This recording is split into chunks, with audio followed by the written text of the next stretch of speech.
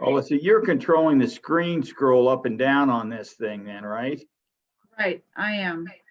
Okay, and you're also controlling the size.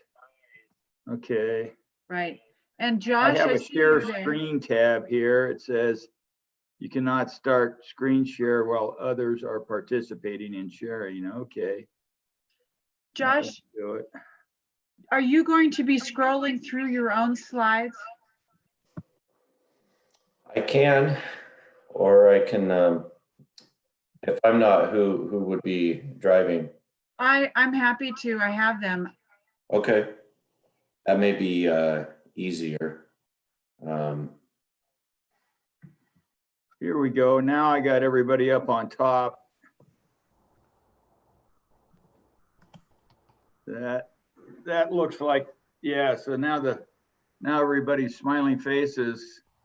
Well, for a while, everybody's smiling faces wasn't interfering with the screen, and now they are again. I think it's because I shared. It moves it to the right, the smiling faces to the right when I share, at least on my screen. Yeah. Is it?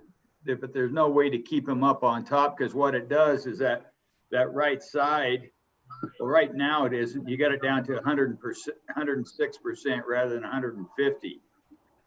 So that isn't taken away from the, I'm in the margins now with the smiling faces rather than over the text.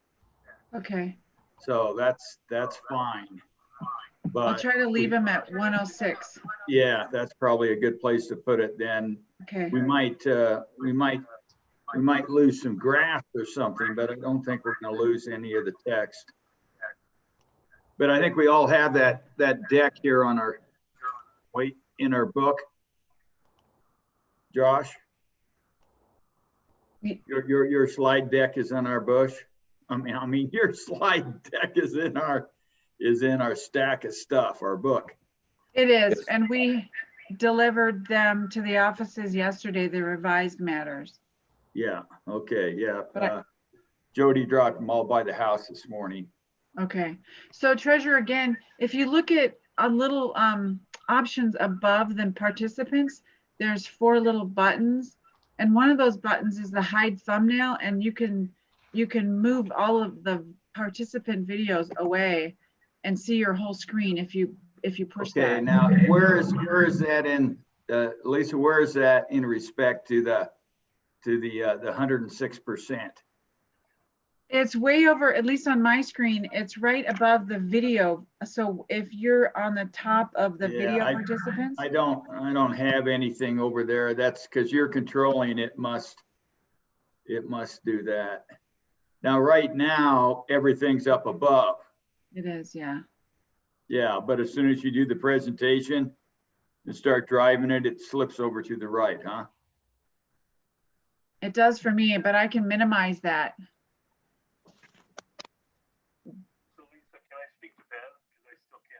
Okay, I'm going to try to call Ben separately. Okay, Patrick?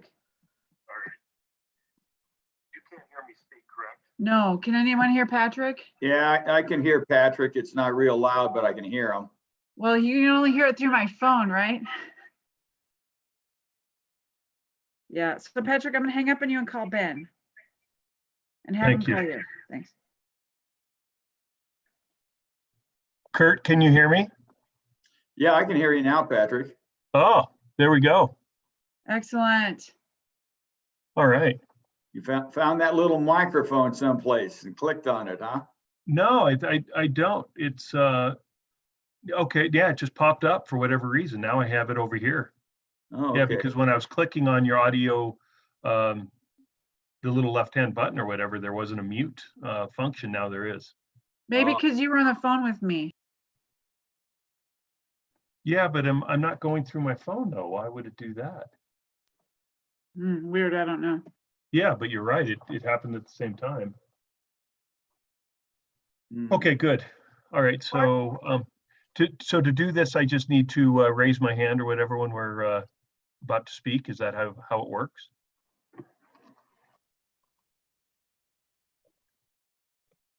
Well, I don't see anywhere, Patrick. I think it just might be that you you butt in and lull in a conversation or address the chair probably Okay, and have him recognize you. okay, great. I'll Just do like that. just like a regular meeting, I expect. Okay, perfect.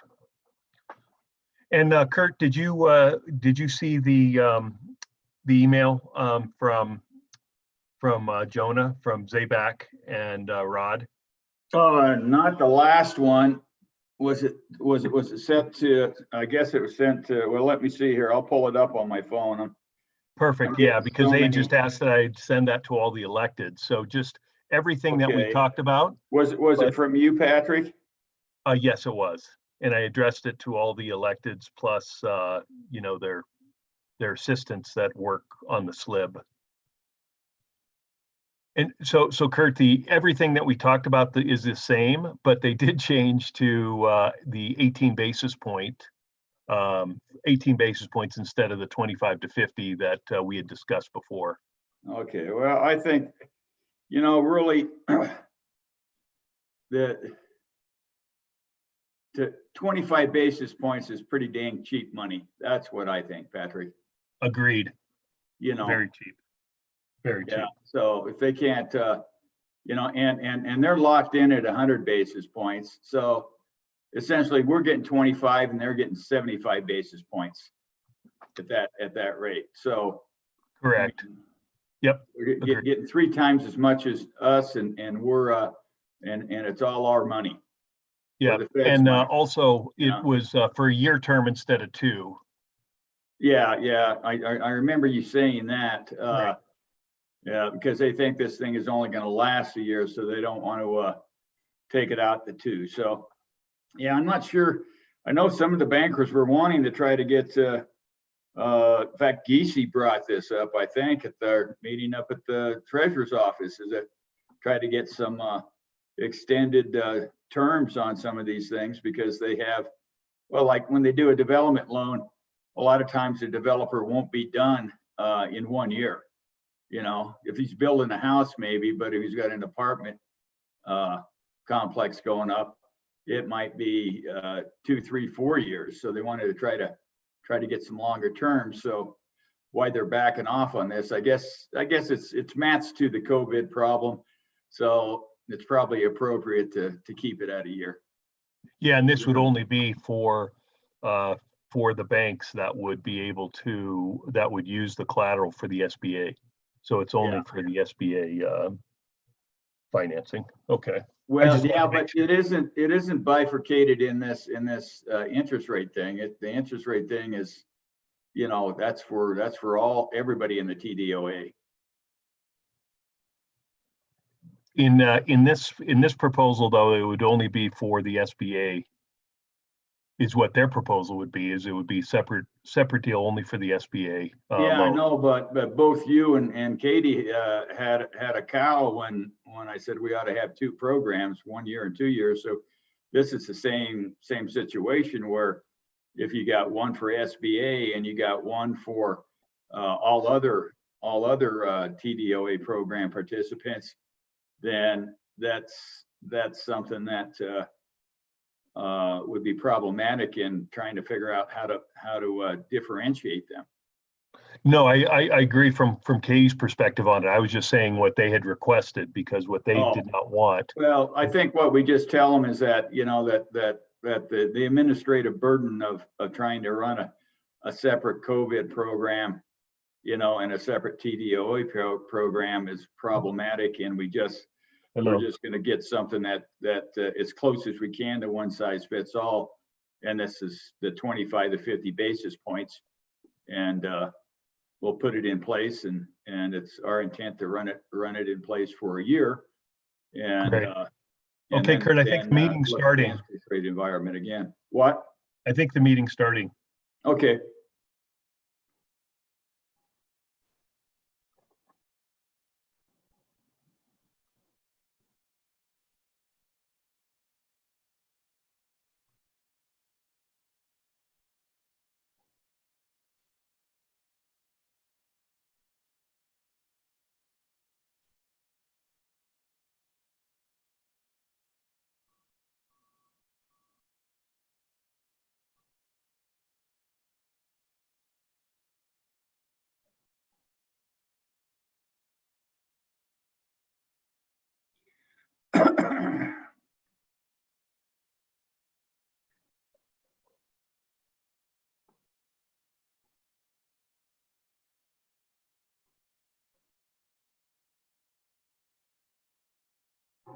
I want to thank you all for joining us here today. It's a different sort of meeting than we've ever had before, and I appreciate your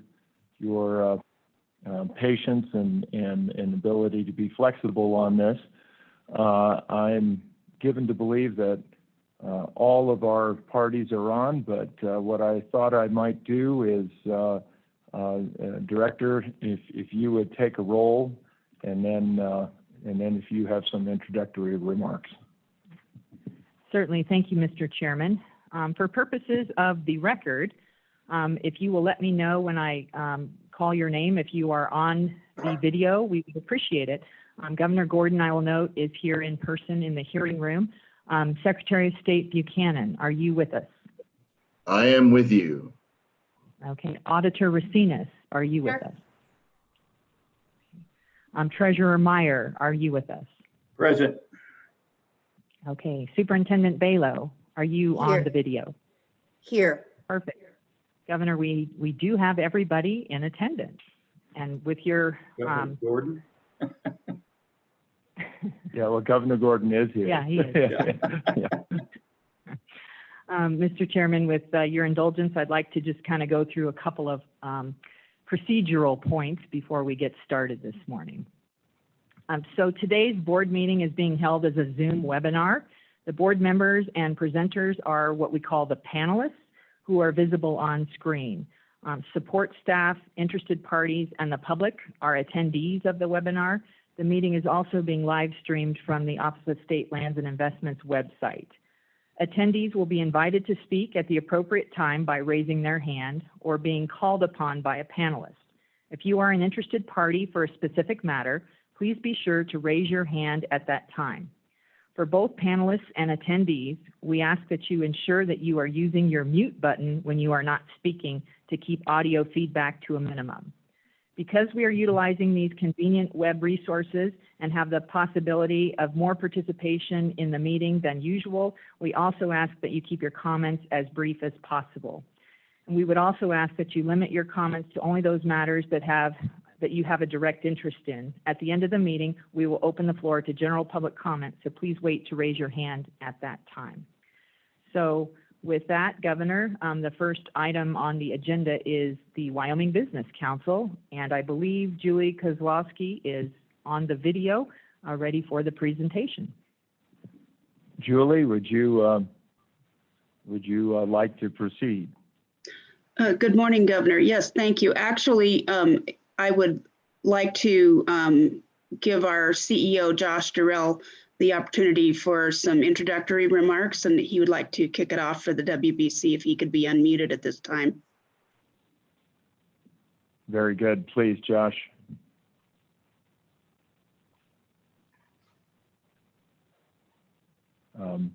Julie, I don't think he is on the call yet from what Ben is telling me. Okay. Well, I will punt then. I will go ahead. So good morning, Governor and members of the board. The first order of business from the Wyoming Business Council is to approve the minutes from the January 16th, 2020 meeting. If it pleases the board. So moved, Mr. Chairman. I'm sorry, I didn't hear that. Mr. Chairman, I'll move to approve the 1/16/20 minutes. Thank you. Auditor Racinas has made the motion to move the passage of the minutes for the October 3rd. Is that correct, Christy? No, I believe it was January 16, 2020. January 16 minutes, sorry. Thank you. Is there a second? Second. Racinas has made the motion to move the passage of the minutes for the October 3rd. Is that correct, Christy? Yes. I think I heard Secretary second those minutes. Is that correct? You can indicate by a thumbs up January 16 minutes, sorry. Thank you. Is there a second?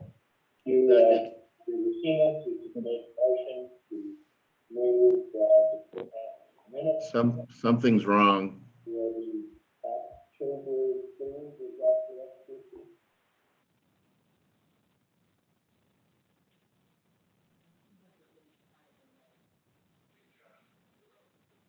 Is everybody else getting a repeat of? Yeah, we lost Governor Gordon's clear audio. No, I just haven't been now it's speaking. on. So, well, we do it nice because we do it twice. That's the reason why we have the backup. So I have a motion made by the auditor, seconded by the secretary. Is that correct, Mr. Secretary? Thumbs up will do. Very good. Thank you.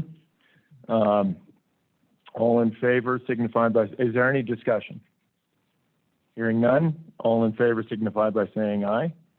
Aye. Aye. Motion carries. Julie, I see Josh is on.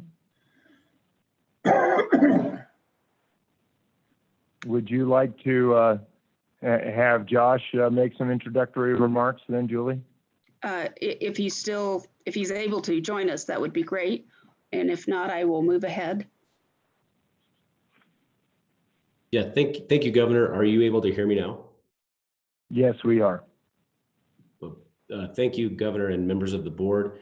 And thank you, Julie, for kicking this thing off. Apologize for the technical snafu here, and appreciate everyone's time this morning. I do just want to again thank everyone for the consideration of the projects that are coming forward, and introduce you to the team that will be walking those through.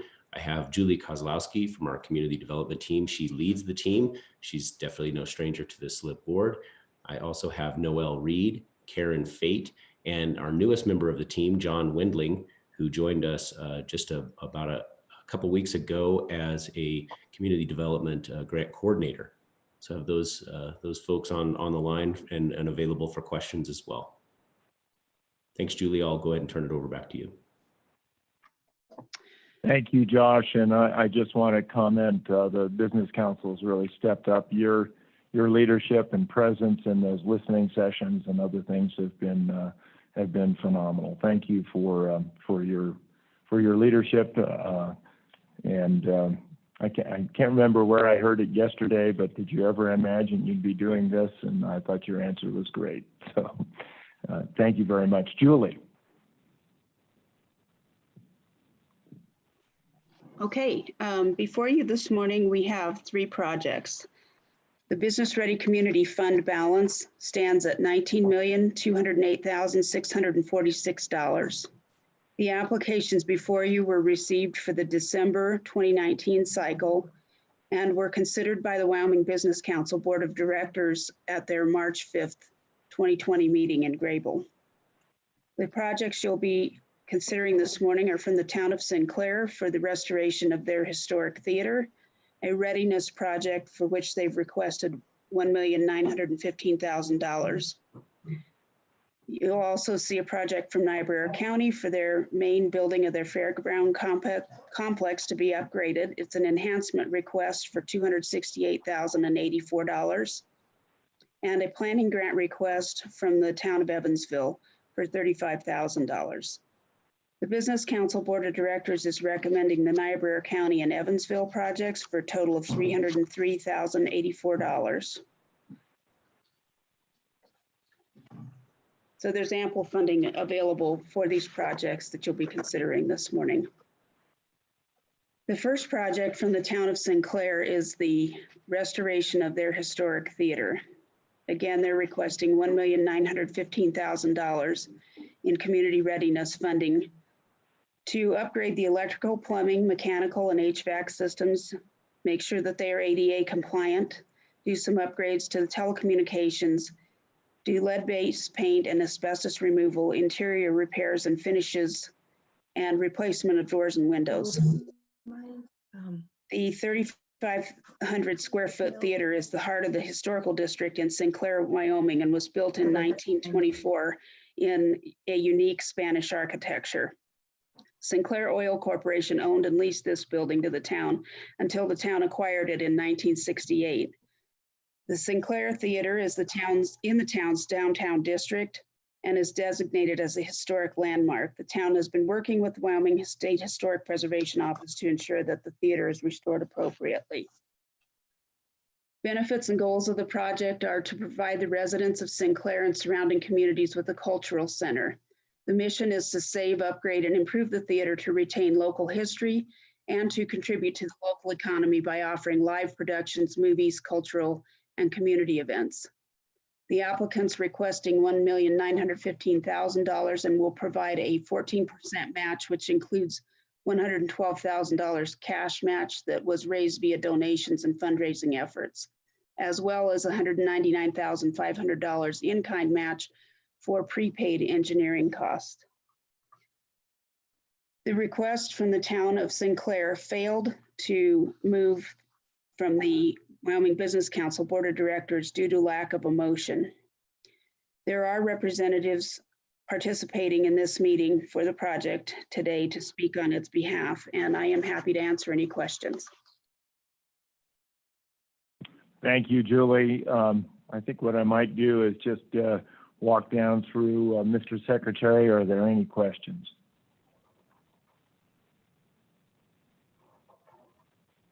No, not for me. Thank you. Okay, Madam Auditor, No, sir, thank you. Mr. Treasurer. Yes, Governor, the question I would have is that what would be the minimum cost associated with, I guess, as asbestos and lead abatement and stabilization of the property? If it's got a leaky roof, or if the windows are busted out, or if there's things like that. Just to, I think it's important to stabilize it. I'm not sure that this is a project that that needs to move forward, but I think if we go down the road a little bit, we may find somebody interested, or the town may find somebody interested in taking a project on that might make it a viable economic concern. Governor, Treasurer Meyer, the estimated cost to stabilize the building is somewhere around $500,000, if I remember correctly. They've already done some of the abatement of lead-based paint and asbestos. So I think that as you mentioned, some of the items that might be required to stabilize the building would be roof and windows and whatnot. If there's someone available from Sinclair to either confirm or correct me on that figure, that would be great. But I can also follow up with an exact figure from the reports that we have.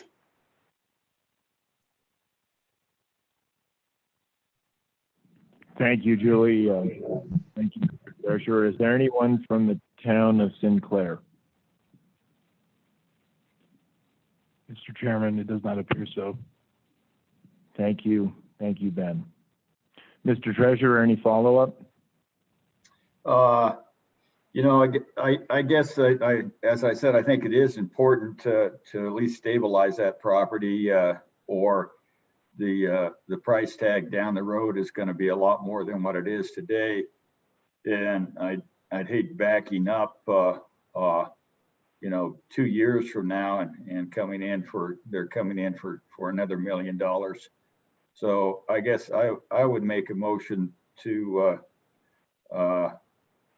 and I guess I need a little clarification here, Director Scoggins. Is this a 100% grant, a 2/3 grant? Because I'm trying to figure out how to get to the $500,000 mark, but necessarily in the right proportions that it should be. Governor, yeah, Treasurer Meyer, this was applied for as 100% grant funds. I guess I would make a motion that we grant $500,000 for the stabilization of the building, abatement and the stabilization of the building. Up to. Okay, the treasurer has made a motion.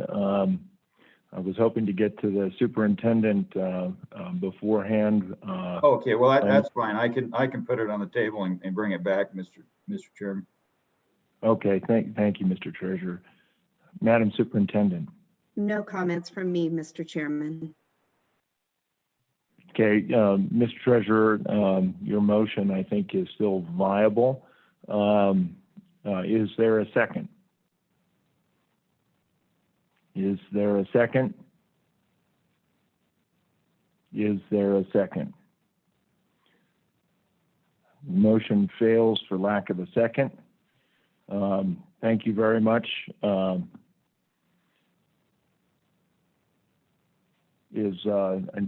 would entertain an alternate motion. Mr. Chairman, Auditor Racines. I would move that the board accept the director's recommendation regarding the Sinclair project of no funding at this time. It's been moved by the auditor to accept the director's recommendation of no funding. Is there a second? Second from the superintendent. It's been second from the superintendent. Is there discussion? Governor, this is Julie. I understand that the mayor is on the meeting. I'm not sure if they didn't raise their hand or something in order to be unmuted.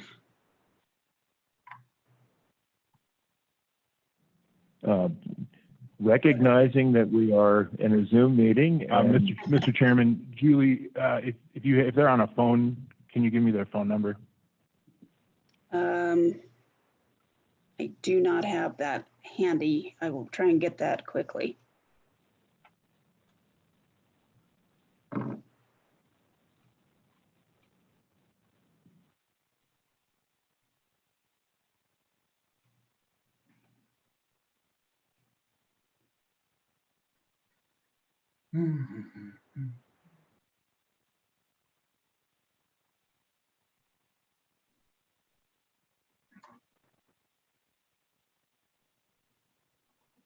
We're working on that. Our regional director, Heather Tupper, is trying to reach out to the mayor to get that number.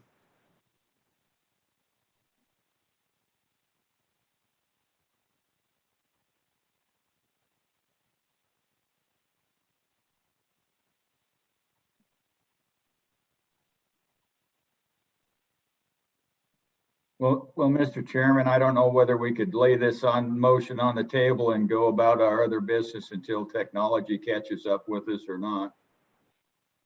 Mr. Treasurer, I think that's a good idea. I was considering the same thing. So what I'll do is we'll take this up in order. I know we are busting the bounds of Robert's rules, but hopefully we're all on the same page. If they call in, Julie, can you, Julie or Ben, if you see that, please just notify us and we'll take it in order. Do you want to continue, Julie, with Niobrara?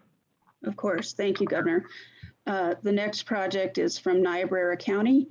The county is requesting $268,084 in an enhancement grant to upgrade and enhance the Niobrara County Fairgrounds main building.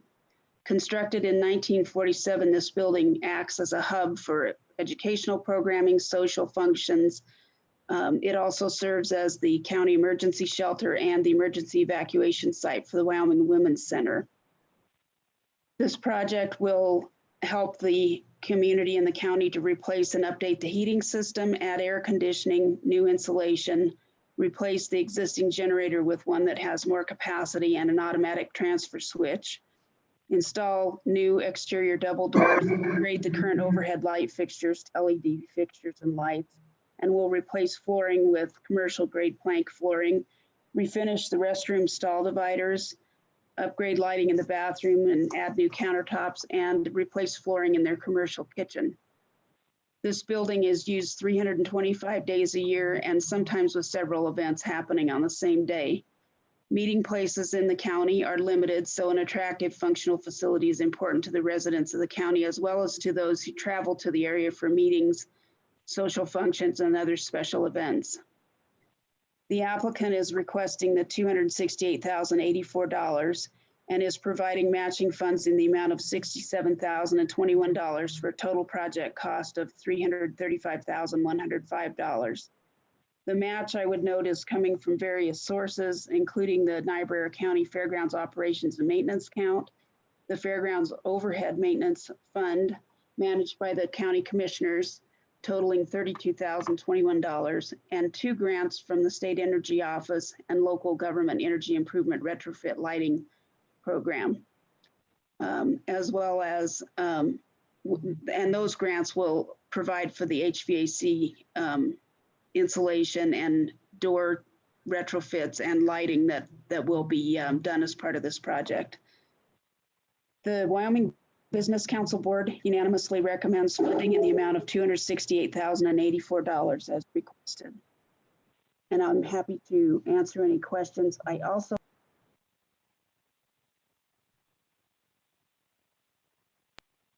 believe yes, I apologize. I'm getting too quick on that mute button. Usually I can't find it.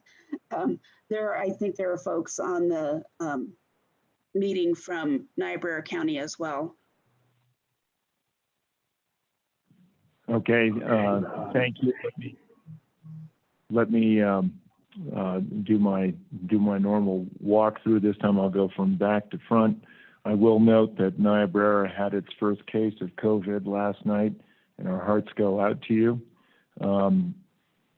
Superintendent. Mr. Chairman, I do not have any questions at this time. Thank you. Mr. Treasurer. No questions, Mr. Chairman. Just a brief comment. I think Niobrara does more with less than practically any other governmental body in our state, and been up there several times to this particular facility. They keep it up very well, but it's in need of a little bit of an update and some TLC. So I would definitely support this. Thank you, Mr. Treasurer. Madam Auditor. I would just echo the sentiments of the treasurer and say that I believe this is a fairly low dollar, high impact ask. Thank you, Madam Auditor. And Mr. Secretary. Dittos, Mr. Chairman, and if you're ready for a motion, I can do that. Mr. Secretary, why don't you belay that for just a second, and we'll ask if anyone is on the phone from Niobrara. Mr. Chairman, we have Denise Smith. Denise, if you would like to address us, please just unmute your phone, or maybe Ben can do that, and we would like to hear from you.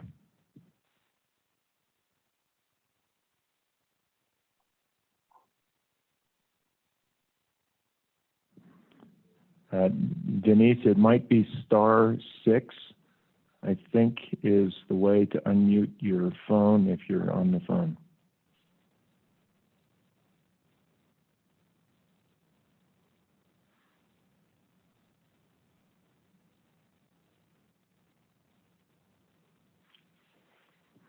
Mr. Chairman, can you hear us now? County Commission. We can hear you now, loud and clear. Thank you very much. Okay, thank you. We would just like to thank the Slib board and the Business Council for the support of our project. This is a huge boom to our economy with our building here, and it's used almost every day of the year. And we appreciate your support. And I know that Pat Wade, our county commissioner chairman, is also on, so I would turn it over to him to let him tell you the commissioner's feelings. Thank you very much. Mr. Wade, if you'd like to proceed. Good morning, everyone. We appreciate all the kind things you said. We try real hard with our fairgrounds. It is our community center. It is what, if there's anything big happening in Niobrara County, that's probably where it's going to be. And we feel like it's a really important part of maintaining our identity as a community. So thank you. Thank you, Commissioner, very much for your comments. Denise, thank you as well. I think if the secretary wants to make a motion, we're probably ready to go. If there's anyone else that wants to address, that's fine, but I think we're well on our way and looking forward to hoping to see the legends of the rawhide in the coming months. Thank you, Mr. Chair. I would just note preliminarily, I think I used to ride the school bus with Mr. Wade and his brother many years ago, maybe not that many years ago. I would move to approve the staff recommendation for the Niobrara County request in the amount of $268,084 for the Niobrara County Fairground main building upgrades. Second. And moved by the secretary. It's been seconded by the treasurer, I believe. So is there any discussion? Any discussion? All in favor signify by saying aye. Aye. Aye. Aye. That motion carries. And again, for those on Niobrara, our hearts are with you, our prayers are with you. And I hope that this COVID thing that has just come to your county does not go any farther. So thank you very much for being here today. Julie, next matter.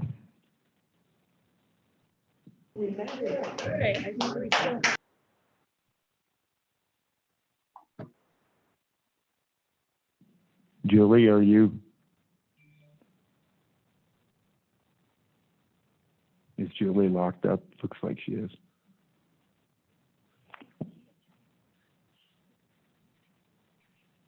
Okay.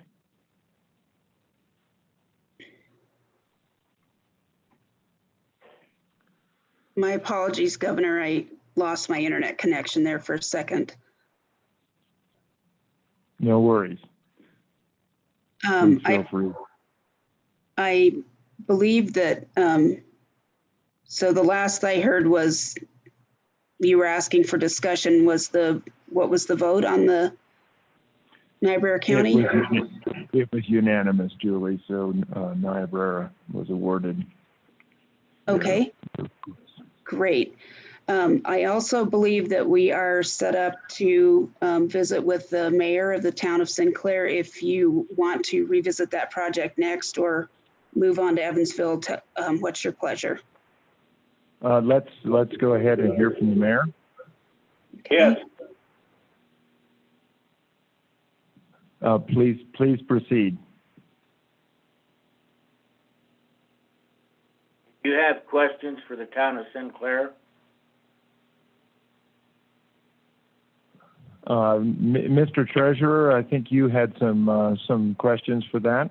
Yeah, I did have a motion that would allow you at 500,000, but it was 100% grant, which failed for lack of a second. But I'm just wondering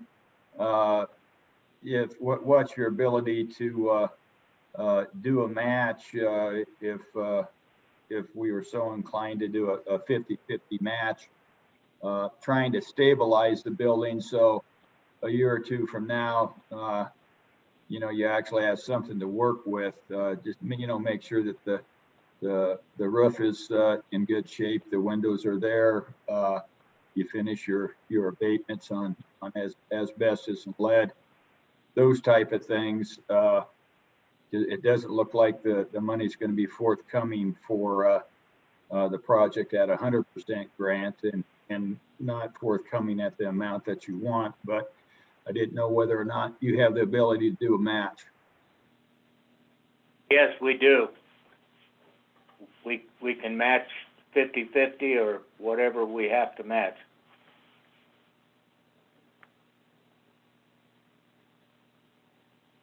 Okay, well, that's good to know. Thank you. You're welcome. So, Mr. Mayor, unfortunately, the treasurer made a motion. It failed for lack of a second. What is on the table at this point is a motion that's been moved and seconded to accept the director's recommendation, which of course is no funding. I don't think that means that anyone on this phone call doesn't think this is a worthy project. Julie, I don't know if there are opportunities. I know this is a project I'm familiar with. It has parts of this have come before this board before. I think both the superintendent and I were on a previous Slib board meeting when we discussed the Parco Theater. Governor, if ultimately the board does not award funding today, we'll be happy to continue to work with the town to explore other funding options or other means of helping them to achieve this goal. Well, Mr. Treasurer, go ahead. Yeah, I guess what I would say is just if anybody was amenable to a 50-50 grant to the state's 250 and the town's 250 to make sure that this place is stabilized, we could table the motion on the floor and take another motion up if it's your pleasure. But I don't want to belay the progress of the meeting here, but I didn't know whether anybody else would care to make that motion. Essentially, I think it would take some more support than what we had on the first motion to move forward. So I don't know if anybody's amenable to making those motions. Thank you, Chairman. Mr. Treasurer. The superintendent. Thank you, Mr. Chairman. I appreciate the treasurer's work to, first of all, appreciation for this project, and second of all, the work to preserve the building itself and make sure that it's stable and usable. One of the reasons that, a couple of the reasons that I'll be voting no on this and perhaps other motions is that this is brought to us as a community readiness grant. And so stabilizing it still doesn't really, as far as I understand, still doesn't really fit the criteria of a community readiness grant. Additionally, Mr. Chair, I'm a little bit concerned about straying too far from the discussion and the decision in this particular matter from the Business Council itself, in the sense, and I guess maybe this would be a question for Julie or someone with the Business Council staff to see, was this a discussion item by the council, and if so, what were those deliberations? It again, and as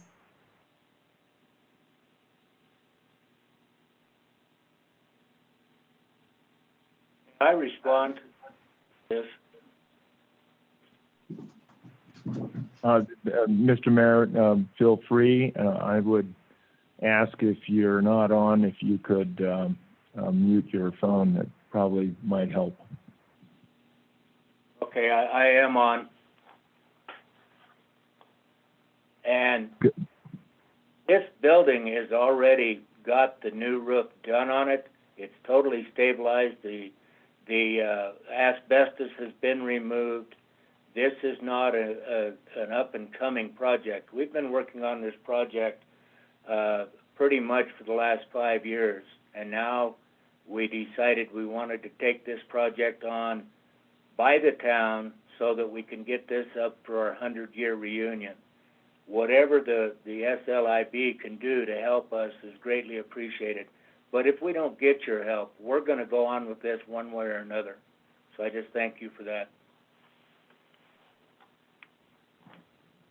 Mr. Mayor, thank you very much. I think all of us feel this is a great project. And Julie, I guess my view is if you can continue to work with the town, we do have another board meeting in June, if I'm remembering correctly. Is that right? Governor, yes, there's a Wyoming Business Council board meeting in May, and then anything that would happen there would come to you at the June Slib. Okay, thank you. Are there other comments, either Madam Auditor or Mr. Secretary? Hearing none, they're both indicating by shaking their heads no. And I appreciate your patience and somewhat stretching the bounds of Robert's rules. We have the motion. It's on the floor. It's been seconded, and I think the discussion has been done. Is there any further discussion? Any further discussion? Hearing none, all in favor say aye. Aye. Aye. I take that as a unanimous. Thank you very much. Motion carries. Julie, next matter. Thank you, Mr. Mayor. Governor, members of the board, the last project before you is from the town of Evansville. The town is requesting a $35,000 planning grant to develop a comprehensive community plan. The last plan that the town of Evansville had done was in 2005. They have diligently followed this plan and achieved the lion's share of the goals that they set out to accomplish in that plan. But 15 years is a long time, and they're ready for some new direction for their community. One of the recommendations of the staff of the Business Council was to ask the town to complete a community review where the Business Council will assist them with that in visiting with the community, all stakeholders, to help them understand their strengths and weaknesses and whatnot, and how to move forward. This may represent a cost savings to them as well when they begin the process of hiring a consultant, as a large share of the public involvement piece would be captured by that community review. The total project cost would be about $46,667. Those costs were based upon previous plans that were done by Mills and Bar None. So we feel like that's a pretty accurate number.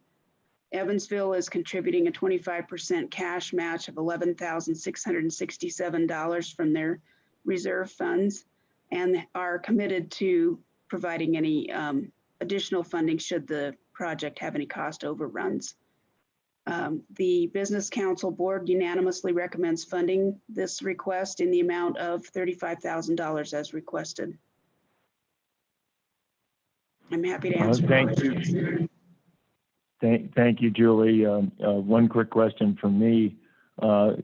This would be, the planning grant would be RFP'd, so it wouldn't be something where the town of Bar None and the town of Mills plan was just search and replace to replace with the town of Evansville?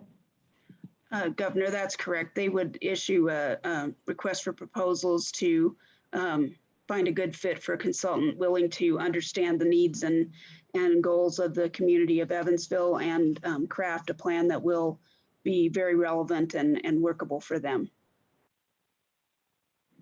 Thank you. So, Mr. Secretary, I'm going to go to you for questions first. No questions. Thank you, sir.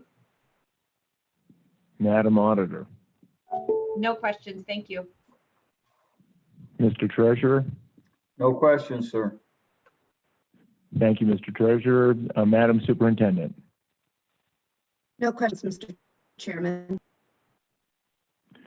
Thank you. I think, Ben, do we have some people on?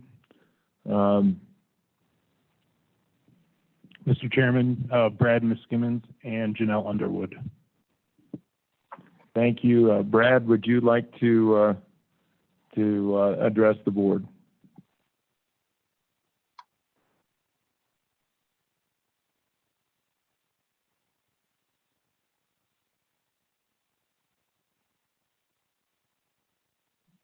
If we can't hear you, I don't know if *6 is the way to unmute your phone.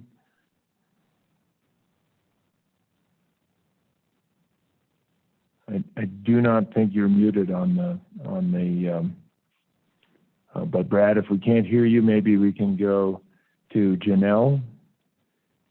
Janelle, you are muted, so you might want to unmute yourself. If we'd love to hear from you.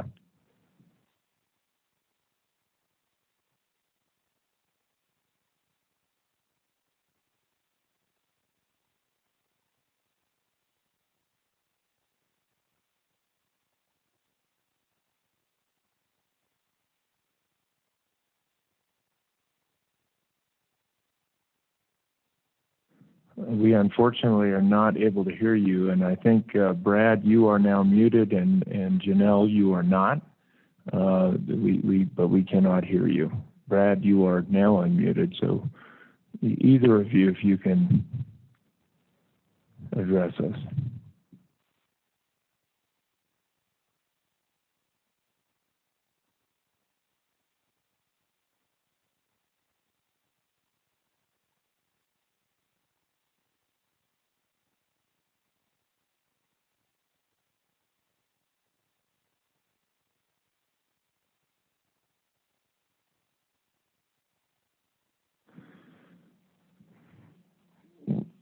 Well, assuming you would address us in the positive for this, and we'll see if we can get you on somehow. I apologize for the technical challenges of trying to run new meetings. I see that there is a chat. Janelle says, sorry, I'm having issues getting connected. Janelle, I can read your chat post if you have any comments you want to make. I can read those.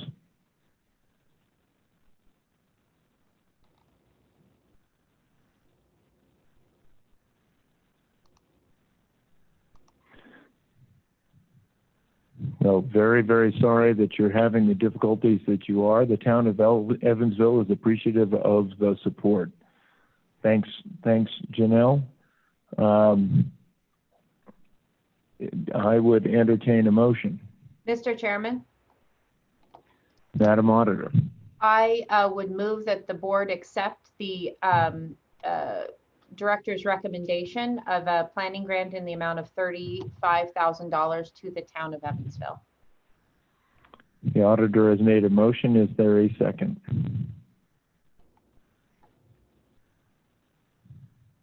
It has been seconded by the secretary, who held up the victory signal. As I said yesterday, most people give that to me one finger at a time. Thank you, Mr. Secretary. The motion's on the floor. Is there any discussion? Any discussion? Hearing none, all in favor, please signify by saying aye. Aye. Aye. That motion carries. Thank you, Julie. Thank you, Brad and Janelle for the message I get. The town of Evansville thanks you Thank you for coming on the meeting. We'll try to get this working better. Very much appreciate you trying to get on. Thank you all. Julie, next matter. Governor, that concludes the business of the Wyoming Business Council before the board today. We thank you for your consideration. Thank you very much, Julie. With no objection, I will close the Business Council portion of our agenda and move to the State Loan and Investment Board. Hearing no objection, that's what we'll do. Thank you, Julie, very much. Mr. Chairman, the first item on the agenda for the State Loan and Investment Board today are approval of meeting minutes. The first one, A1, is approval of the January 16th, 2020 State Loan and Investment Board meeting minutes. Thank you. I would entertain, before we get started, let me say, I think we can see all of you on the TV screen, and so if you just want to give a thumbs up or the victory signal or whatever form, I think, Ben, you can record that and we'll be able to keep track of that. So I would entertain a motion for the minutes for the January 16th, 2020 State Loan and Investment Board meeting. I need a motion. The motion has been made. Move for approval, Mr. Chairman. Move for approval by the treasurer. It's been seconded by the superintendent. All in favor signify by thumbs up. It passes unanimously. I would entertain a motion for the February 6th, 2020 State Loan and Investment Board meeting. So moved, Mr. Chairman. Been moved by the auditor. It's been seconded by the secretary. All in favor signify by thumbs up. Everybody did that? We're on. Thank you. Mr. Chairman, the next item is letter B, reports. We've provided you and the board members with the usual reports behind tab B. We do not have anything to add at this time, but if there are any questions, we would stand for questions at this time. Are there any questions on the reports under tab B? Any questions? Hearing none, please proceed. Okay. Mr. Chairman, we've provided the materials for this meeting to all the board members in advance and have briefed each board member individually prior to the meeting. At this time, I'm prepared to propose a consent list if the board would so desire. I think the board would appreciate that. Okay, on the following items appear to be amenable to treatment on a consent list today. We have G1, H1, and I1. The items that are amenable for a consent list are G1, H1, I1. I would entertain a motion to put forward a consent list. Mr. Chairman, second. Mr. Secretary has moved. Madam Auditor has seconded. All in favor of the consent list signify by a thumbs up. All good.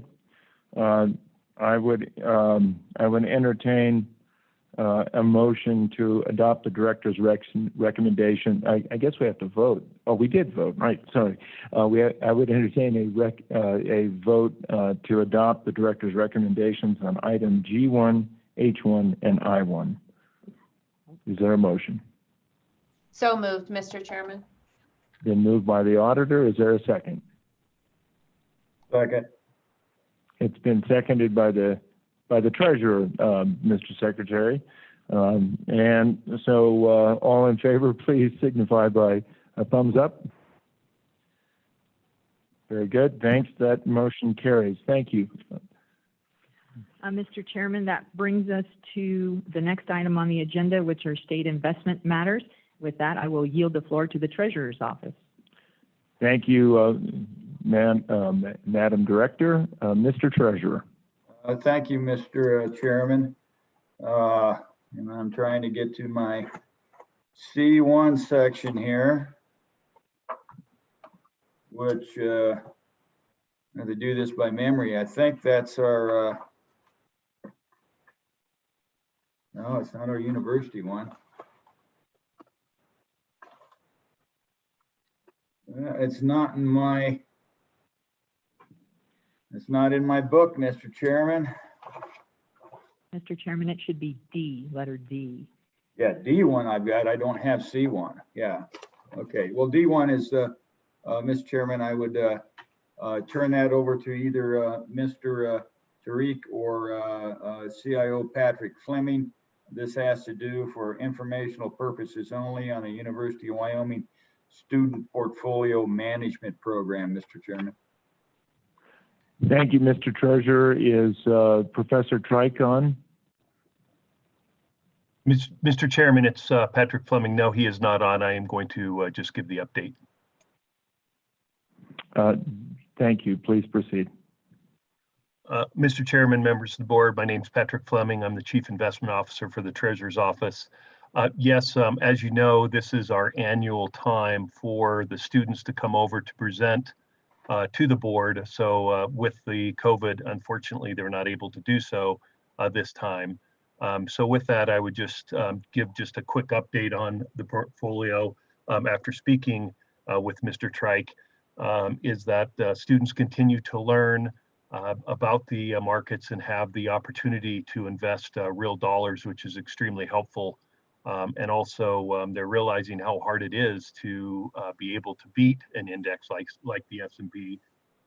Their performance has underperformed the index by approximately 2 to 5% over the last 5 years, but they still are learning a tremendous amount and enjoying the process. And so hopefully next year we will be able to have them come present to us like we normally do. Thank you, Mr. Fleming. That's always an exciting time. I can remember when you would bring the students over and they would do their own presentations, their theses, and you know, how they were tracking. I think all of us appreciate that program. Is there any comment? I can see you also if you have a comment, except for the superintendent.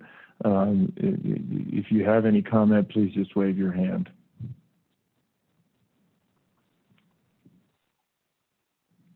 Hearing no comments, please convey Mr. Treasurer and CIO Fleming our gratitude for the students and our best wishes for them as they continue their careers, their work, and their studies. Next matter, Mr. Treasurer. Thank you, Mr. Chairman. The next matter is board matter number D2. That essentially is the state investment asset allocation changes. Josh Keevan from RBK is going to go over that. And if you have any questions, Patrick or myself can endeavor to answer those, as well as Josh. Thank you. Thank you to all of you. Mr. Keevan, nice to have you on board today. Thank you, Mr. Chairman. Good morning, members of the board. Lisa is kindly sharing her screen, which has the board matter and the materials. If you want to, maybe I'm just going to try to hit the high points here and stay at a high level. And of course, would welcome any questions as we go through this. If we could go to the first page. There we go. We shared this exhibit with you all recently that essentially ties together historical valuations for different markets, US, developed non-US, and emerging. And what this does is essentially ties together historical starting valuations and the strong link that has to long-term equity market performance that follows. And as you can see here, we've updated this, or we've worked with research affiliates to update this exhibit as of 3/31. And even with the market drop that we've seen so far globally in the first quarter, equities are down about 21.5%. The U.S. market on this basis, now there's a lot of ways to measure PE ratios, and there are pros and cons with the various measures. This is the cyclically adjusted PE ratio, which has dropped from low 30s to roughly 25. And you can see on the right-hand side the linkage that's existed between PE ratios and long-term forward performance. And because prices have dropped, and recall that the blue line represents the historical PE ratio and is inverted. So the lower it is on the page, the higher the starting cyclically adjusted PE ratio. With the market drop, the perspective for future returns has improved. But according to this measure, U.S. market is still on the relatively expensive side of long-term history. That doesn't mean that U.S. stocks can't do well. In fact, you can see the green line has been above the blue line for a period of time. And one thing we've observed is that in periods of low interest rates, investors might be willing to pay more for those earnings. And we certainly moved yet again into another yet lower interest rate environment, and that could actually be supportive of equities. Conversely, for EFA and emerging markets, as you look at the middle and the bottom half of this page, and Lisa, I don't know if it's possible to do a full screen view so that we can see the whole thing, or if we need to just scroll down. I think it's a view. There you go. So these markets were relatively inexpensive, at least as it relates to U.S. markets, and have become even more so. And you can see here that, at least looking at it through this lens, appear to offer pretty attractive long-term returns. So I say all of this is backdrop for the recommended asset allocation changes. I would start by noting how well prepared Wyoming has been for this. You've maintained a moderately conservative asset allocation approach, in part because of what some of these valuation metrics have indicated. And that has served you well. This is a pretty preliminary estimate, but as of March 31st, our preliminary estimate is that your total fund is down about 6.3% net of fees. And while we never enjoy losses, that is going to hold up pretty well against the universe of institutional investors in an environment where global equities are down roughly 21.5%. The permanent funds, which have obviously a longer term focus and more equity exposure than some of the other funds, the preliminary estimate there is that those are down roughly about 9.5% in the first quarter. So if we can go ahead and scroll forward, Lisa, a couple of pages. I'm going to go to my page 4. So we met with the IFC on February 21st, and interestingly enough, the market peak this year was 2 days before that, February 19th. We established through that working session a set of recommendations. We then met with the Slib for a working session on March 18th. And by that point, we knew market conditions had changed significantly as a result of the pandemic. And that working session resulted in a slightly modified set of recommendations. I think it's a simplified set of recommendations, and directionally is consistent with the initial IFC meeting, but really focused in on the things that still made the most sense You'll see a key element of that is an increase in non-US equities and a decrease in core fixed income as the market movements have made the prospects for one more attractive and the other significantly less attractive. So really, Wyoming's been well positioned coming into this, and this represents really a nice opportunity to move the asset allocation in the direction that we believe it should be going long term. If we can go ahead to page 6. So this here we show you a summary of both the total return oriented permanent funds and the income oriented permanent funds. And you can see current policy allocation for both, as well as the proposed, which is under the header alternative number 1. That represents our recommendation to you for changes. And you can see in both cases, it's a fairly straightforward exchange of US aggregate fixed income for broad non-US equity, 4% change in the case of the total return oriented funds, and a 2% change for the income oriented funds. Now, the capital market assumptions off of which this study were based are admittedly a bit stale at this point. They're based on data that we anchored to at the end of 2019. We are in the process of updating these assumptions, and it's quite possible that we could have more discussions as this year progresses about changes to the strategic asset allocation. But for today's purposes, we think that directionally, this is a change that makes a lot of sense from a long-term perspective. If we could go ahead to page 7.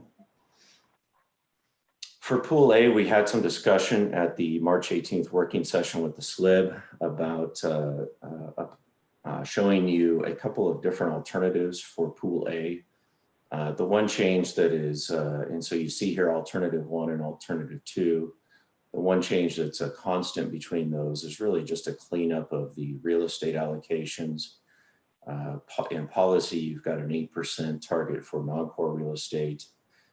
In practice, you're more evenly divided between core and non-core, and we believe it makes sense to maintain that diversification between the two. So I would consider this more of a cleanup to have the policy reflect what the allocations have looked like, roughly an even split between core and non-core real estate. The difference between the two is alternative 1 maintains a 5% target for cash, whereas alternative 2 takes that cash and disperses it to a couple of higher returning asset classes: non-US equity, preferred stock, and bank loans, with 2% to the first two and 1% to bank loans. So we just wanted to share this with you, and you can look at the risk characteristics to get a perspective on this. Standard deviation of alternative 1 is 5.69, so it's actually a little bit less than the current portfolio, whereas alternative 2 moves that up to 6.2. Maybe more meaningful is when we run this through our Monte Carlo analysis and we stress test what bad downside 1-year returns look like. The first percentile out of the 1-year period of time, you can think of this as sort of 1%. In any 1 year, there's a 1% chance that returns are worse than this, and a 99% probability that returns are better than this. By no means is this model perfect, but I think it does give you a reasonable sense for what downside risk looks like. For alternative 1, it's about a 12% loss. For alternative 2, it's about a 13.5% loss. So that is one where we've outlined some options for you to consider. We have had some further discussion with the Treasurer's Office around the funds that are in Pool A. And our understanding is that while these funds are not permanent funds by constitution. They are permanent by statute. And that is one thing to keep in mind with these funds is similar to the permanent funds, realized losses can become problematic in terms of the reduction in income that's available to these funds. And that might be one consideration to keep in mind as you think about the risk level in these funds. And the last one I'll point you to is the changes for the workers' compensation fund. Similar to the others, we are reducing fixed income. In this case, reducing emerging markets debt a little bit for the opportunity to increase international equity. That's a relatively minor change. The one thing that's not changing is the liability hedging fixed income portfolio here. That has served the workers' compensation fund tremendously well. Has helped to preserve a very healthy funding status. So this is really just a minor adjustment to the rest of that portfolio. You don't see LISRA here. We're not recommending any changes to the policy for LISRA.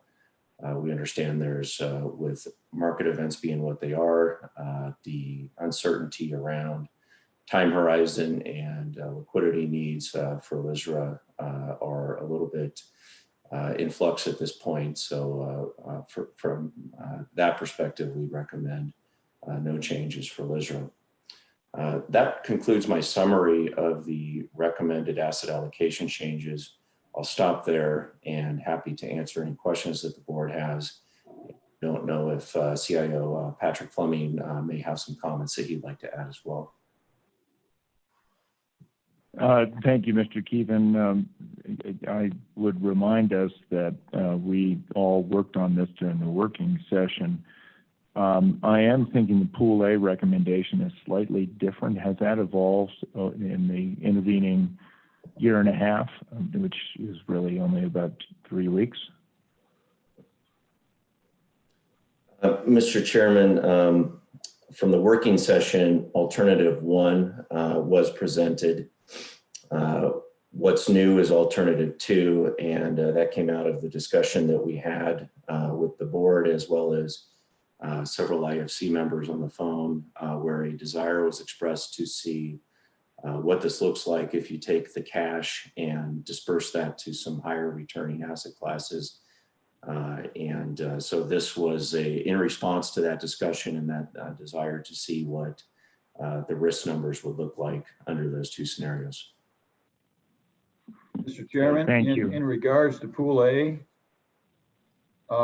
yes, I think if we look at the implementation of alternative 2, there's some factors in there as far as liquidity and the ability to, if you take all the cash off the table, we've got to look, and this is in every fund, I think, because of the stress that's been in the markets the last several weeks.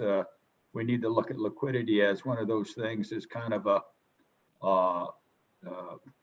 one of the variables when we look at implementation, as far as how fast we implement some of these asset allocations, and need to have a good discussion with IFC members as far as how the implementation may or may not affect the performance pay packages.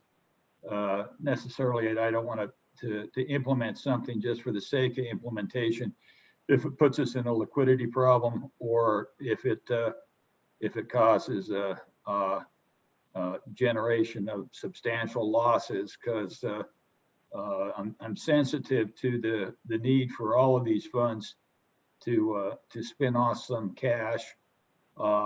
And so there'll be some discussions, I think, in the future with IFC to make sure that we can have some flexibility in the implementation without interfering with the benchmarks and performance packages that we expect our investment team to adhere to. So that's kind of a something that's necessarily because of the stress in the market. Some of these things might be a little bit slower going And we just want to make sure there's no unintended consequences. And that's, I guess, my take on what we're going to probably have to do in the immediate future.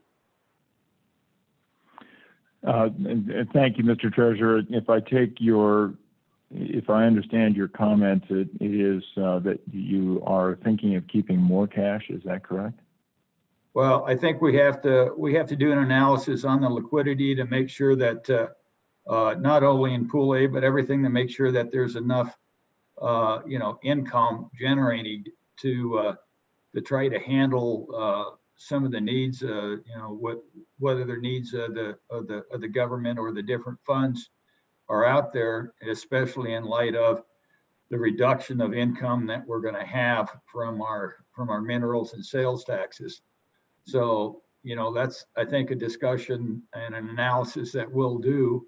Run that by the IFC, make sure it doesn't interfere with the performance.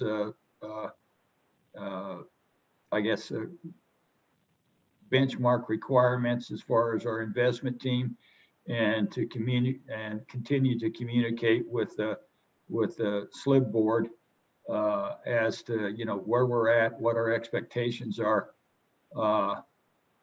and so it's I guess that overall it doesn't make any difference over a 10-year period, but I think there's some short-term considerations that because with everything is stressed, we need to at least be aware of what's going on and seeing if we can walk through the minefield, so to speak. Thank you, Mr. Treasurer. CIO Fleming, any color? Yes, Mr. Chairman. In our last meeting, you had asked that we would look at doing the study between the various funds, and Lisa has each fund and the statute. But in Pool A, there is an issue similar to what we had in the state agency pools, because they do not have a reserve account. If they have large realized losses, it doesn't hit a reserve account, but it will actually hit their cash balance. And as you know, like the normal endowment or trust fund, where they're just able to spend the principal, in this instance, they're not able to by statute, which would be something that we need to look at. But my concern would be that for the Pool A participants, the one that are not able to spend and draw down upon principal, in an instance where we had a realized loss, similar to what we had in the state agency pool, they will not have the cash available to operate in the needs that they would want to. So that is just something that I think we need to keep in mind for this Pool A, that we're being constrained by regulatory or structural issues that we really shouldn't have, but that is the rules that we're playing under right now. So that is a concern that I have for the Pool A participants, that if there is a large realized loss, they will not have funds to be able to spend. Right. So your view on alternative 1 versus alternative 2? Yes, Mr. Chairman, I just think that having additional risk until we can clear the issues that you brought up in the last meeting, where your view was that they should be able to spend principal. So until that structural change is implemented, I think there could be issues if we do have large realized losses in the portfolio. So I would argue that until those are rectified or cleared up, that we would need to have extra cash available. Thank you. Mr. Secretary, any questions? No, sir. Patrick just answered my questions, because I recalled the conversation from before, and it seems like alternative 1 sounds like the most prudent at this time. Thank you. Madam Auditor. No questions, thank you. Madam Superintendent. No questions, Mr. Chairman. Thank you. Well, Mr. Chairman, I do agree with Patrick from the standpoint of the need to have some cash, and that's why you know, the liquidity question that I brought up, I think Patrick addressed. The structural changes, I agree that that's something statutorily we should start to look at, is a reserve fund structure on Pool A. And that would kind of insulate us. And that's why I'm not in favor of the full implementation of the cash at 5%, but I'm not sure whether that's the right amount to keep back, or whether or not in this down market we may be able to partially implement part of that into the preferred stocks. But if we do move forward, I think when the motion on the asset allocation should include some flexible language that would allow the investment office and the treasurer's office to necessarily not have a hard and fast implementation of these. It would be, you know, like a 0 to 5% or something, rather than a straight 5% on the cash. I think we'd lose some opportunities if we didn't put some of that cash to work. But I do agree with my CIO that putting it all to work very well could be problematic, and that's the liquidity question that I brought up in my original discussion. Right. Yeah. No, thank you, Mr. Treasurer. I understood that. It strikes me, and Mr. Keevan, maybe you can remind us. It seems to me there are bands around all of these allocations anyway. Is that correct? Mr. Chairman, that's correct. The policy and all of your policies have this as a feature. What we're talking about here is the target, but you know, markets move every day, and it's impossible to always be right at these targets. So your policies do have boundaries, mins and maxes for each of these. And so you do have, if you established alternative one as a target, Mr. Treasurer, you would have that flexibility to not, you know, with some reasonable range around that, with the way your policy is constructed. And we would owe you, as a follow-up to this, the actual policy edits that would memorialize that for approval at a future Slib meeting. Yeah. I think it sounds we're all on the same page. We want to walk, and we don't want to get too far out on the limb. Very good. Well, Mr. Treasurer, do you want to move the asset allocations? Yes, Mr. Chairman.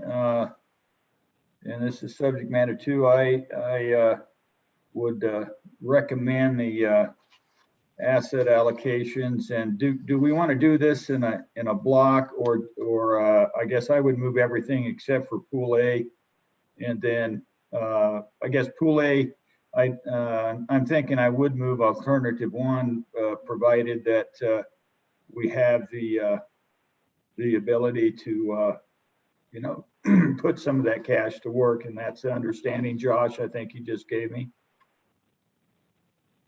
Yeah. Okay. So, Mr. Chairman, I would move the recommendation of the approval of the asset allocation for each of the state funds as indicated by the attached proposals.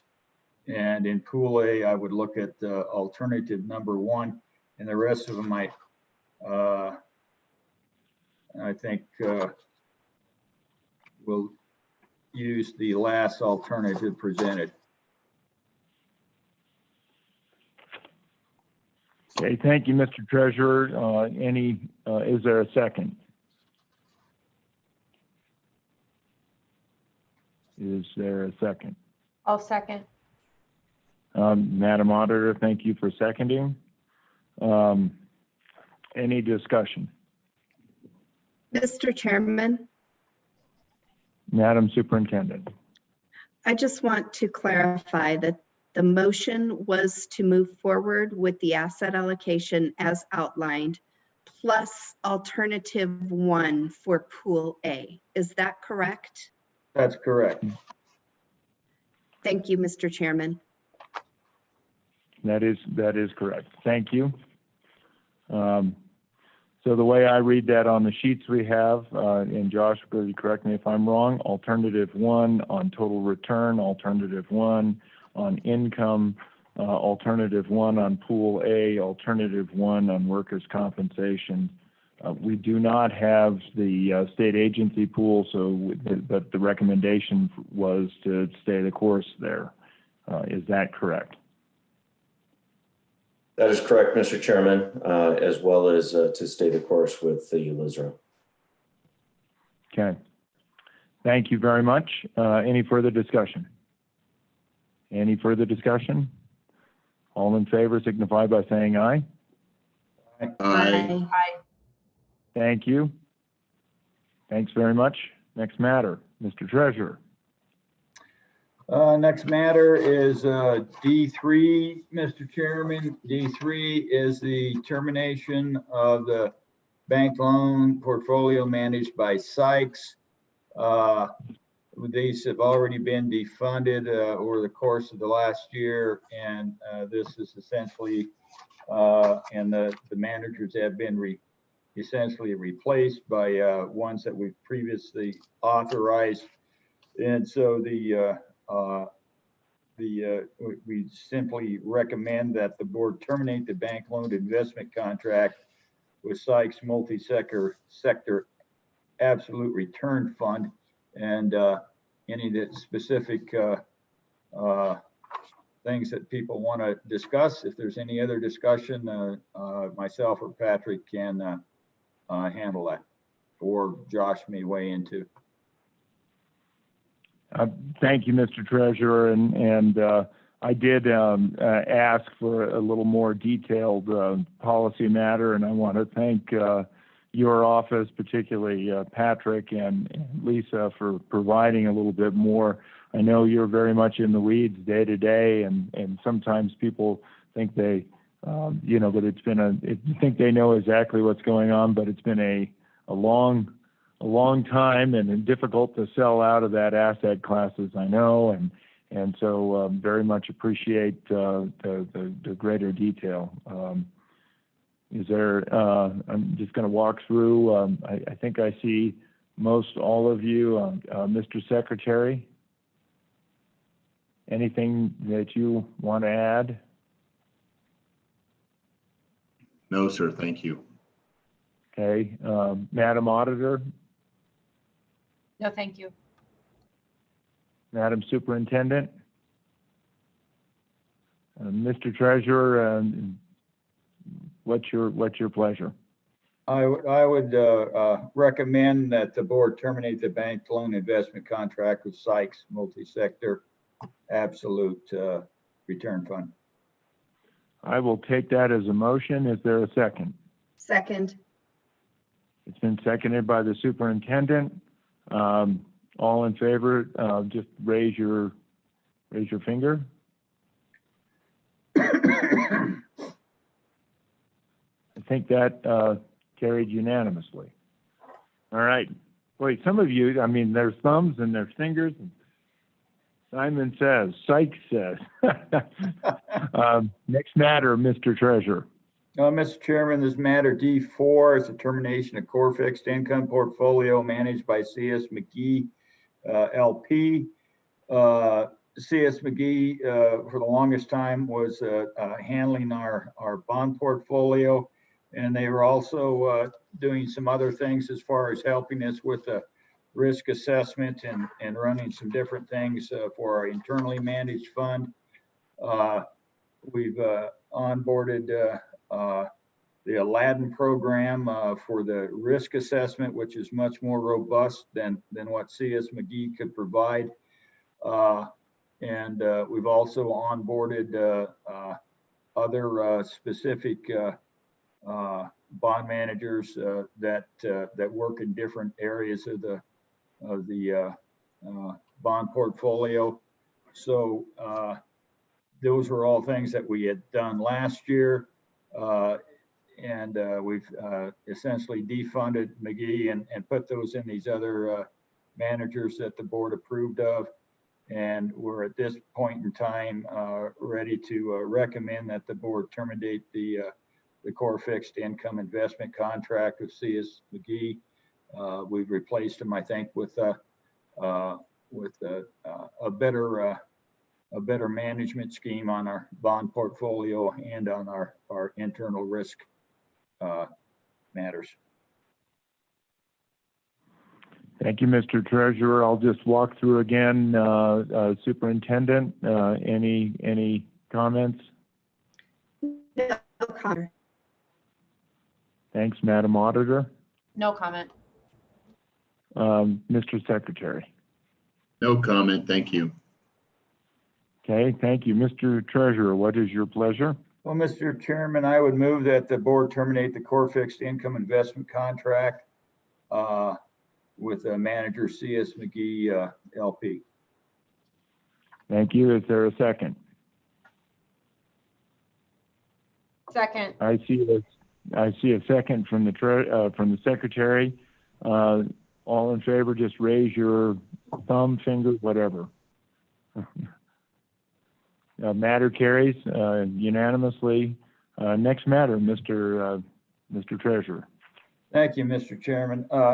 This matter is a request for one of our existing large project loan program recipients, Atlas Carbon LLC.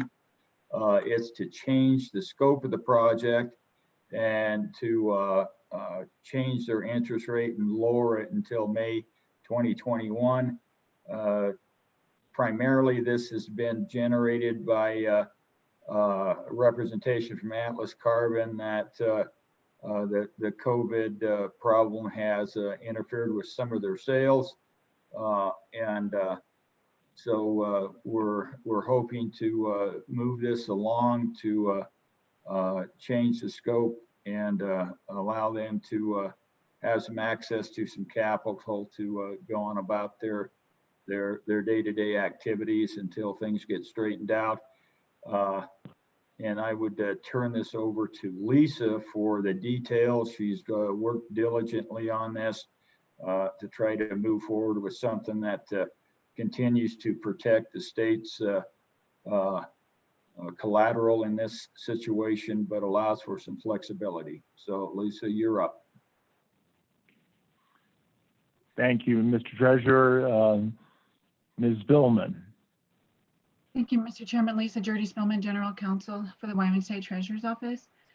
So Atlas reached out, as I understand it, to your office and our office as well, looking for some changes to their loan. The upshot was they were requesting some working capital be covered by the loan. And we reviewed the loan documents, and we don't believe that the current loan documents permit us to loan money for the purpose of working capital, R&D, operating expenses, salaries. In addition, they also requested a loan holiday and, an interest rate and principal holiday on the loan. So those are the two matters discussed here. Our office has reviewed the request and it is attached, and we have representatives from Atlas who, if Mr. Ben Bump could please let them speak to their requests. I have the presentation if they'd like me to switch to various pages. Frank Levy, are you there? I am. Can you hear me? I can hear you. Could you introduce your team? Yes. Good morning, Governor and Slib members. Thanks for this opportunity. We greatly appreciate it. I'm Frank Levy, Chairman, CEO of Atlas. Joining me are Marat Sachs, our Chief Financial Officer and one of Gillette's newest residents, and Reja Hassanpour of Polaris Asset Corporation, a special advisor to Atlas and especially me. I hired Reza before all this craziness, but to help me, but he is helping me a lot through all this too. And Frank, if I could interrupt for just a moment, I wanted to let the board know that we did request, since this is a change to the scope of the loan and the Slib board sets the interest rate, it sets who the borrowers are going to be, it sets the dollar amount, and the project has to be approved by Slib. Because this was a change to the scope of the project, we requested under the rules that they file with the board a revised application outlining the changes to the original application. We discussed this with Josh Keefe of the Business Council, and it's my understanding that he's available on this call as well, should you have any questions of him. So the attachments to the board matter include the revised application as sent over to our office by Atlas.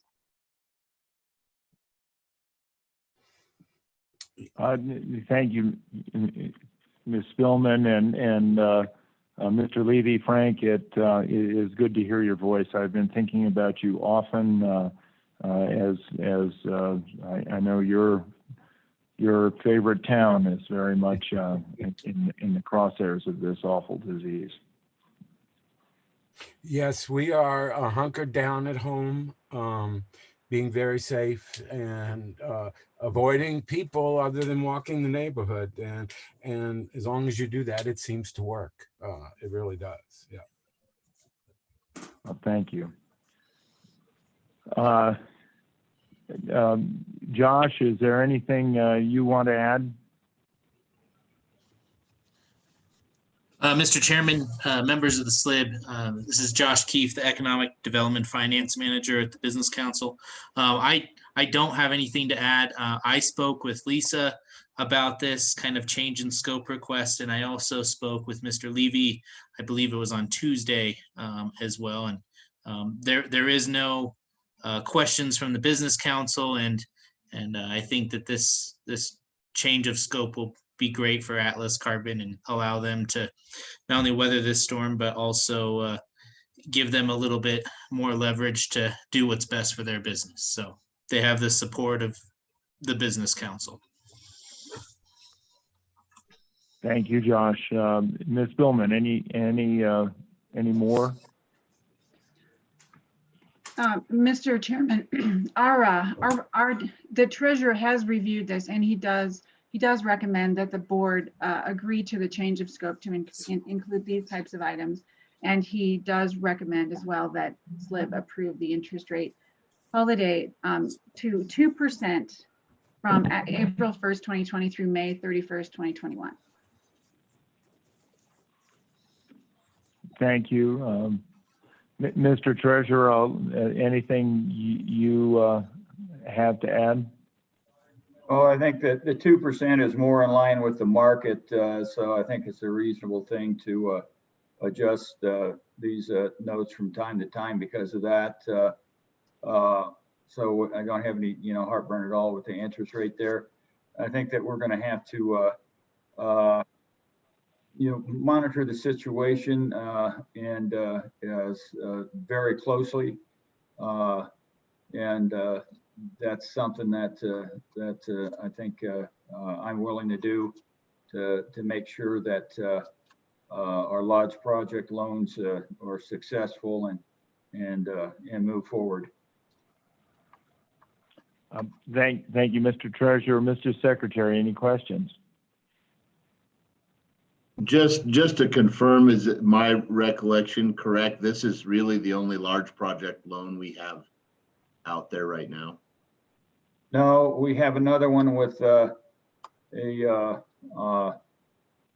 uranium mining concern, and I don't know if you've heard some of the things that both myself and the governor have worked in the past trying to get Wyoming's uranium to the marketplace. We've got some pretty stiff competition from foreign producers that are undercutting, and so that particular loan has a needs some help also, but it's going to have to come from the federal government so we can actually get a increased marketplace for uranium production.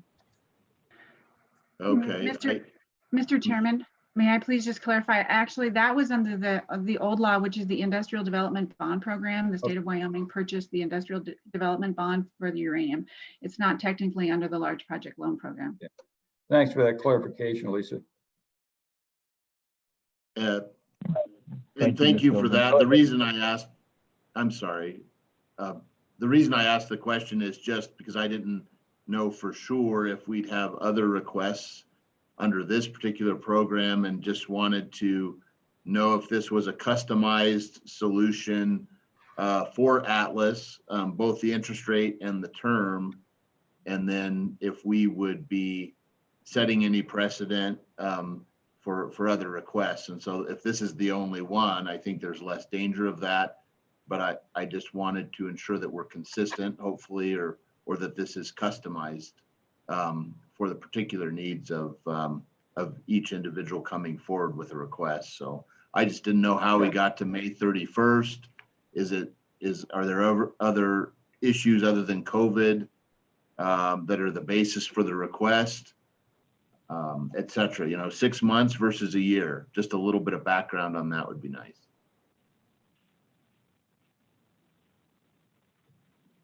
Mr. Chairman, Ms. Spillman, would you like to address that? I was wondering if you could please ask Atlas Carbon if they could address that. Thank you. Can y'all hear me? It's Frank. We sure can. Thank you, Mr. Levy. Please proceed. Okay. Yes, the world has come to the world's been literally put on hold. We had over 10 million pounds of annualized sales in the hopper. We were negotiating with companies directly, and it just like boom, everything stopped. Two things to clarify. We're asking for the rate adjustment till May of next year, when it will be automatically adjusted as per the original agreement. So that was the May thing. This is hopefully temporary. We just don't know how long this will last. And we're asking for this help on the working capital to get us through this craziness.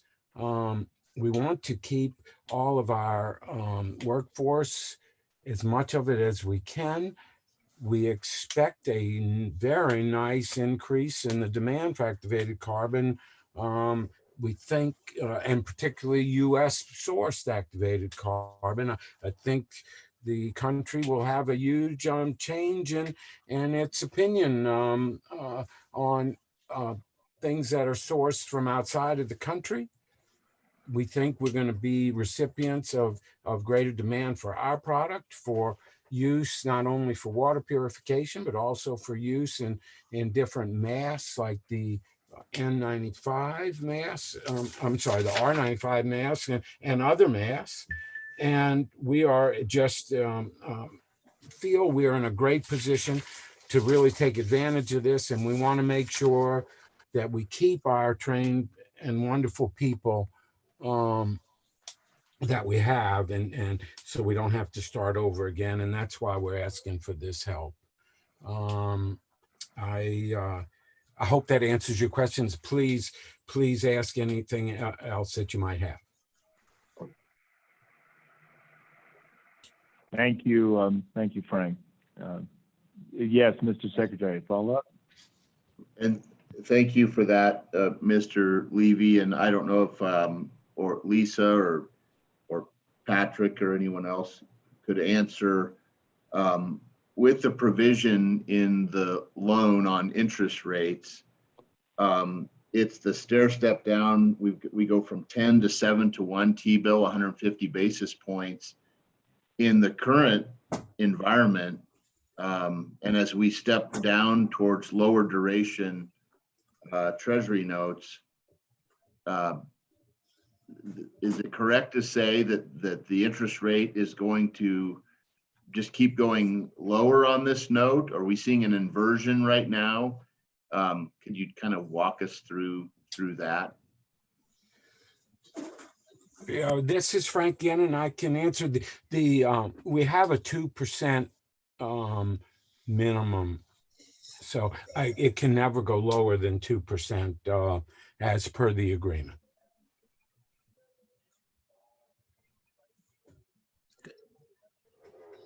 Mr. Chairman, I would ask Patrick if he could speak as to what he expects the interest rates to do.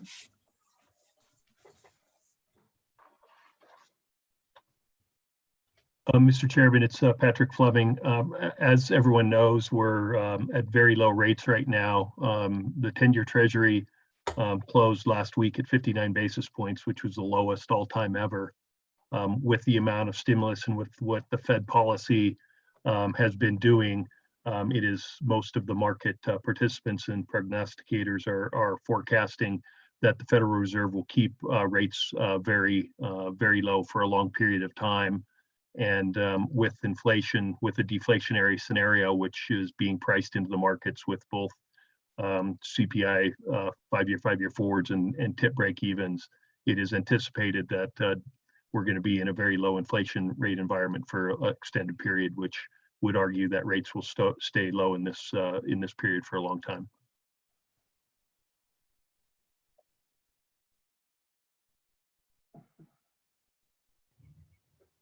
Thank you, Mr. Secretary. I'm going to go to Madam Auditor. Any questions? No questions from Madam Auditor. Madam Superintendent. No questions.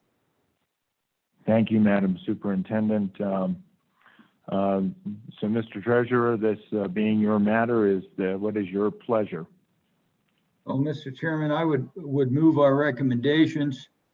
And the recommendations is that the board approve the change to the scope of the project to include working capital and research and development up to a maximum of 20% of the original loan amount as determined by the treasurer, with conditions including that all loan proceeds will continue to be dispersed only as expenses have been incurred. No project loan funds can be used to fund salary increases of existing personnel, distributions to any stockholders, and dividends of any form or payment to any debt or equity holders, as well as caps on consulting fees and any other terms and conditions as set forth and negotiated by the treasurer in his discretion to establish terms and protect the state's interests, in addition to any protections afforded to the state in the original loan documentation. And if you go through that original loan documentation, Mr. Chairman, members of Slib, we've got everything except for these guys' shoelaces. So we're not planning on giving up any security in that. And then regarding Atlas request number 2, Mr. Chairman, do you want us to do one request at a time or both of them? Mr. Treasurer, we can do one request at a time if you'd like, or both together. Okay, I'll just continue on, Mr. Chairman, and request number 2 then. The treasurer recommends the Slib board approve an interest rate of 2% from April 2020 through May 31, 2021. Thank you. Is there a second? Is there a second? Second. It's been seconded by the auditor. In discussion, I'd like to just say, Frank, thank you very, very much. It's nice to hear your voice. I know you reached out. I wasn't able to get back to you. I'm looking at Lisa, Jody Spillman, and Betsy, and wondering how we missed your shoelaces. So,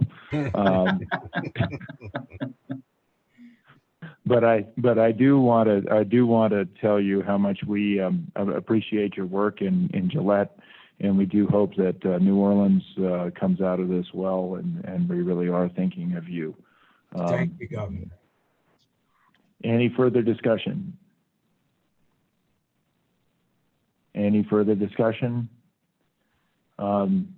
last comment, Lisa and Patrick and Mr. Treasurer, thank you for your work with this. I think this shows Wyoming's willingness to work with businesses to keep them afloat.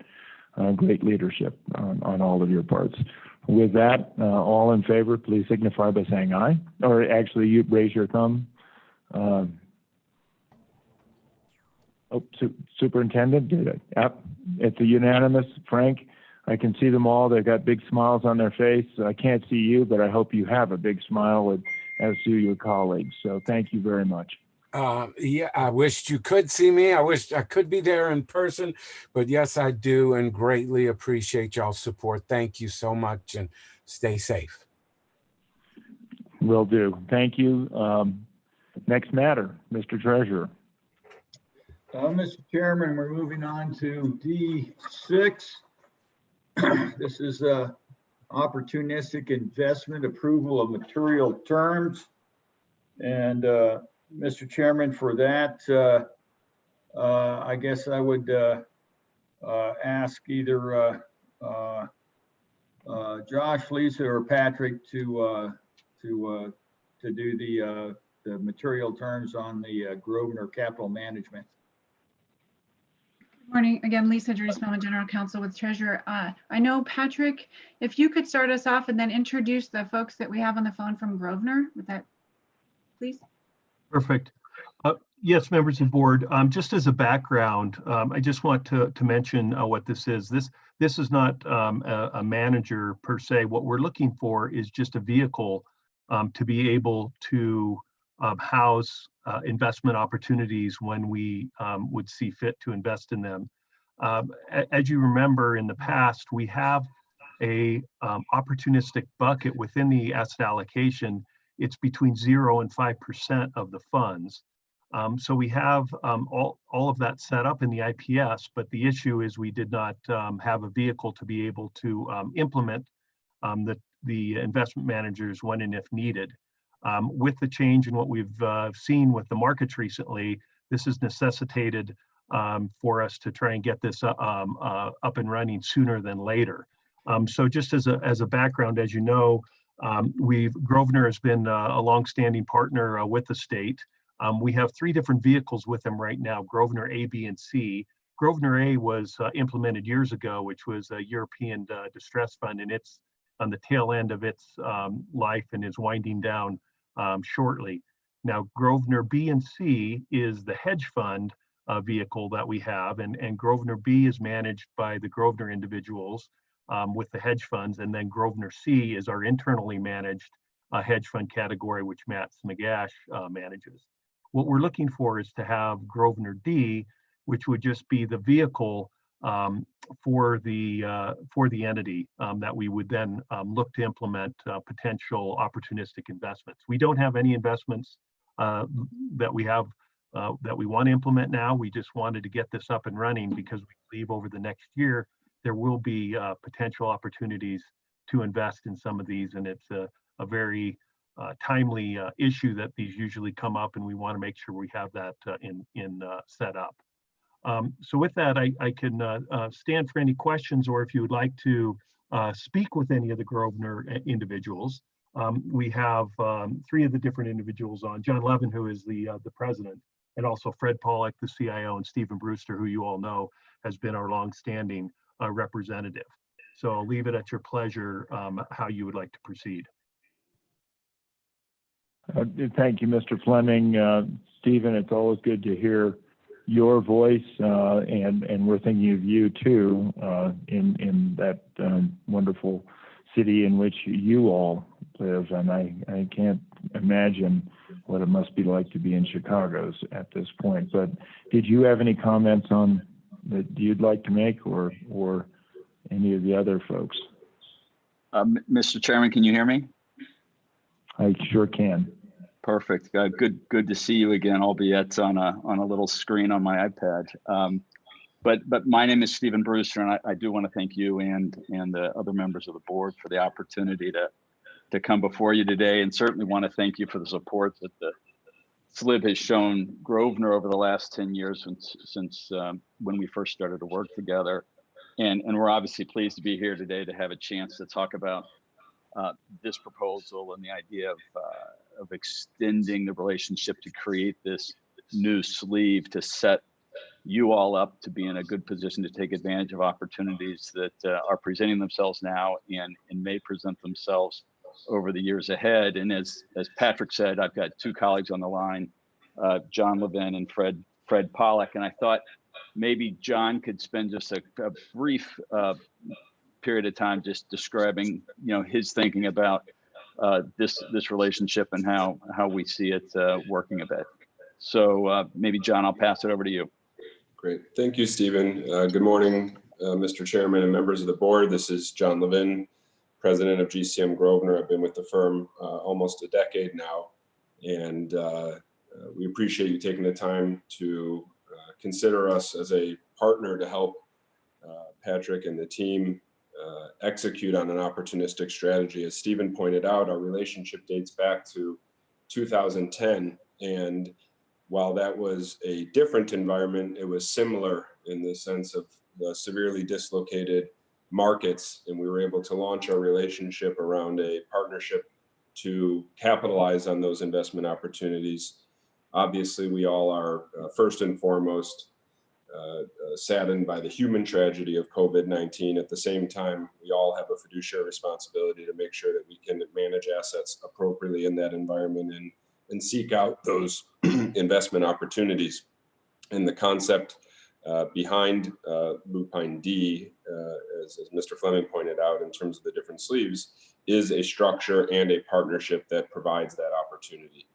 As Mr. Fleming pointed out, there's no specific investment opportunities today, but the vehicle we think is a smart way to capitalize on opportunities that will come along certainly right now, but also over time. And the idea is that it's an evergreen partnership so that as the opportunity set evolves, this vehicle, this sleeve can capitalize on those opportunities. Certainly as we sit here today, I think we all have a generally cautious view on the environment, and we are looking for opportunities that are, and I know Mr. Fleming and his team as well, that are senior in the capital structure, senior type risk where you can generate equity-like returns, frankly, return streams that people would have drooled over 6 weeks ago, but taking much less risk.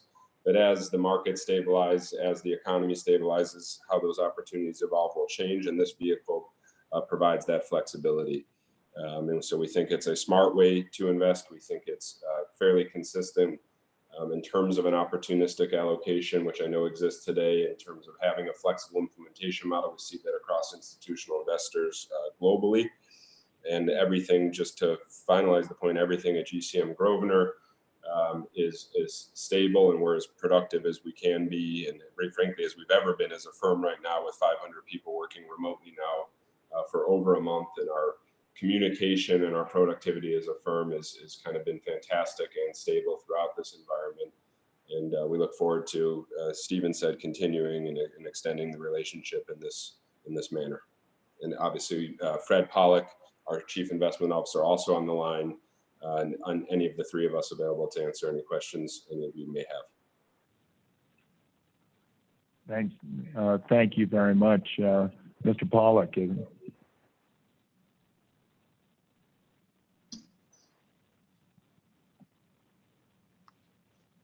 I don't have much to add other than we're seeing tremendous opportunity. We appreciate the support and think the mandate is very well constructed to take advantage of that.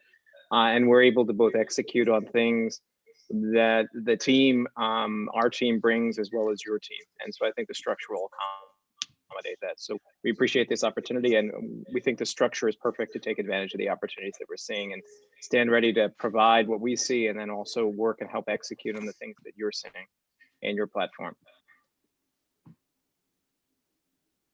Thank you very much, Patrick. A couple of questions. How do you propose implementing the silvery lupine Class D? Mr. Chairman, what we are looking at is having a very similar structure as B and C, but instead of having two separate entities, just have one combined, where Grosvenor would be able to look at the various opportunity set, and the same with our group, so we could come together and look at the opportunities.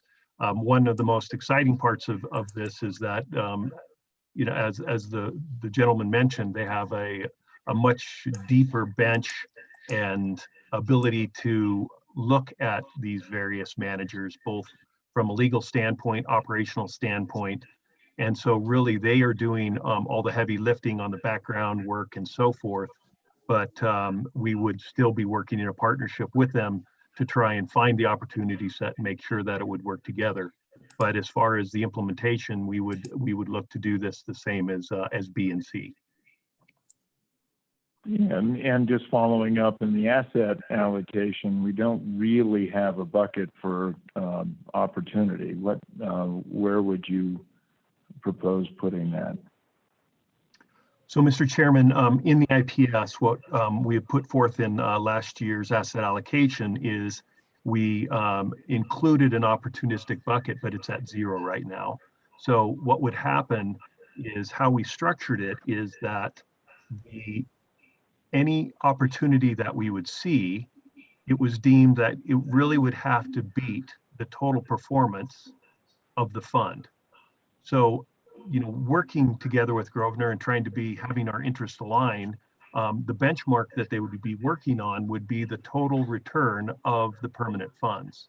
So in that instance, if we saw an opportunity that would make sense, we could take funds out of the permanent funds and invest into the Grosvenor D vehicle. And then we would be judged upon the return performance of the total return of the funds versus the opportunistic set. So we have in the IPS everything set up for that, except we don't have a vehicle to implement the strategies. Okay, and then just two more questions that I would have. One, do we have an upward notion, sort of what the ceiling of those investments would be? Yes, Mr. Chairman, the maximum amount per the IPS would be 5% of the fund. Okay, and it's and then I guess one of the challenges for institutions like us is that we don't do opportunistic very well. So you really have to be kind of on your marks, which I think is terrific. And Mr. Treasurer, I recognize your leadership on this as well. My biggest concern is that this doesn't turn into sort of a day trading issue, and I'm hopeful that we are very careful and not jumping at every opportunity, but that there are theses and benchmarks and decision points that we can see. And I'm assuming those theses are things that you're developing internally? I think at the outset, most of these things are going to be event driven, and and Patrick does a lot of work looking at that mean reversion as far as the different asset allocations where things get way out of balance. Marty has a program that tracks a lot of different variables in different asset classes. And so it's not as our CIO likes to say, have a hunch and bet a bunch. It's essentially based on a lot of internal work and having the due diligence and the capacity of Grosvenor to double check what we may think would be a good opportunity, and then having their people actually bring things to us where they see things that we don't see. I think it lends for a ability to have some really good teamwork and to actually make sure that we aren't getting into the day trading because of basically the double checking and due diligence on both parties' parts. Thank you, Mr. Treasurer. Ms. Spillman, do you want to walk us through the terms? Thank you, Mr. Chairman. I'd be happy to. On the screen now is a summary of material amendments. I'll first point out that since the Silvery Lupine Fund document, since this is a Class D to the Silvery Lupine Fund, all those other provisions that we typically require have already been agreed to by Grosvenor, such as most favored nation, sovereign immunity, limitation of liability, standard of care, jurisdiction, and venue. So what we're addressing here will be additional to those. So with the fees and expenses, as you can see, the management fee is 75 BPS per calendar quarter. Down in performance fee, Class D performance fee, 10% of the outperformance of the hurdle by the portfolio. And if you look, Patrick already went over how it would be benchmarked. The hurdle is a weighted composite calculated monthly by the formula of the weighted average allocation of the state's permanent funds multiplied by the monthly benchmark return for each of the asset classes set forth except the opportunistic asset class. The Russell 2000 index is used as the market index for private equity, and class due to the delay in calculating private equity returns. And then this is a term we negotiated with Grosvenor yesterday. Similar to a loss carry forward, any underperformance against this hurdle is going to be carried forward to the next calculation period to ensure that any prior year underperformance serves to reduce any current or future outperformance for performance fee purposes. So an underperformance in year one by 50,000 alpha dollars and an outperformance in year two of 100,000 alpha dollars results in a performance fee of 10% of the difference. So we net that out. And the performance fee measurement period and the fee hurdle is reset only if a fee was actually earned for a particular performance period. Class D will pay the same expenses as Class B and C do.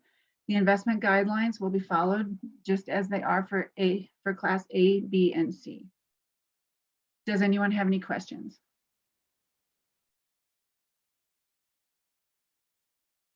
Thank you, Mr. Secretary. Any questions? No, sir, thank you. Madam Auditor? I was just wondering, is the IFC going to be involved at all in the making of these investments? Thank you, Madam Auditor. We did have a meeting with the IFC on Monday, and we talked with them about this, and they approved this going forward. With respect to any ongoing involvement, when there are changes, absolutely, we have the IFC involved. If this board approves this matter now, then Patrick and his team and the treasurer will, have the red light. We'll run this contract through the Attorney General's office the way we always do, and go forth. Thank you, I think that's a green Madam. light, Lisa.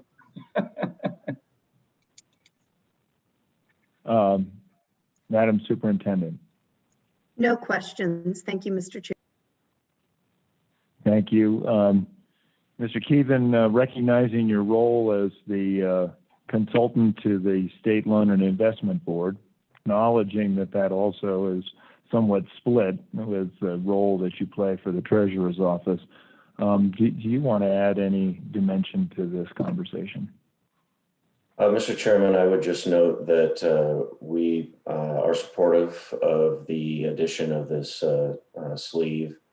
I think you're correct in the balance that you need to strike with having the flexibility to act quickly, but also making sure that there's good and appropriate structure around the decision-making process.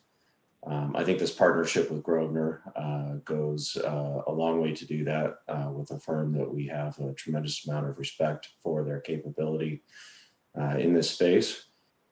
And just one point of clarification I would add, I believe although your investment policies allow up to 5%, it would actually take Slib approval to go more than 2.5%. With the way that the language around the flexibility within those ranges is currently structured. Thank you, Josh, for that. Any further questions? Mr. Chairman, I believe Yes, actually not to contradict Mr. Keevan, but I think it could be the IFC or SLIB that would need to approve outside of that bound. I think that's what the IPS says. And am I incorrect, Josh?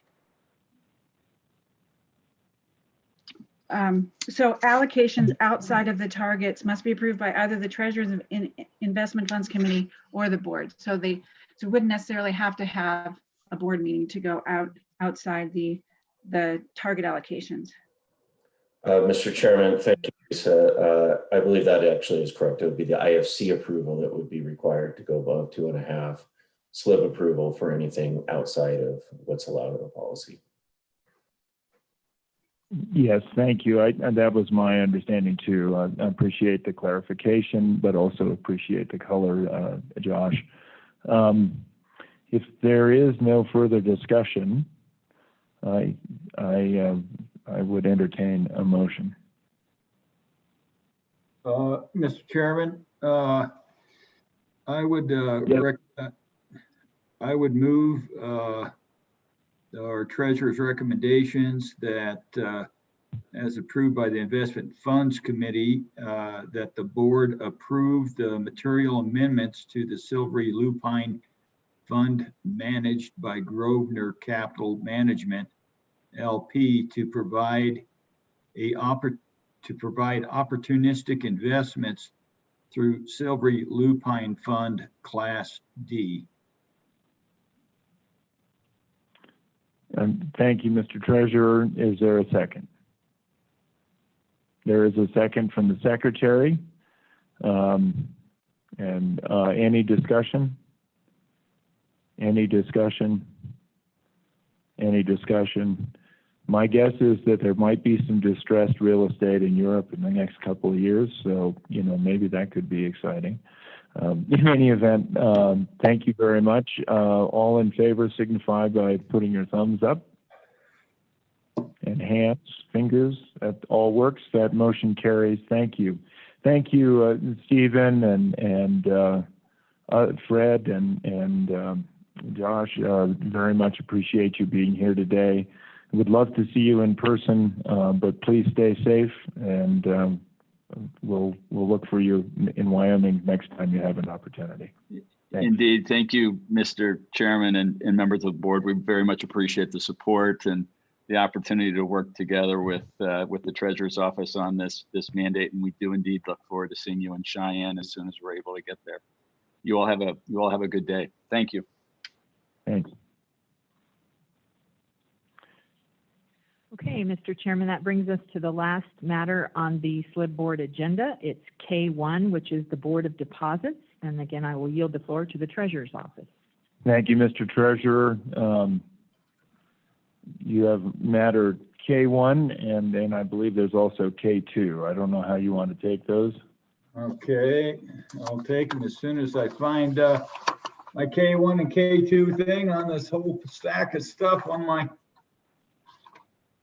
thing here. I think, oh, it's popped up on my screen. And let's see, Lisa, were you going to go over this one? No, there isn't. I'd be happy to, Treasurer. I do not have a K2. I'm sorry. Okay.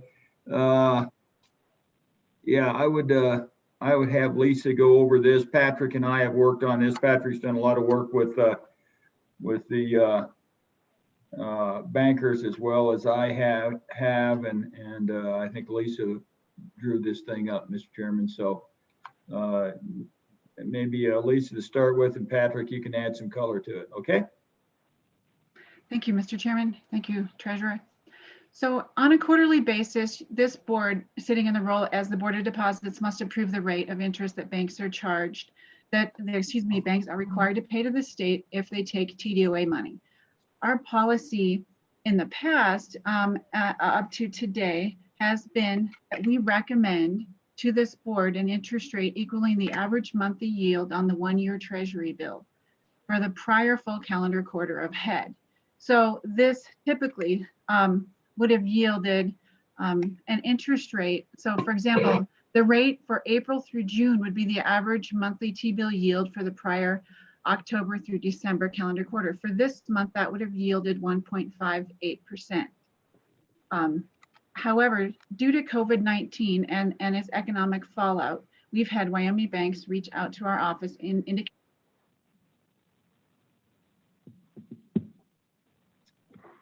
You froze up, Lisa. averaging.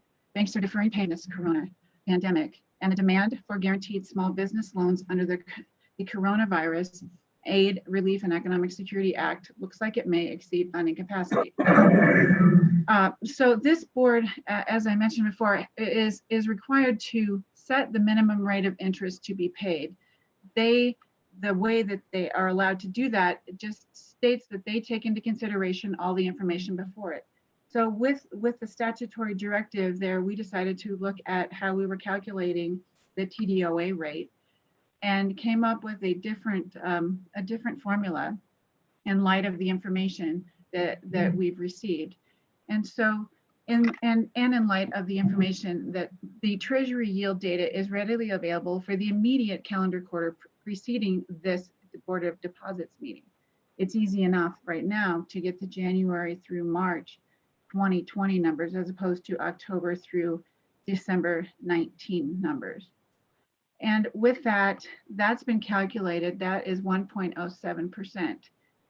We decided to make a recommendation to this board to have a ceiling and a floor with that, a 50 basis point ceiling and 25 basis points floor.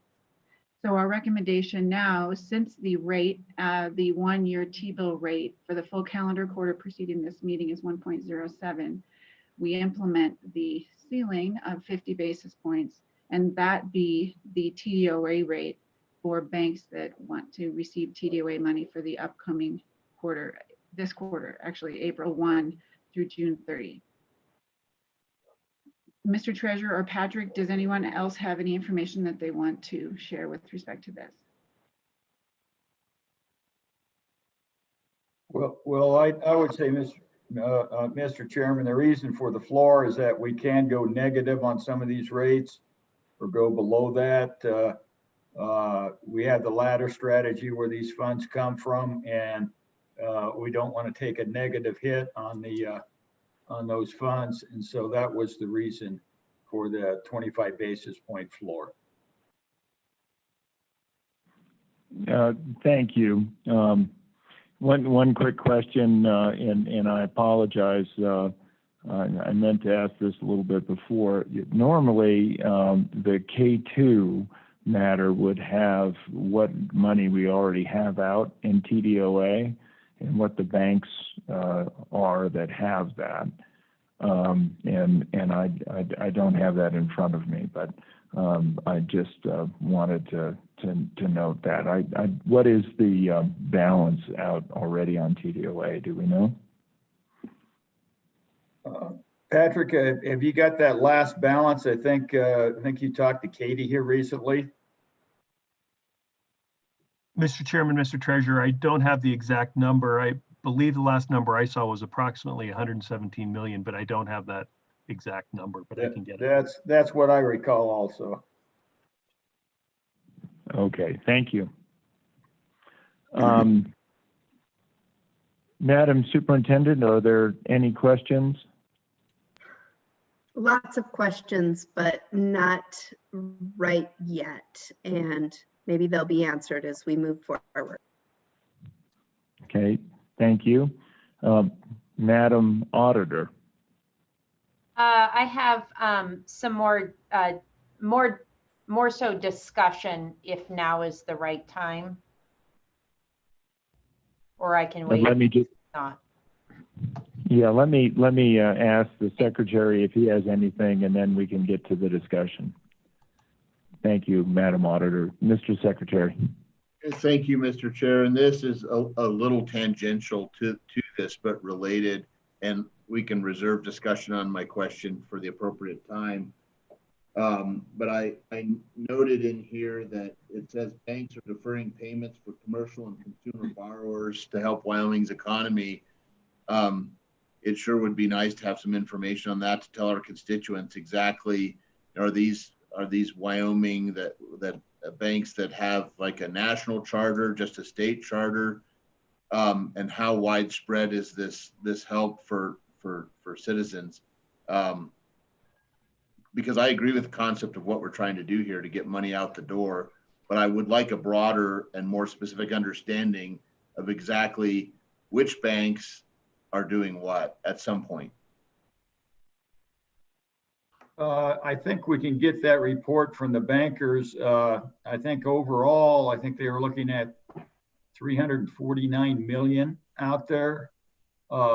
These payroll protection program dollars are going out so fast that they're starting to squeeze the bank's balance sheets.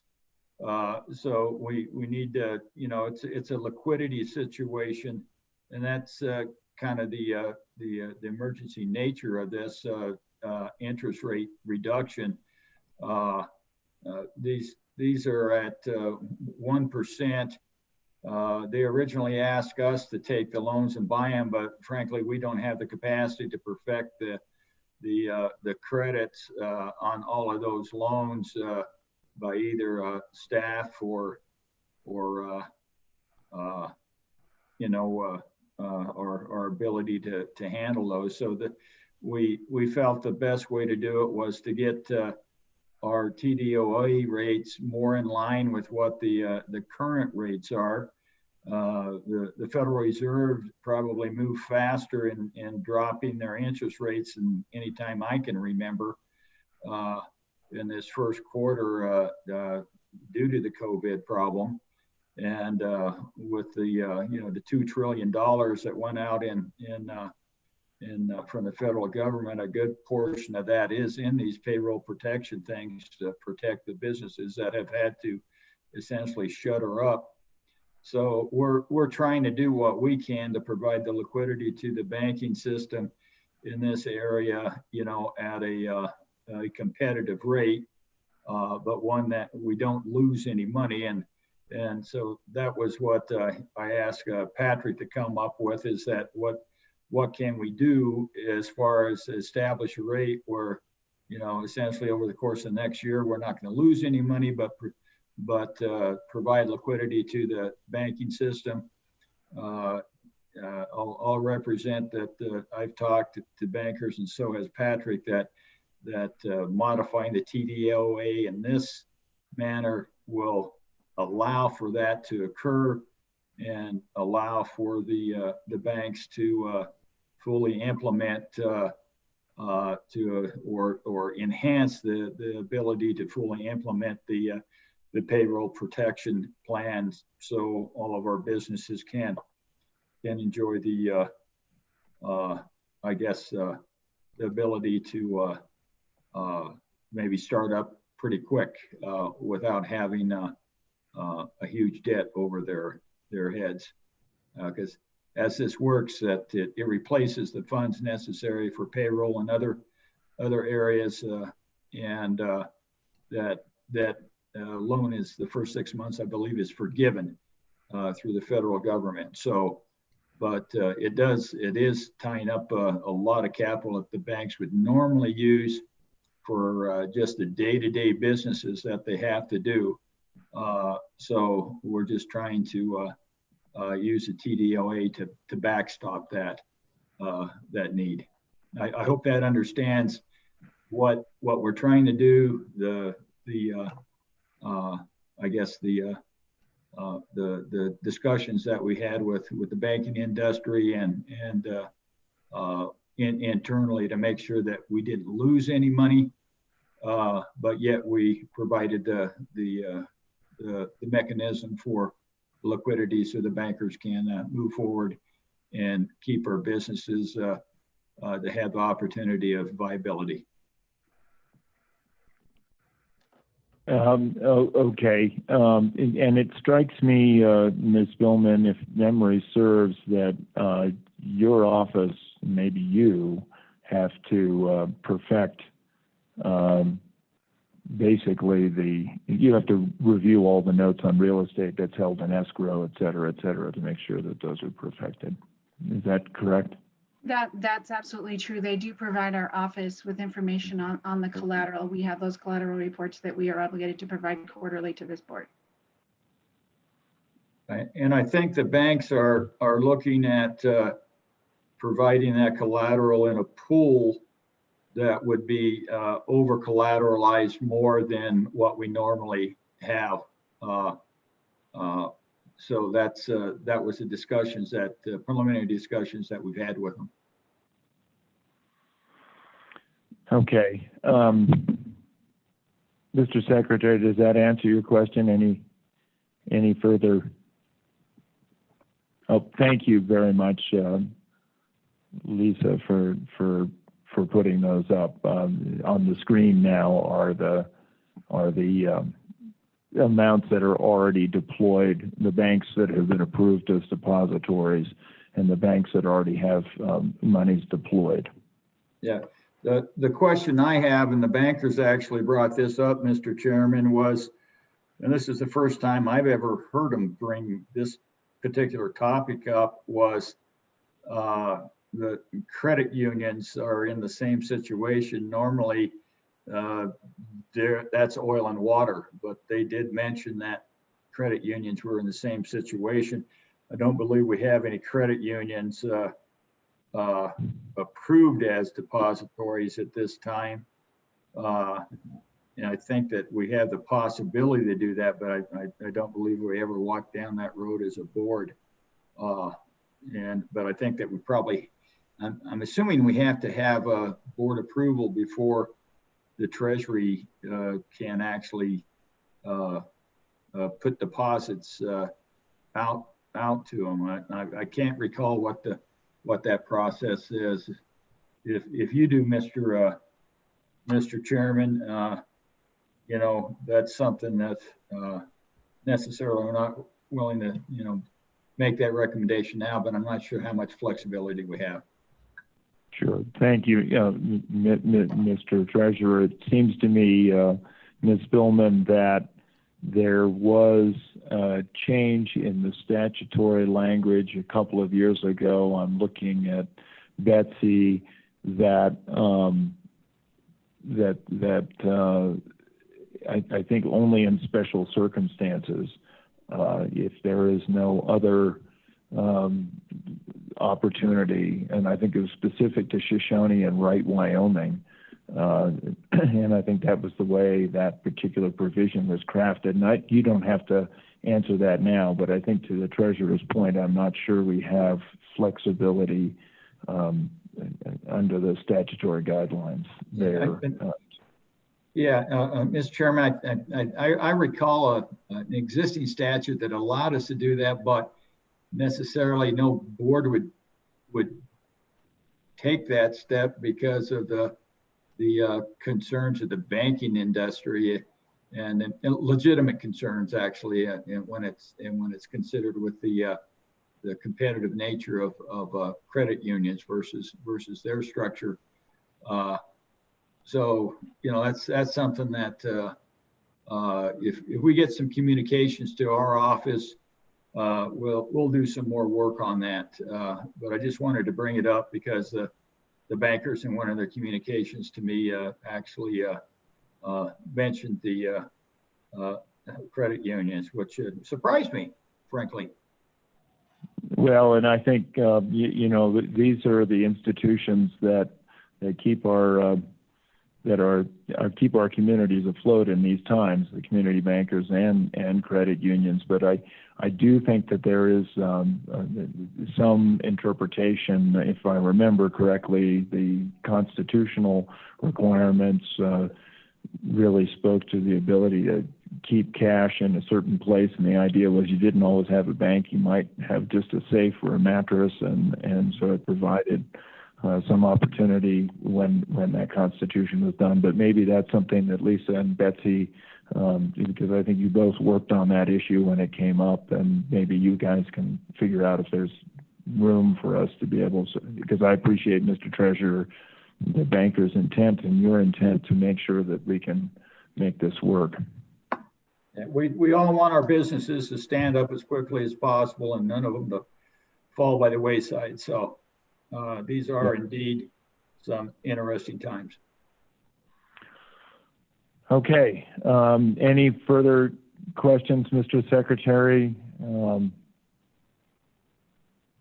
Hearing none, Auditor. I think your task force has worked a little bit on this issue. Yes, and I'll try to be brief, and I apologize if I'm not, but I just wanted to stress the importance of these PPP loans, which stands for Paycheck Protection Loans. That I think is going to be one of the, if not the biggest difference makers for both our Wyoming businesses and our workers. That the importance of this program became very clear very quickly. The rollout has been difficult. There were, there's been some communication floating around that maybe banks weren't ready. Well, what I just want to take a moment to say is our Wyoming banks were ready. They have been absolutely fantastic. There was significant struggles on the federal side to get their computer systems up and running and all the banks having access to them. I'm certainly not being critical of their efforts either. This is absolutely huge, and they had to get it stood up very fast. I want to talk a little bit about the importance of solving this liquidity problem fairly quickly. The money that has been allotted for this program, it was 349 or 347 billion, I can't remember. There is no section of that that is devoted to Wyoming. It is a first come, first serve issue. So there's no allotment to this state or to Wyoming businesses. I want to talk a little bit about the credit unions, and I hope that someone from the banks will correct me if I say something incorrectly. I think generally they haven't, this problem hasn't been quite as much in their forefront yet because they typically have less business customers than a traditional bank does. That does not mean that they will not have these issues.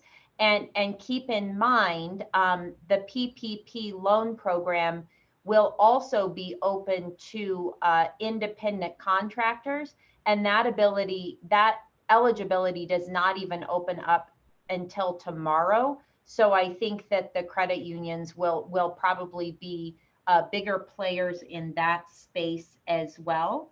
And I think the treasurer's initial motion is a great start, but I would like to discuss a few more parameters around that when we get to the proper time. And that's all for now. Thank you. Any additional comments? Any additional comments? Mr. Chairman, do we have any of the bankers on board? I think that they were planning on calling in. I think we have Gary Crum and Scott Meyer. I thought I saw Kim DeVore on a little bit earlier. Gary, anything you would like to say? Yes, sir. First of all, thank you to the state of Wyoming for thinking about our economy and working on keeping it strong, and we really appreciate that. Secondly, the lowering of the interest rates on the TDOA will make a big difference for Wyoming community banks and their liquidity.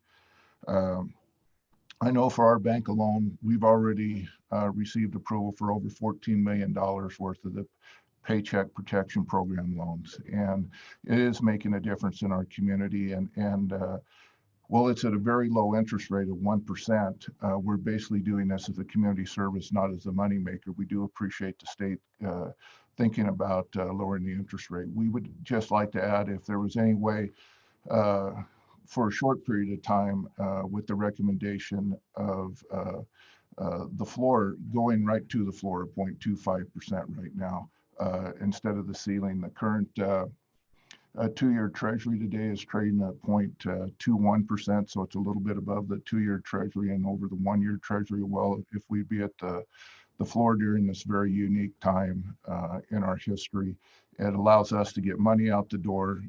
We have servicing costs on it. We're actually going to probably lose money on these going forward, but it helps us getting closer to break even if we have a little bit of spread in there, 0.75 and 1%. And by doing this, we can keep people employed, get the businesses up and running earlier, and get the tax rolls being funded too, and have taxes providing benefits to our local communities and states. So again, I just want to thank you for your thoughts, but would encourage a thought to maybe go into the floor for a short period of time while we're in this very unique time in our history. Again, thank you for thinking of Wyoming citizens and working on this program. Thank you, Mr. Crum. Mr. Meyer, anything you want to add? Yes, Mr. Chairman and members of the board. Scott Meyer with the Wyoming Bankers Association. And I think that the question, just to make sure we're very clear on this, is that the funding under the TDOA, given the recent, involves this recent Federal CARE Act and PPP loans. As you know, Wyoming is currently the Wyoming banks are currently making loans pursuant to the CARE Act and the PPP, which they are more than happy to do for our local businesses. And of course, these loans are not the normal course of business for Wyoming banks. Normal courses of business involve assisting Wyoming businesses with mortgage loans, commercial loans, lines of credit, and what have you. The number of loans Wyoming banks are making under these new federal loan programs, however, leaves the question of how fast banks can replenish the necessary funding so the banks can continue to meet those current businesses and their needs. If Wyoming banks are to continue serving their local communities and their local businesses in their normal course of business, it may become a question of just bank liquidity. And it is important for banks to have the liquidity to assist those local businesses now and in the immediate future. With bank liquidity diminishing under these new federal loan programs, Wyoming banks may be put into somewhat of an uncomfortable position of not knowing when they have to stop doing the CARE Act or the PPP federal loan programs to make sure they can continue funding these loans. So the question that I present to you guys is, how will Wyoming banks maintain that necessary liquidity if the federal government is slow in replacing the funds previously loaned under the CARE Act? One avenue our banks have had in the past is to sell mortgage loans like on the secondary market. But as you might imagine, the secondary market is being saturated considering the current mortgage finance boom. As a result, the banks are now seeing their balance sheets grow which may cause some liquidity issues. Now, your Wyoming banks are looking for help from the state in the short term. And what we're proposing is that there be set aside by the state funds in the neighborhood of $250 million in the form of these TDOAs. Your Wyoming banks are looking for some flexibility from the state. Wyoming banks are not looking for a revolving line of credit from the state, only an opportunity for Wyoming banks to get in, borrow money on a short-term basis, and then get out by repaying the state once or possibly twice, in this next 6 months or something. The state TDOA funds would have the backing, I guess you'd know, from the federal PPP programs, which are backed by the full faith and credit of the federal government, much like a treasury note. And the idea is one of, as Mr. Crum has mentioned, is one of break even. Even if the state were to provide funds at the current 1-year T-bill rate, with the current rates that the banks are earning at a 1% rate, the difference would allow the banks to at least cover a lot of their costs. Nor are the banks right now looking for this to be a long-term matter, but rather a program that would last for something like 6 months and then be done. And given funding, this is something that really should be available to the Wyoming banks no later than June if the board so chooses to fund this. I will stand for any questions. Thank you, Mr. Meyer. Good comments. Are there any questions? And I recognize that Kim DeVore is also on. So Kim, we'll hear from you in just a little bit if there aren't any questions. Yeah, Mr. Chairman, I wanted to make sure of the 250 million, and we have 117 million out there right now. looking at what's available in the treasurer's funds now, we could go to the 200 million. After that, we're probably going to have to start selling securities. We had that range from 25 to 50. So we, in implementing it, we wouldn't want to, I guess, lose any money in it. That's our goal in it, but provide the liquidity. So my question is it 250 over the 117 is what they're looking for? Or is it an additional 133 million? Mr. Chairman and members of the committee, my thought has been that it would be an additional 250 million because I don't know where these banks are right now. Each bank is an individual, had their own individual situations, but I need to have some money available for the banks to meet their current demands. And if they've already used whatever TDOAs that are out there to fund these CARE Act PPP loans, then they're going to need additional funding at some point in time to make sure that they can continue meeting the regular needs of our Wyoming businesses. Well, Mr. Chairman, I realize we're just setting the interest rates here, but we've had some discussions internally about, our capacity and how much more we can do. Patrick, would you like to get on the line and kind of flush that out? You're more familiar with the different loans and the ability that we have. Mr. Chairman, Mr. Treasurer, yes, there is availability that we could do in the state agency pool to get more money, but as you know, we can't have realized losses. As it stands right now, we do not have, because of the rally in treasury rates, we will not have a loss if we use that as for funding source, but that would be really the main area. Does that answer your question? Well, I'm wondering whether we can do a total, the way it looks like they're looking at a total of 367 million more or less, or another 250 over the 117 that's out there. I'm just wondering, the timing of that and necessarily, excuse me, a little drink of water. Necessarily, I don't believe we have the amount that we're going to loan in this, and that would be ideal. That I guess we can probably look at the request and see whether or not we can do it based on the the caveat that we can't lose money in the state agency pool, and it looks like because of the changes in the interest rates and the gain in our bond portfolio, we won't be able to. I mean, we wouldn't lose money at this point in time.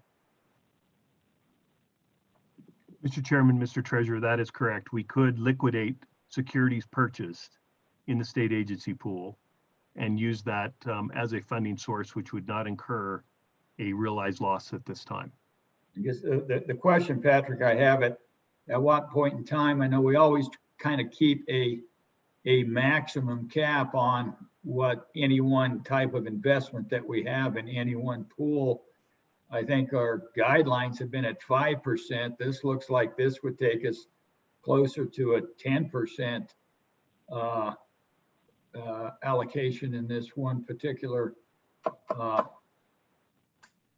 classification. Mr. Chairman, Mr. Treasurer, I'd have to look at the guidelines for the state agency pool if that is a restriction for U.S. Treasuries and Treasury-backed securities. I think that is an exclusion to that guideline. I know for a fact we have 60-70% of Treasuries in numerous funds, so I think it's more of the security itself. Okay, so well, and these are going to be backed by Treasury-backed securities, so we may be able to trade those security for security then. Yeah, just wanted to make sure we weren't making promises that we couldn't keep, and I'll let the bankers and Slib know that we may not have any restraints after our discussion here. Mr. Chairman, Mr. Treasurer, I do believe the amount, the allocation is at your discretion. Lisa, you might want to comment on this, but I don't know if we need to approve the amount at this juncture. Right, that's not part of the board matter, and the Board of Deposits typically doesn't approve dollar amounts that the treasurer sets aside to devote to TDOA money. Yeah. This is a treasurer's program. That is correct. Okay. Ms. I'm DeVore. still bound by the prudent investor constraints, and I just wanted to make sure that we weren't getting out of the prudent investor constraints. And I think, Mr. Chairman, I think we're all right because we're trading secured, Treasury secured or guaranteed instruments for other Treasury guaranteed instruments.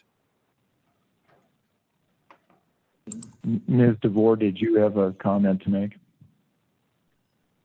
Yes, thank you, Mr. Chairman. I just specifically wanted to make sure that there's a clear differentiation between what is before you, which is the question about the current TDOA program and lowering that interest rate.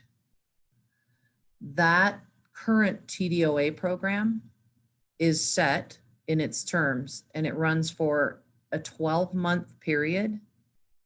As banks, we do not have the ability to subscribe to more funds from that current program until July 1st. So that recommendation that's in front of you to lower that interest rate is a completely different subject from the other recommendation coming forward from the banks in the state to request an additional program to be released for a total of $250 million that has more flexible terms than the existing TDOA program. And the purpose for this additional $250 million is to provide liquidity for the state banks that are helping businesses through this PPP loan program. And also to clarify, the loans under this program that we are proposing that we would pledge to the state are 100% SBA guaranteed, which is backed by the government. So I just wanted to clarify that these are two different programs, and we do not have the ability to use the existing program under flexible terms to fund the liquidity experience that we are having right now, today. We at Jonah Bank, so far, we have 256 applications for a total of $44 million. That's just Jonah Bank. We don't have liquidity to fund $44 million. We will find it and we will get it done because it's the right thing to do. But that's just one bank in this state. That's why we're bringing this forward, this separate matter of a $250 million program that can help with liquidity. So, Mr. Chairman, thank you very much. I just wanted to make sure I do have additional comments related to that specific program for the PPP loans. But I believe right now what you have on the table is a discussion to lower the interest rate for the existing program. Am I correct? Well, there is not a motion yet made, so, but we are discussing all those topics. So I thank you for the clarification. And Kim, I would say, just sort of running back through this program, and I'm thinking, Lisa, probably you remember some of this.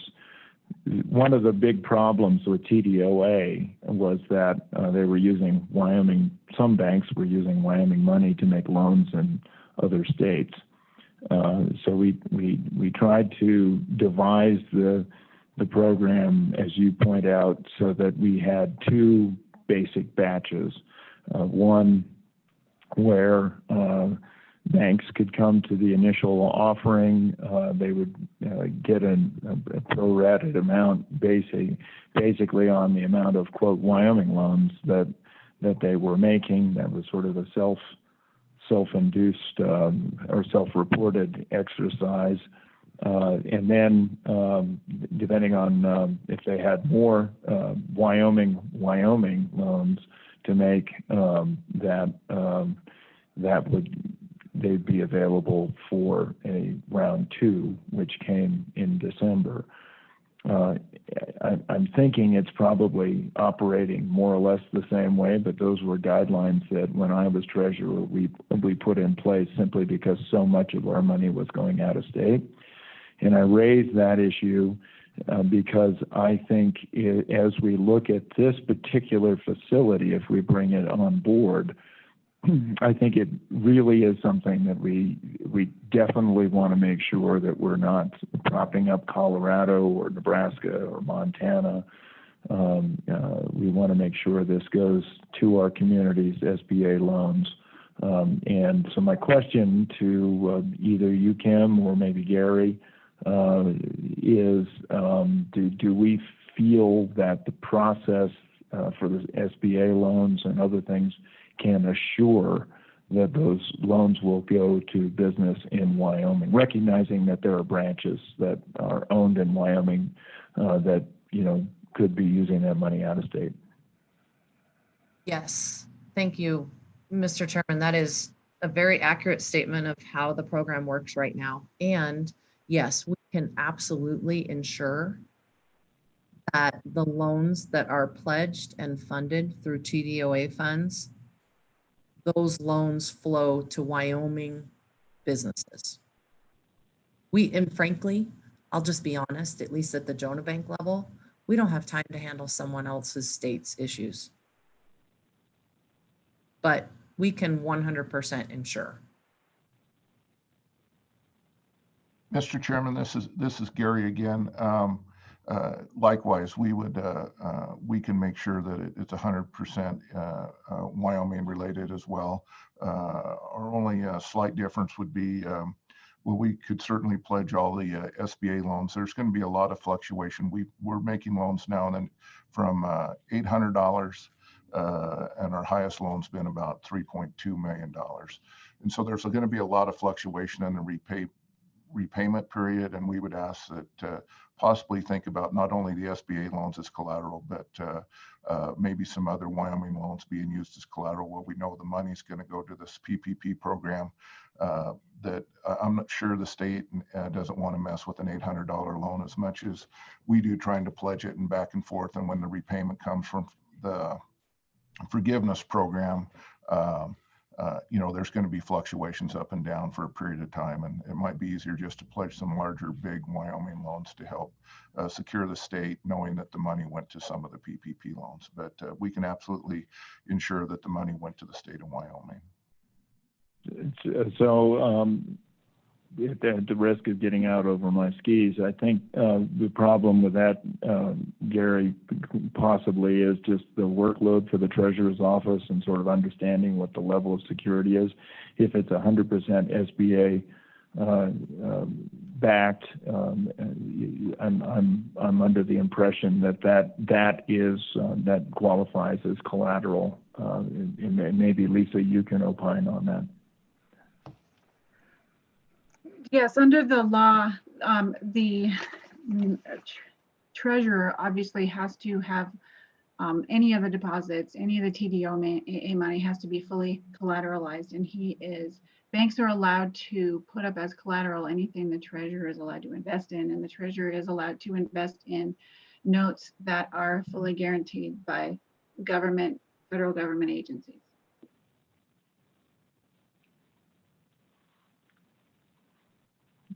So I wanted to offer clarification. It also seems to me, and Kim, maybe you can give me some impression on this. Not all banks are participating in this, and not all banks are providing those loans. Is that correct? The PPP program? Yes, Mr. Chairman, that is correct. Some banks were not SBA lenders or do not have the SBA expertise and have chosen not to try to become an SBA lender right now for a various set of reasons. There's also some banks that are choosing not to participate because they frankly don't have the liquidity. And then there's very large banks throughout the country that frankly aren't willing to participate because there is no yield. There is no return that meets the parameters they want. These loans are being put on the books at 1%. They are a ton of work to create, not only upfront, but then we also have to go through the work to have them forgiven. And there's a lot of liability that's being accepted on behalf of the bank. And some banks, frankly, aren't comfortable with that level of liability. And then for other reasons that Auditor Racinas referred to earlier, some credit unions don't have that expertise in-house either. So a lot of that lending is falling on community banks like us and Gary's bank. We, at this point, when I told you that we have 256 applications and $44 million, that's just Jonah Bank customers. We haven't opened the door to all the customers who are not being taken care of in this state yet. And frankly, someone needs to take care of them. They should not be punished because their bank is choosing not to participate for whatever reasons those choices are being. Mr. Chairman? Yes. I want to point out that back when the state of Wyoming assisted in this regard, 94701 was the law, Small Business Assistance Act loan program. And that was the vehicle through which the state was able to help in this type of situation. That is not the law right now. I think our intent with this board matter was, one, to drop the rates to an area that would make it easier for this. And two, you know, there are existing contracts that are out, but that's not to say if the treasurer's office finds itself having more money, we couldn't issue new contracts. All the contracts and the terms, everything except for the interest rates, are set by the treasurer's office. And so I think our thought was not create a new program, but try to open up this facility as much as we could to accommodate this current need. Treasurer, is that correct with your understanding? Yes, that's correct. Rather than having two programs, and a lot of that is that we would have to try to segregate those different loans to the different banks within our office. It's easier just to modify the existing TDOA program, get a market real estate a market interest rate where we're not going to lose money in the transactions, but to add money to the regular TDOA program, open it up for another funding period just prior to the as soon as we possibly can get that funding period opened up, and then have your standard program apply as it has in the past starting July 1, but with the reduced interest rates, and have those interest rates probably apply to the extent that the board would agree to them at this range of 25 to 50 for the next year. realizing that we're going to get some of that money back, hopefully within a 6-month period, 7-month period from today, or but still extending that capacity over the next year. So, Mr. Treasurer and Lisa, I understand the administrative burden. It's unclear to me. I mean, we have a spreadsheet that indicates what's already out with existing contracts that were designed with the policy that I think your office put in place to recommend what a consistent program would be.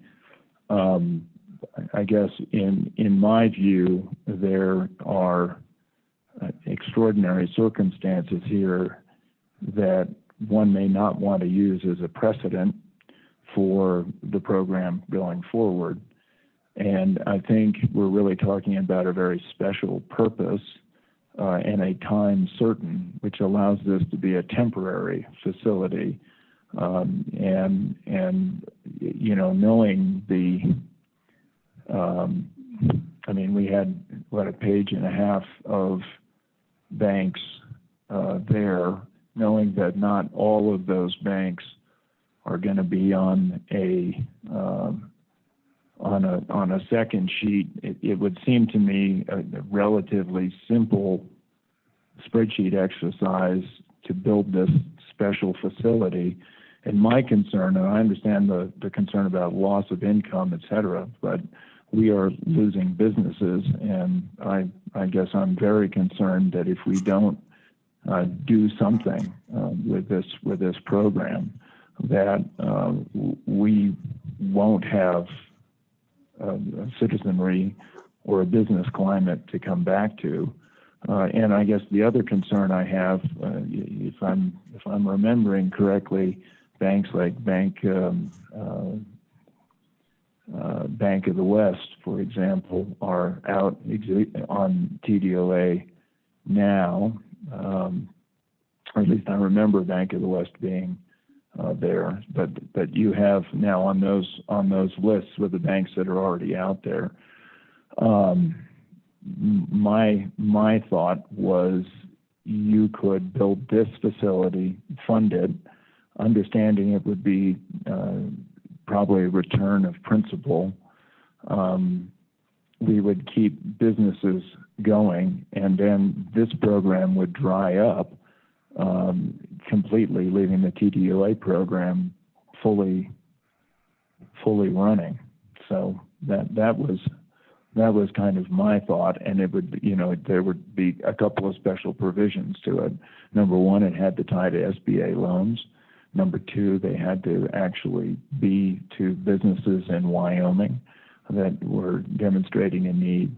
And number three, the term would be very limited to that, because some of these facilities are, some of the TDOA amounts are just renewed year after year. And they go to just... Mr. Chairman, and I think how we would accomplish that is essentially with the amount of money available, and use the same characteristics of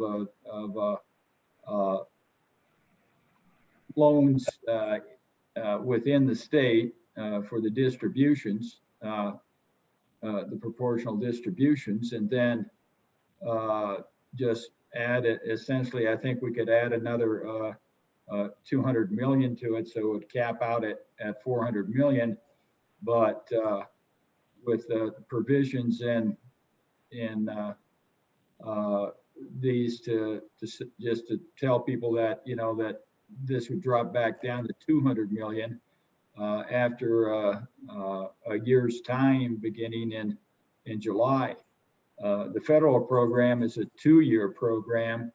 What our thoughts were that to keep it just going around until July of 21, and then we would relook at the matter, but with the provisions and letting everybody know that this is essentially about a 14, 15 month increase in the liquidity that we're willing to support out there in the banking system, and thinking that by that time, 14, 15 months from now, the PPP program had sorted itself out. Looking at a special program and saying it's 6 months down the road, or trying to figure out when that might sort itself out when the federal program's a 2-year program. We thought the time period of bringing it around to July and have that anniversary, but letting people know that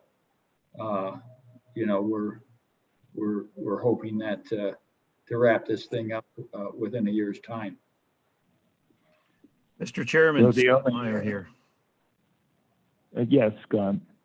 I just wanted to make a couple of comments on top of your earlier questions, but yes, the idea for this would be, at least from the Wyoming Bankers Association, is for our community banks. Nobody here is looking at, and none of the banks that we've talked to are looking at trying to fund anything from out of state. The other comment I wanted to make was that the Wyoming Bankers Association has in fact been doing surveys with all of our banks to find out where they are. And that I can say unequivocally that the comments that were made by Kim DeVore are exactly spot on. You've got banks all over the place, from lending, small amounts to millions of dollars around the horn, depending on where you are in Wyoming. And there are in fact, some banks that just have not decided they wanted to participate, either because they don't have SBA programs available, or they don't understand it, or frankly, they just don't want to. They just don't think that they're going to make any money at it. But there are in fact banks that are saying, I'm not going to be a part of it, which in fact makes it more crucial for banks like Western States Banks, Jonah Bank, and some of these others that are really trying to help our community and our local businesses, because they're stepping up to do things that some banks just won't do. And that's what is really the basis behind all this, is trying to protect our local businesses and keep them running. Well, I think we can approve them based on their participation, or their in the PPP program, but necessarily we wouldn't manage them or any different than what they were if they just were just a regular TDOA deposit afterwards. We can put that hurdle in there, but necessarily I don't want to have two distinct programs. My accounting department have really pushed back at me to stand up a totally distinct program, but I think that we can put that hurdle in there as far as the eligibility rules to access the second 200 million. But we want to. That's the only place that I think that we would have a differentiation. Governor, do you think that would meet your standards of just trying to segregate the two pots of money for this particular use of liquidity of this liquidity for the banks? Mr. Treasurer, I got a question for you. We just approved a new class in the Grosvenor, and I'm assuming that has an accounting burden to it, and I'm trying to understand. That's probably going to be more complicated in some ways than being able to carry a separate tranche. And in terms of losing money, you're going from a 1.07 down to either somewhere between 0.25 and 0.5. So the existing participants are going to get a tremendous break without necessarily using this money to push out additional businesses. And I understand the administrative burden, I do, but I think these are extraordinary times. Yeah, I think they'll get a break basically on this next tranche of the interest rates, but after that, by implementing a floor, I think that as it is right now, 1-year treasuries, I think, are below the 0.25% floor, but 0.25% is, I think, is less than what we would get if we just went out and bought CDs. The CD rate about 10 days ago on average was 0.48% or 48 bips, and the high that I saw was 195. Some banks offering 195 for a CD rate. So we're still at 25 basis points, very, very competitive as far as how banks can get deposits.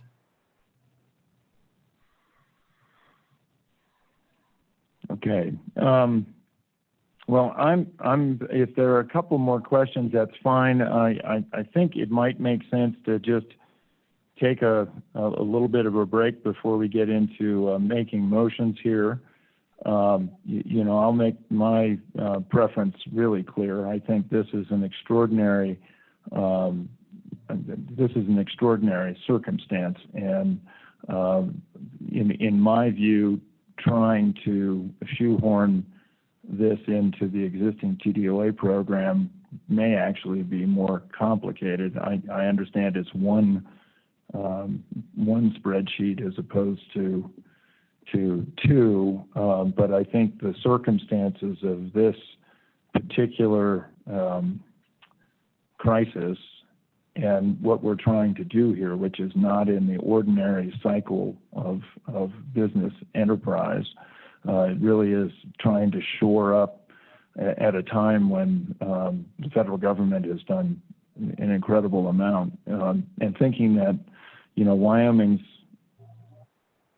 nest egg, it couldn't be more valuable than today to deploy to try to keep businesses going. I guess, Mr. Treasurer, I really would prefer to see if there was a way that we could do this, make the program temporary, tie that up, and see if there's any participation in keeping the existing program going, so that you don't have to then take off those parameters on the other side. And I do know, because I know the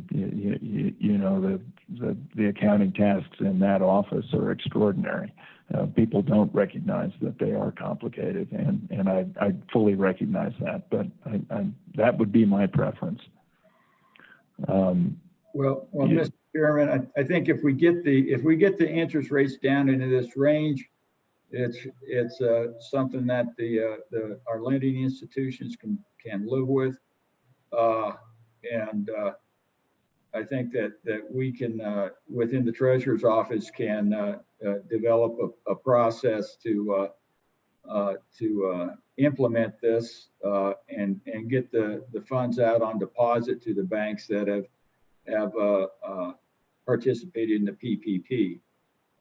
I think that getting into the nuts and bolts and down in the weeds on that, I think that we're capable of figuring out how that will function well. But what we can't do at the Treasurer's office is set the interest rates. And I think that's really the matter before us now, is setting the interest rates. We necessarily don't have a separate program stood up that we can bring before the board at this point in time. If you wanted us to, I guess the only way that we could implement a different program is actually to get everything together and come back to the board with a different program. But we don't have that to bring to the board before this time. We just we're primarily on the interest rate question, which seemed to be the biggest hurdle that our lending institutions had, that and the availability of funds. So I think if you give us the necessarily the go ahead to increase the funds, which I think we already have, at our discretion, and set the interest rates low enough to where they're functionable, we'll get the money out and keep track of it where it's going. Mr. Chairman, may I ask a question, please? Sure. Just from a legal perspective, the way we're able to do this TDA program is because the legislature has given us directives and they've told us, here's what you can do, run this type of money through your TDOA program. And given that in the past, the SBA, this program in the past had law that ran it when we ran these types of loans before. I'm just curious as to whether you think that we could run it through the TDOA program and just a different tranche within the TDOA statutory program, or if you're recommending some other implementation of a loan program elsewhere in statute. Thank you for that. I was thinking in a different tranche of the TDOA program. I think the treasurer has broad discretion on how that program is implemented, with the exception of I think it's a statutory requirement, 45-day callable, and I think it's a statutory requirement, quarterly interest rate sets. That's correct. Thank you. Yeah. Thank you. Yeah. Well, Mr. Chairman, what, 10-minute break then? Yep, that sounds good. Okay. Thank you, Mr. Chairman.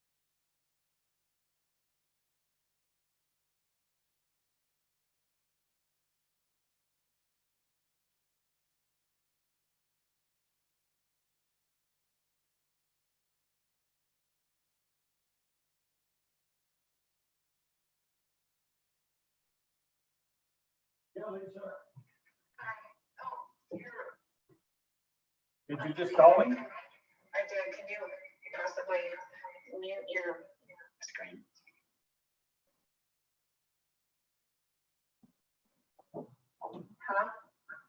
Hello? Let me get over to outside of my.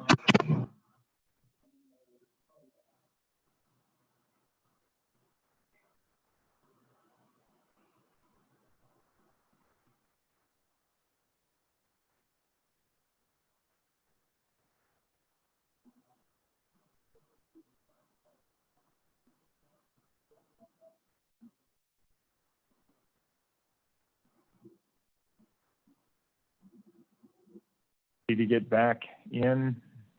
I don't see the auditor. I don't see the treasurer. The secretary's turned off everything.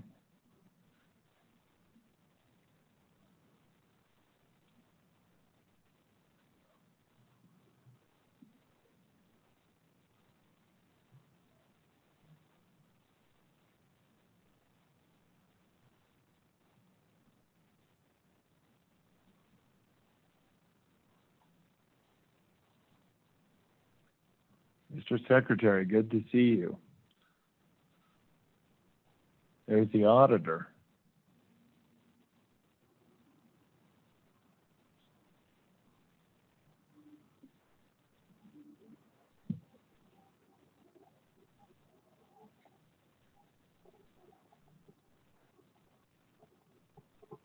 Hold on just a second.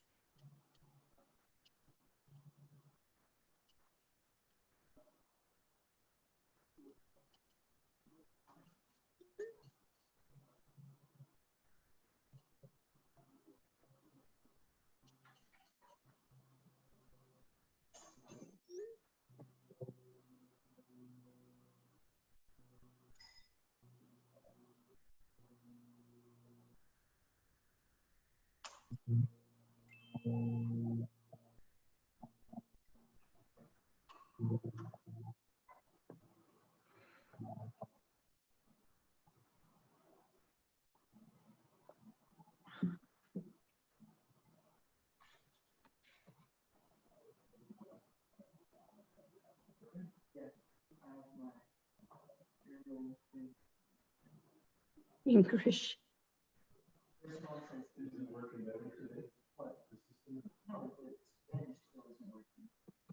And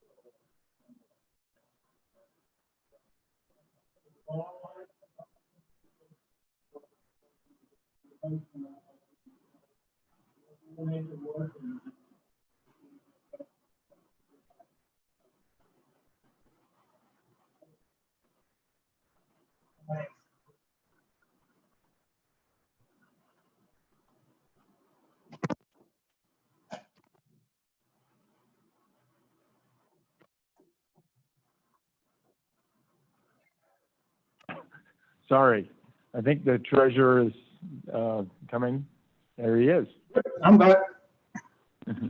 Very good. Well, we are reconvening. So I think when we left, the discussion was about this program. Is there any further discussion on the program? Mr. Chairman. Mr. Treasurer, yeah, please go ahead.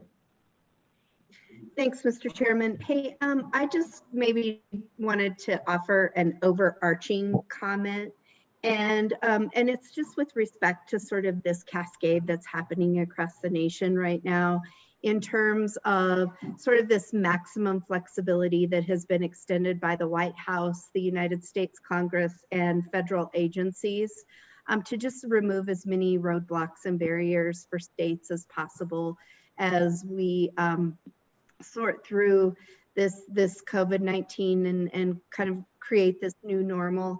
And I know in my world, sort of that leadership at the national level has really set the stage for us to just sort of approach our work with the same theme in mind.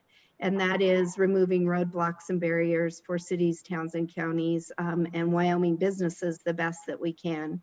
So again, that's an overarching comment, but you know, as we're having this discussion, that's one thing that keeps coming back into my mind, that we, it's hard not to approach decisions the same as we always do.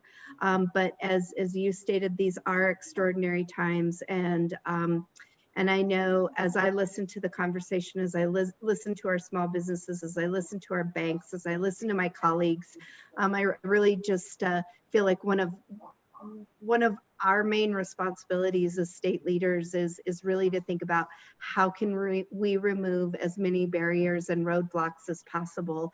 And I think that this discussion this morning is so very important, and finding the right sticking point or the right decision is going to be really critical for our banks as businesses and our bank's ability to help businesses across the state. So, Mr. Treasurer, I appreciate you bringing this to the Slib and Board of Deposits this morning, and I'm really grateful for the conversation and the participation by some of the bankers on the call. Thank you, Mr. Chairman.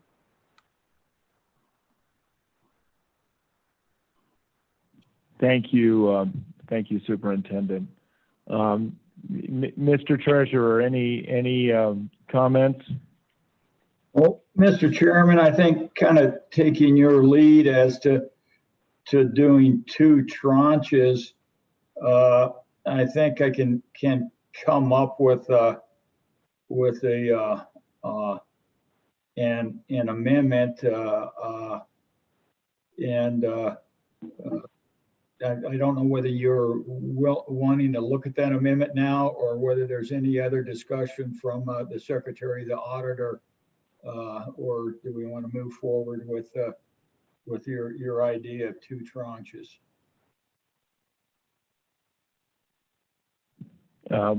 Madam Auditor, is there anything you'd like to speak to that? Yes, Mr. Chairman, just again, I can't emphasize enough how important it is to get these PPP monies into the hands of our Wyoming businesses, because that doesn't just mean the business, that means the workers. The number one incentive is to hire employees back and keep them on the payroll. So this matters. And the snowball effect that the good that this money will do will be huge. And I just want to say again how our Wyoming banks have stepped up to the plate. They are not you know, they are incredibly motivated to do this, and from a financial standpoint are not going to benefit much, if any at all. And depending on your will, I don't want to step on anyone's toes, but I'm ready to make a substitute motion as well that I think aligns with the thoughts we've been discussing. Let's hang on to that for a second, Mr. Secretary. He's good. Mr. Treasurer, you and I had a brief conversation. I thought you had some pretty good ideas. So Mr. Chairman, I guess with the idea of two tranches, it kind of to kind of explain what we're trying to accomplish here is that we're looking for a flexible low interest rate tranche for monies associated with the COVID-19 and its economic fallout. And it would be like for monies for the PPP program or subsequent or related efforts. And so this kind of allows us to go a little bit past PPP if the federal government has a subsequent program or a related program and basically the economic fallout related to COVID. And but to look at the current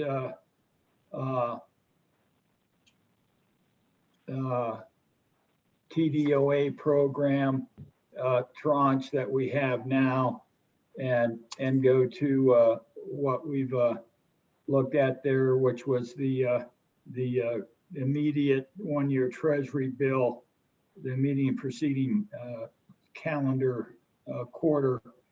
And we can only do these by quarter by statute. So I want to allay the fears of the banking community that these will be anything different, going in the future. But so what we will have for the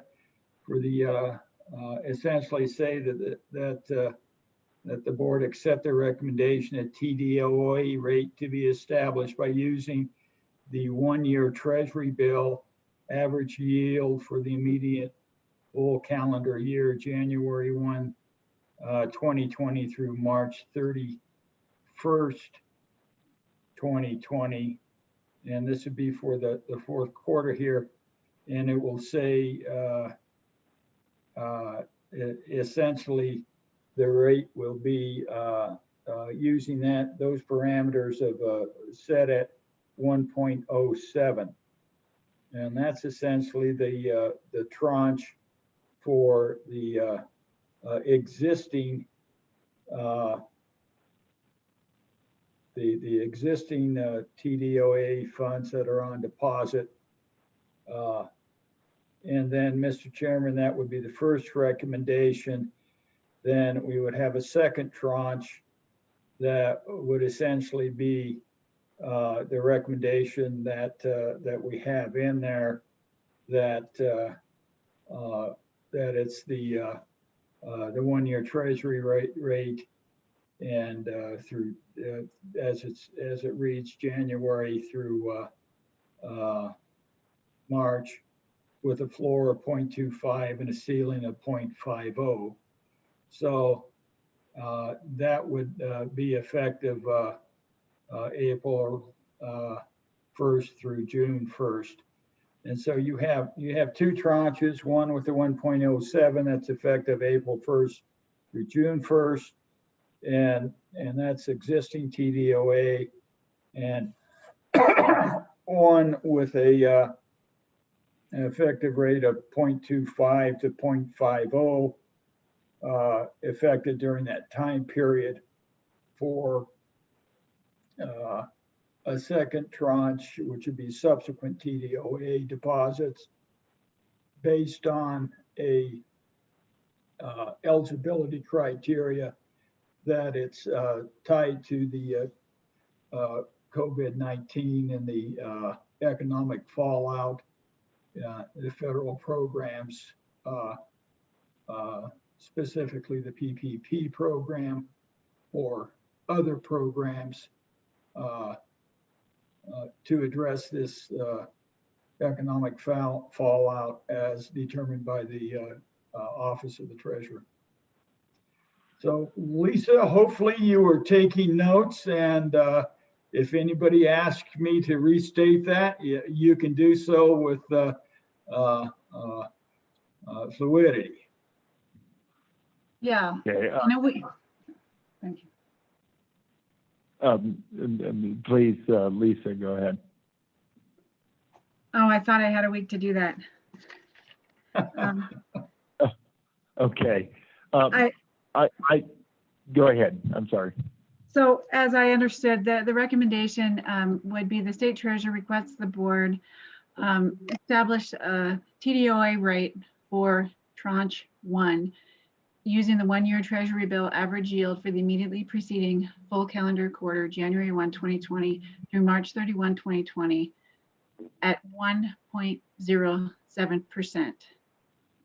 The state treasurer requests the board accept a recommendation for a TDOA tranche 2 rate to be calculated using the 1-year treasury bill average yield for the immediately preceding full calendar quarter, January 1, 2020 through March 31, 2020 with a floor of 0.25% and a ceiling of 0.50%, with a recommended rate currently of 0.50% at the ceiling, because that rate is 1.07, so we'll invoke the ceiling.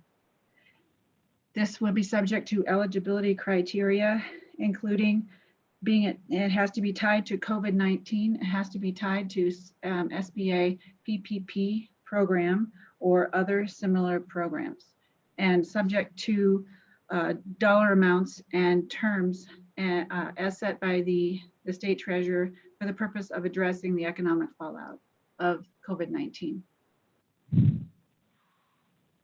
Treasurer, did I miss anything? No, I don't believe so. And I think, Mr. Chairman, that kind of was, brought about by our previous discussion and your, I guess, hope that we would be able to do 2 tranches. We will have a bit of an administrative burden in that, but I think that the cooperation with our lending institutions and it shouldn't be too problematic. Okay, thank you. I see, Auditor, I know you have something that you'd like to add, but I see, I think it's Scott Meyer that has a hand up. I'm learning how to use the raise your hand. Is that correct, Ben? Thank you. Oh, Scott's gone. Okay. All right, Auditor Racines.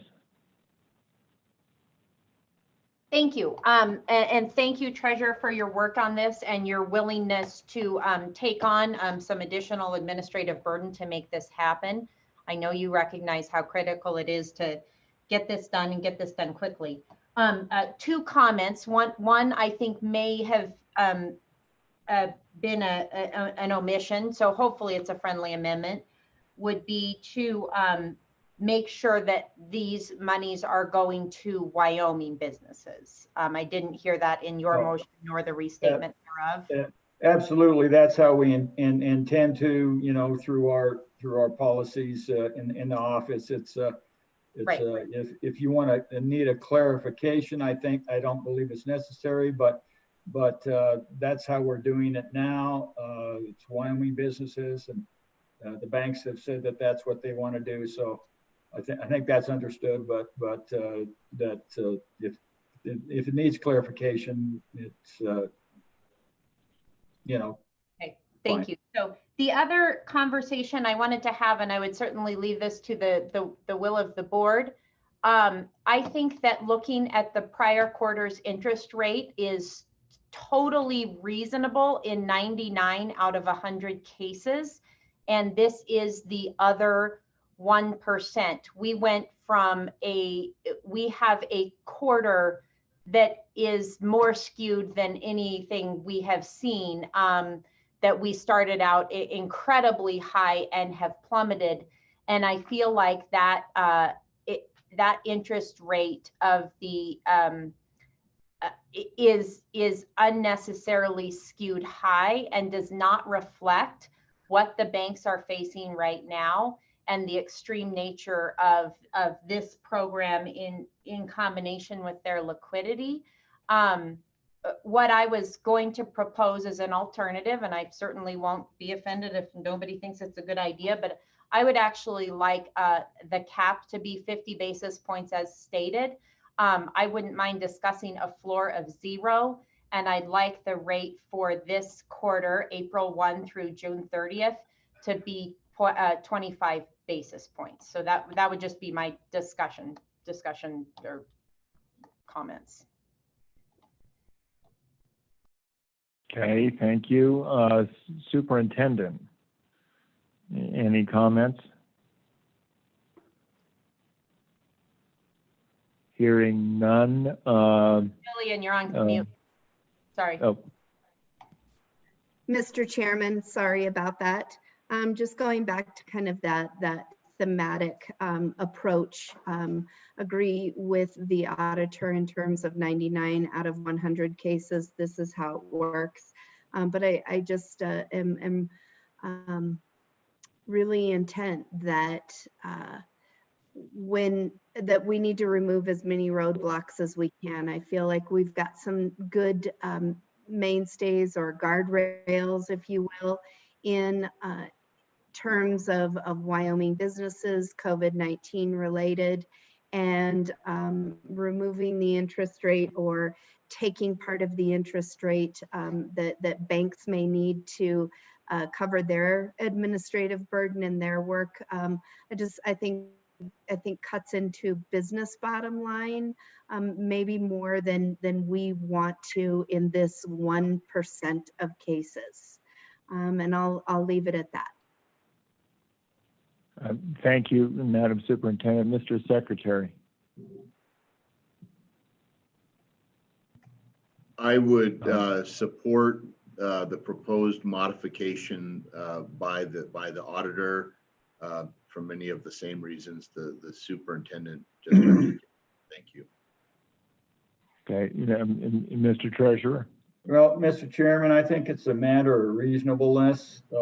I do believe that these are, trying times. We don't want to impede anything that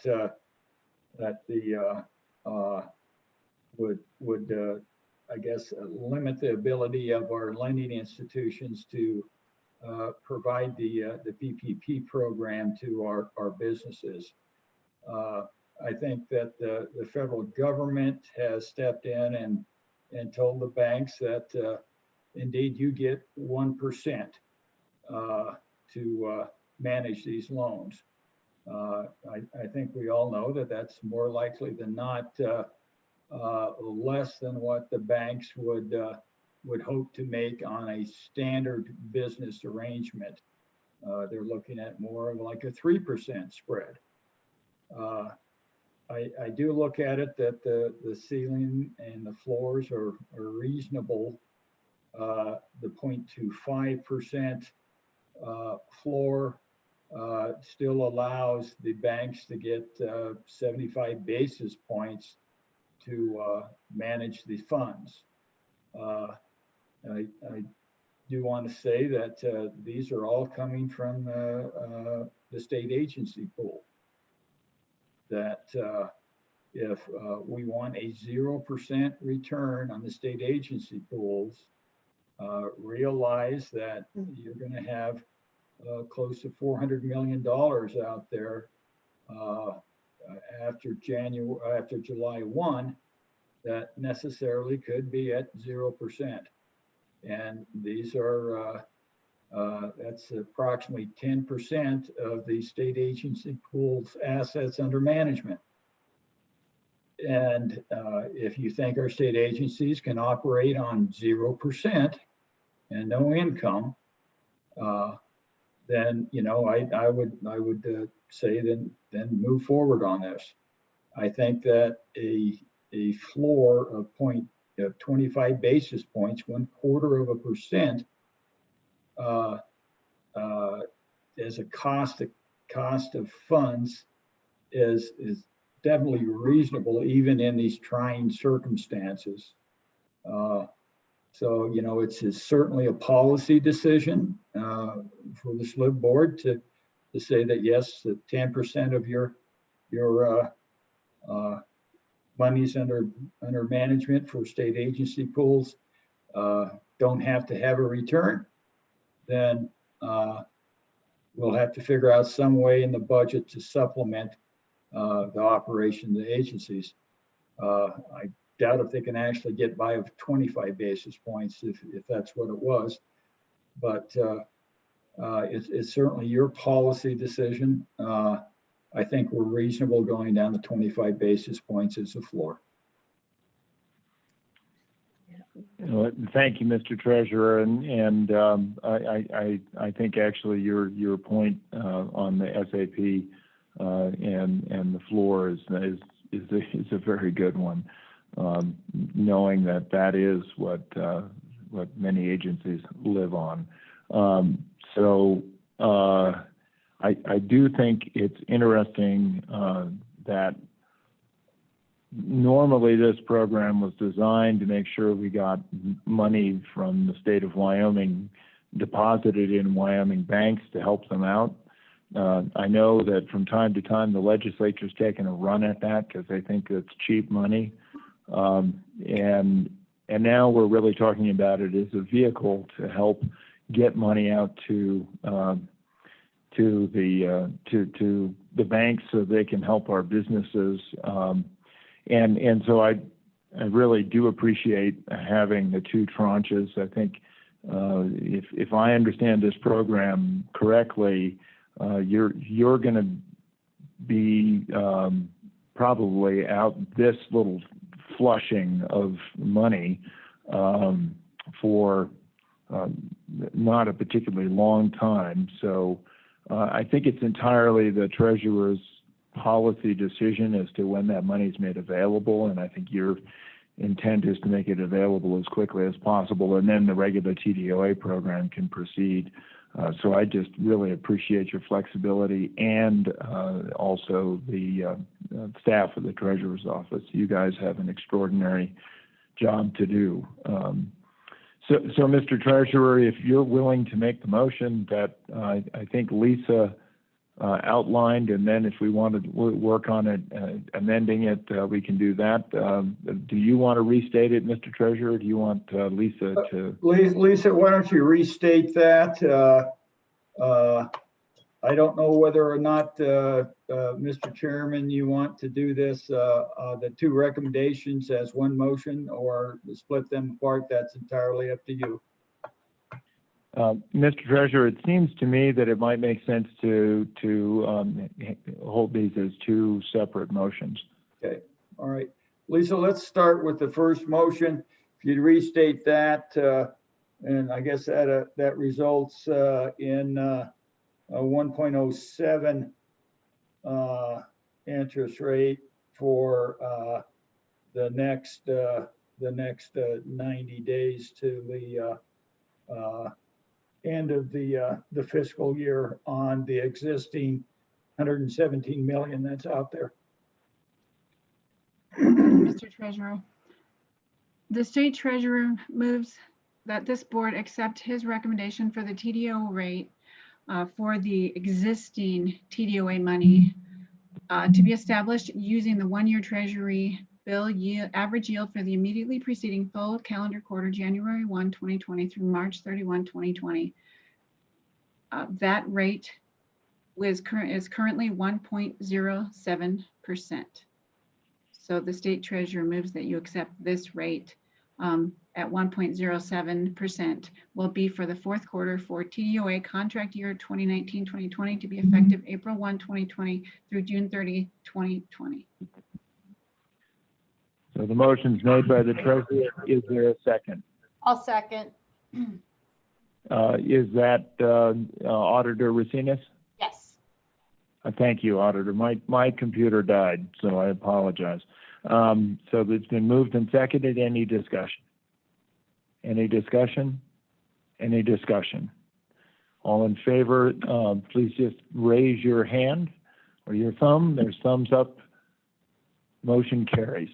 Thank you very much. Lisa, do you want to state the second motion? Thank you, Mr. Chairman. I will. The state treasurer moves that this board accept his recommendation for a second tranche TDOA rate to be established using the 1-year Treasury bill average yield for the immediately preceding full calendar quarter, January 1, 2020 through March 31, 2020, with a floor of 0.25% and a ceiling of 0.50%. The rate of 0.50% will be for fourth quarter TDOA contract year 2019-2020 to be effective April 1, 2020 through June 30th, 2020. This rate is tied to eligibility criteria, including that these monies are tied to COVID-19 and the economic fallout from COVID-19. They're for purposes of the PPP federal program and other programs that come along, and they are only to be used to address economic fallout. The only recipients, the money must go only for Wyoming-only banks. Mr. Treasurer, was there anything else to add? I think the clarification could be that it would be for Wyoming banks, for Wyoming customers. Thank you. Okay, so that motion is made. Mr. Chairman, what I would say is that, you know, that this is the rate, you know, through the end of the year, but looking at the rates that in the falling interest rates, more likely than not, that will be at the floor of 0.25% in the time period, the first quarter of the next fiscal year. So we're at the ceiling now, essentially at 50 basis points, but coming in July, we'll be at the floor. And so that's, well, I'd say I'd bet the farm on that. Okay. So the only clarification I wondered about it, we're speaking about Wyoming banks, and I appreciate that, but I do want to note that there are several banks that are headquartered out of state that have branches in Wyoming, and so I think your clarification, Mr. Treasurer, of talking about this is for Wyoming customers, it is helpful. I note that I'm wondering if that's a little bit kludgy. I'm sort of thinking for loans made to Wyoming businesses. Maybe that's even difficult. Yeah, because you could have how about for loans made for supporting the economic fallout in Wyoming, and we get rid of the language of Wyoming banks or Wyoming customers. Is that broad enough, but gives our office enough direction to make sure that we're heading in the right direction?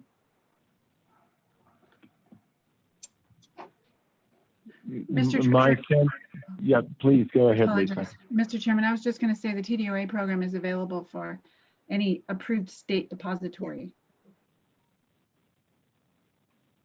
Right. Okay. Yeah. All right. So giving loans to Wyoming businesses probably is workable language. Yeah. Okay. So if that motion is relatively clear, is there a second? Is there a second? Is there a second? Motion fails for a second. What's the pleasure of the board?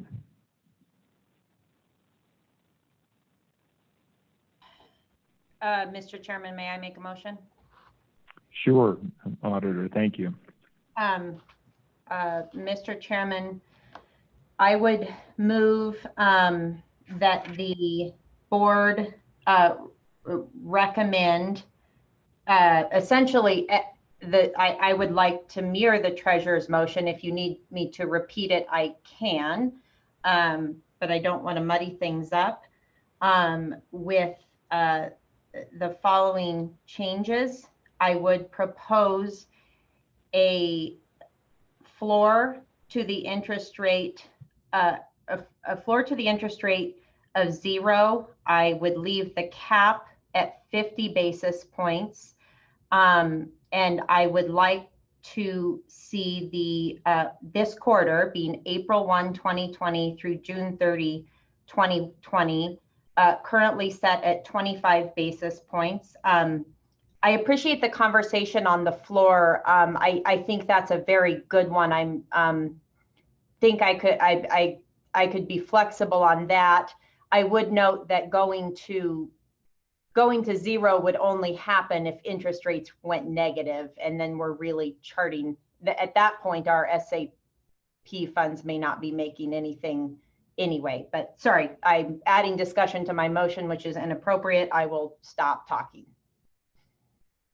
So if I'm understanding your motion, it is for this tranche 2, given all of those other criteria, COVID-related PPP program and others like it, the Wyoming banks giving loans to Wyoming businesses, approved depositories, then you would set the floor at 0, cap it at 50, no language about how that's arrived at, and then recommend a rate of 0.25. Is that the gist of your motion? Yes, for this quarter that we are currently in through June 30th, 2020, and then we would reassess that obviously at our July meeting. Yeah, Mr. Chairman. Let me ask if there's a second first. Well, no, go ahead, Mr. Treasurer. Yeah, I'm just wondering if if the main intent is to get the rate between April 1 and June 30th at 0.25%, maybe the motion I had, but have a notwithstanding language, notwithstanding the ceiling, the interest rate for the time period of April 1 through June 30th is 0.25%.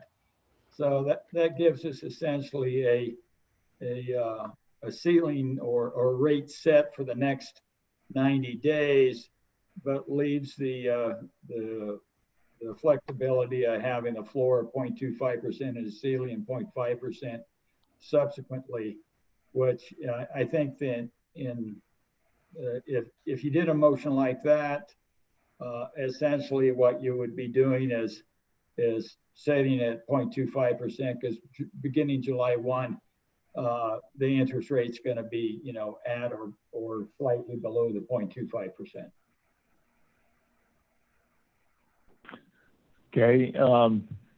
Thank you for the discussion point. I think the motion was stated. Do you want to amend anything in that, Auditor? Mr. Chairman, I don't believe I do. I guess my concern is come July 1st, if T-bills are at 10 basis points, I want to make sure that our banks are still, they're really taking the hit here, and I want to make sure that they are still motivated and we're still enabling these dollars out to our people, which multiply essentially. So. Okay. Let me ask if there's a second to the motion, and I appreciate, Kurt, your comments, but let me just formally ask if there's a second to the motion. Mr. Chairman, I'll second for discussion. Okay, thank you, Superintendent. Motion is on the floor. Mr. Treasurer. Mr. Chairman, I guess for a point of information is that the banks today can go out to the Fed window and borrow at 0%. And it's unlimited. However, there's an administrative burden for the banks to do this. And that's why the TDOA program is preferable, because essentially it's much simpler. But the 0% interest rates are available to the banks if they want to go through the administrative hassle of going to the Fed window. Thank you for that. Any further discussion?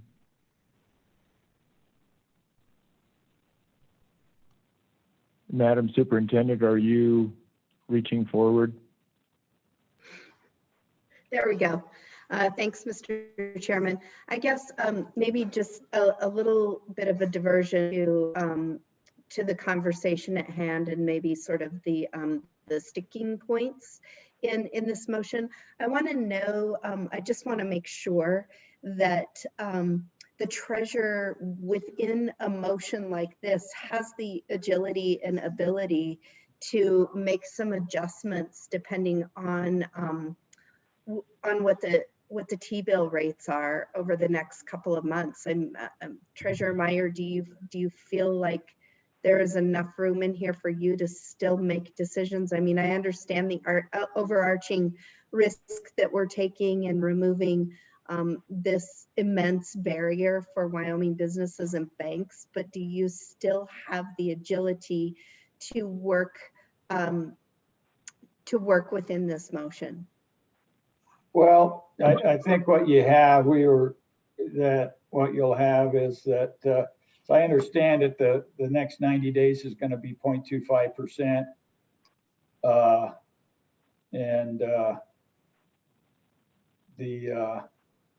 Rather than 0.5%, that's the differences.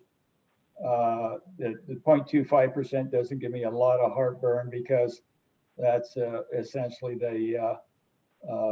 I think yesterday the T-bills were 0.23%, so we're not off that far. The zero kind of, to me, is really 0.25. I just think a reasonable rate is 25 basis points is less than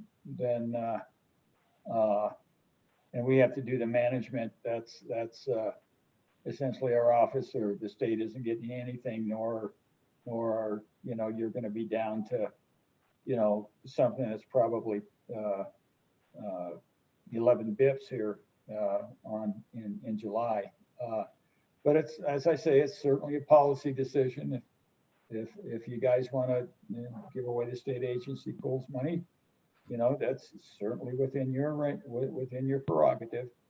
I don't believe that 25 basis points is going to be something that would prohibit the banks from moving forward with the PPE program, because they're getting 100 basis points to do that. We were just trying to get 25 basis points for the minimum for the state agency pools, but it's certainly your guys' prerogative. The board sets the board of deposits, that's us, sets the rate. Vote it up, vote it down. We'll do what you guys want. Madam Superintendent, just a point of clarification. The formula under which that rate is recommended is an internal policy in the Treasurer's office. The board by statute has to set a quarterly rate. The statute actually speaks to the rate will be set on a quarter basis. And so really the rate you set here today is the rate it will be for a quarter.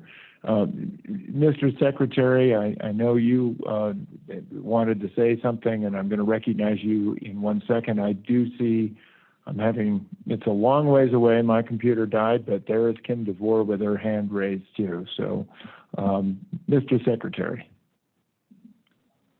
Actually, I'm good. You just quoted the statute that would answer the superintendent's question. Okay, thank you. Kim, is there something you would add? Yes, Mr. Chairman, thank you very much. Frankly, there's a lot that I would like to add, but I will try to be respectful of your time. For the board as a whole, I appreciate your consideration on this rate. I'm going to be 100% honest. I logged into this morning's call a few minutes early. I had the pleasure of listening to the treasurer's conversation that he was having with Mr. Fleming prior to the meeting starting. And frankly, I was horrified by the discussion. The discussion has once again come up again as it relates to this rate. And in fact, I'm equally horrified by the statement of, I'd bet the farm on that rate, like our banks are making anything in this program. So I appreciate 100% the fact that you are willing to put this rate at 0.25%. Just to clarify, the cash that we have on our balance sheets at the bank, which we will no longer have when we fund all of these loans, but the cash that we have right now that we deposit overnight at the Fed Bank, we are getting 10 basis points. 10. So there will be no incentive for a bank to borrow from you at 25 basis points and not turn around and loan it into this program, because overnight we get 10 basis points right now. This program at a return of 1% to us, if you want to talk about administrative burden, try to talk about standing up a program in 6 days that doesn't fit the parameters of any current banking product, with guidance coming out on an hourly basis while we're trying to issue these funds into our communities to help our businesses. When there's a discussion about the state not making enough income, that's tough to swallow right now, because we have businesses out there making no income and paying their people. They are negative income. And we are trying to save those jobs and take the money. There's $1 billion of federal money that could flow into this state right now that we can turn around today and dole out to the businesses that need it to keep them afloat. This is not about the state making money right now. I apologize. Respectfully, it is not. And it isn't about the banks making money. We're not going to make money on this program. Not only do we have to originate these loans with no banking platform to support them, which we are building as we speak, we then are going to have to work with every one of these businesses to help them figure out their forgiveness amount. So that's an additional amount of work. So with all due respect, I understand the accounting burden that this puts on the treasurer's office, but frankly, it is no different, nor do I believe it's the size of the burden that this is putting on all of the banks that have come and asked you for help in this program. So I appreciate the entire board's ability to understand the need. I'll tell you, in the time that we have been having just this discussion, I looked at our bank's pipeline. We've taken 11 more applications just in the time during this discussion. The need is out there. The liquidity is not here right now. So I appreciate the fact that you are going to put this program into effect, hopefully right away, because we are funding loans today, not July 1st.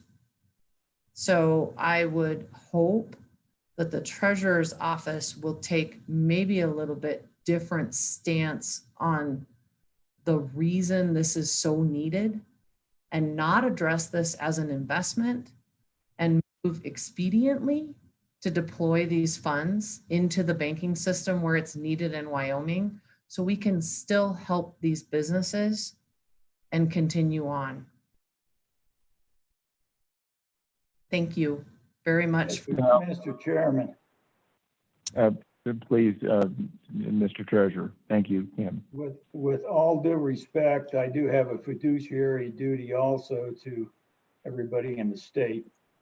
In all due respect, we have spent countless hours with staff time and my own time talking to the banking industry to come up with something that they thought they would work for them and would actually be easy enough to administer.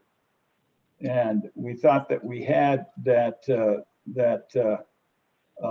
compromise with the 25 basis points and the 50 basis points. And so the money will be getting out there. We're going to have to do a lot of work just to generate the funds that we don't have.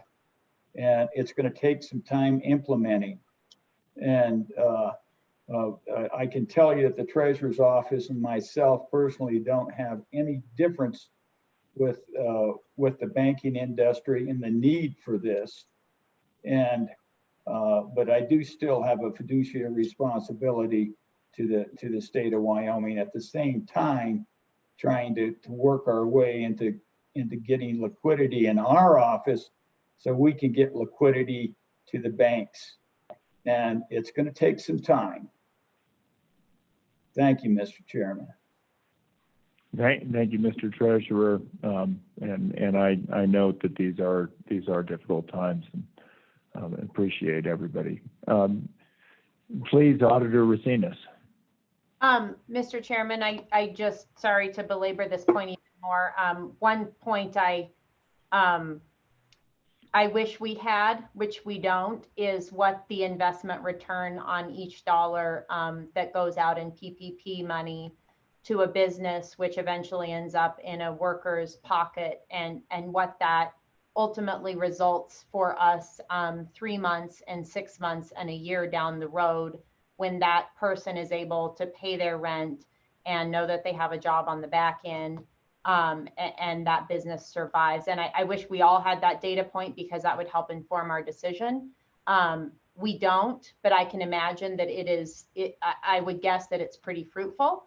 And not that I like to saw babies in half, but if the seconder of my motion would be amenable, I would change the floor to 15 basis points on my motion that's currently on the floor.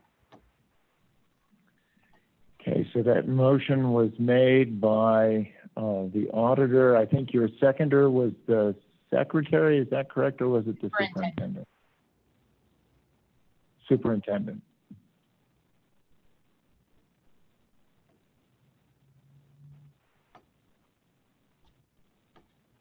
Superintendent, you were the seconder, is that it?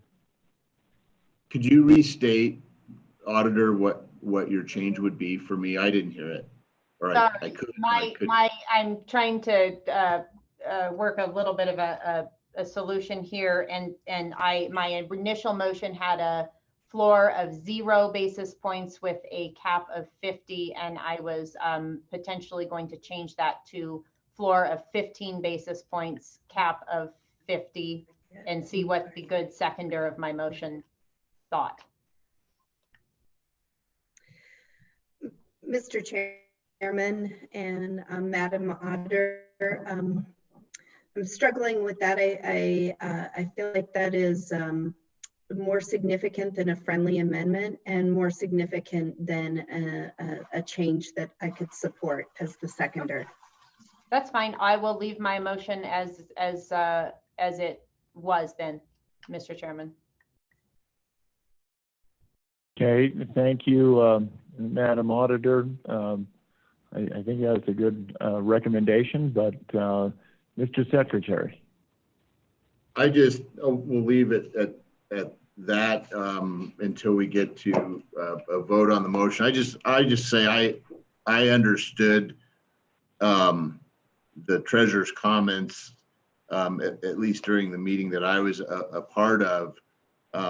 Not so much seeing this as how much money the state can make or that it's an investment for the state, but recognizing that, you know, these monies do come out of a pool of money that's really basically our checkbook, and both the private and public sector are suffering financially, and yet we all still have to maintain our responsibilities and what our agencies do in serving the citizens of the state. So I just want to say I took his comments more in the vein of, you know, we have to remain solvent as well, and just trying to find a common approach to ensuring the public sector continues to do what it does, and what we're doing now and spending this time on is allowing the private sector to do what it does. So I just wanted to say that's how I took his comments, and I think we're in a good place now to move forward on these motions. Okay. Well, Mr. Chairman, I would ask to amend the motion and to take that down to 15 basis points. So necessarily the floor, I think it's in order because the motion is on the floor. So your motion would be to make the amendment to have the floor of 15, the rate of 25, and the ceiling of 50. Is that correct?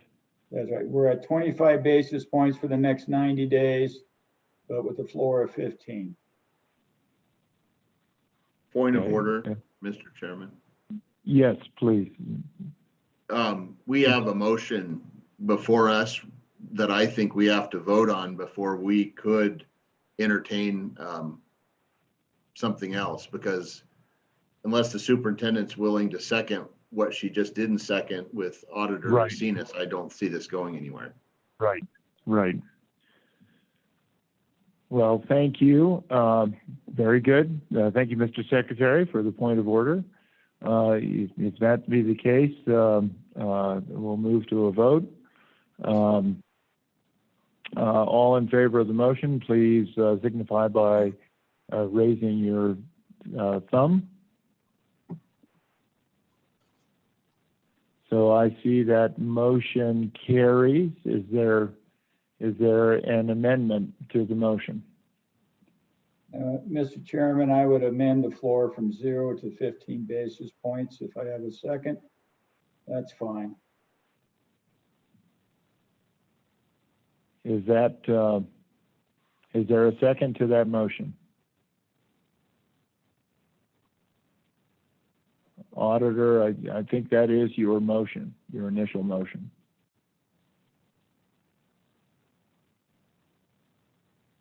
Hearing no second, I guess the motion is passed, and let the record show I voted against it.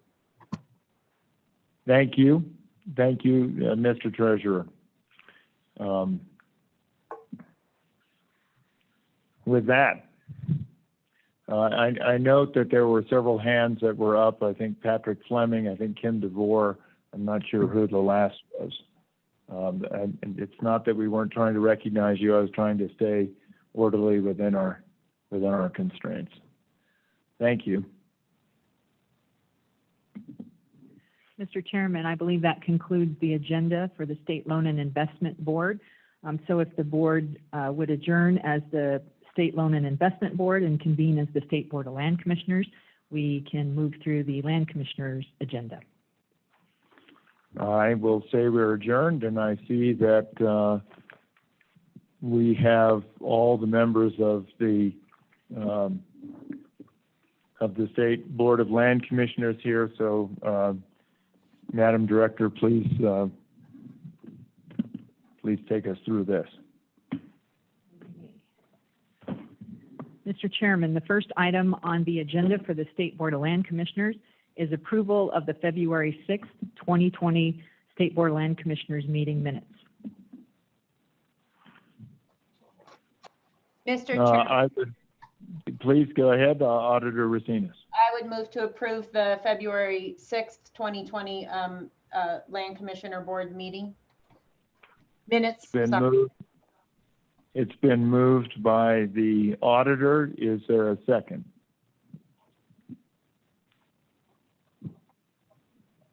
Is there a second? It's been seconded by the superintendent. All in favor signify by thumbs up. We can't see you, Mr. Secretary, so you'll have to. I think that motion carries. Okay, Mr. Chairman. Sorry. Mr. Chairman, we've provided you with the usual reports behind tab B. We do not have anything to add at this time, but we would stand for any questions that the board might have. Any questions from the board? Any questions? Hearing none. Okay, Mr. Chairman, we have provided the board with materials for this meeting in advance, and we've briefed each board member individually prior to this meeting. At this time, I'm prepared to propose a consent list if the board should so desire. Please give us what the consent list would look like. Thank you. Mr. Chairman, we would propose C1, D1 through D4, D6 through D12, E1 through E5, F1 through F5, G1 and G2, H1 and H2, I1 and I2. Okay, so the consent list would be C1, D1 through D4, D6 through D12, E1 through E5, F1 through F5, G1 and 2, H1 and 2, and I1 and 2. If that is correct, I would entertain a motion for a consent list. Mr. Chairman, I would move the consent list as you just stated. Second. Thank you. It's been moved and seconded, moved by the auditor, seconded by the superintendent. All in favor, thumbs up. Motion carries. Now I'd entertain a motion to move the director's recommendations on the matters on the consent list. Mr. Chairman, I would move to accept the director's recommendations on the consent list. Been moved by the superintendent. Is there a second? It's been seconded by the auditor. Any discussion? Any discussion? All in favor signify with a thumbs up. I only have two that have voted, unless I think the superintendent, can you? Yeah. Superintendent or treasurer, is that a thumbs up? I'm thumbs up. Okay, that motion carries. Thank you. Yes. Mr. Chairman, before we move into matter D5, we need to remove matter D13 from the agenda, which was to consider a special use lease application, which was lease number SU-1013 for EOG Resources.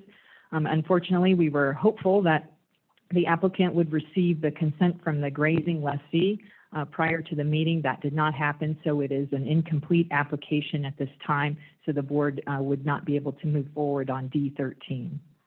Okay. My sense is that's just removed, correct? Yeah, okay. So we are now talking about D5. Yes.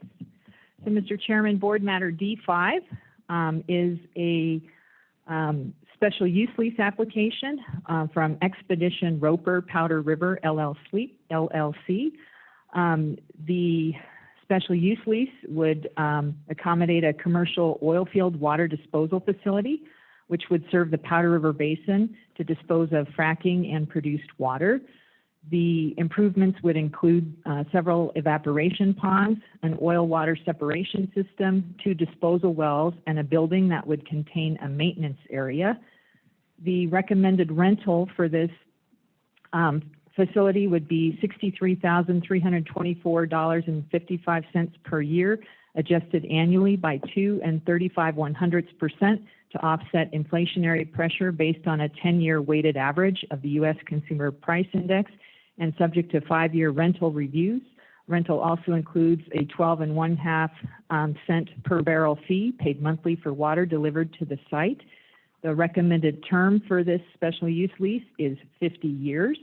The applicant is also asking that we amend our traditional special use lease form to include a certain paragraph that the Attorney General's office has initially approved in 2019 with another lease for Expedition, And I would note for the board that this particular board matter was removed from the agenda from the board's last meeting due to questions raised by the grazing lessee related to potential impacts to the Bozeman Trail and potential impacts to a nearby eagle's nest. After the matter was initially pulled from the last board meeting agenda, we had several folks from the Office of State Lands, a member of SHPO and the Wyoming Game and Fish Department go out to the site, and they met and they viewed the site and the proposed facility and determined that there would be no impacts to the Bozeman Trail. Game and Fish indicated that it had no concerns with potential impacts to the eagle's nest.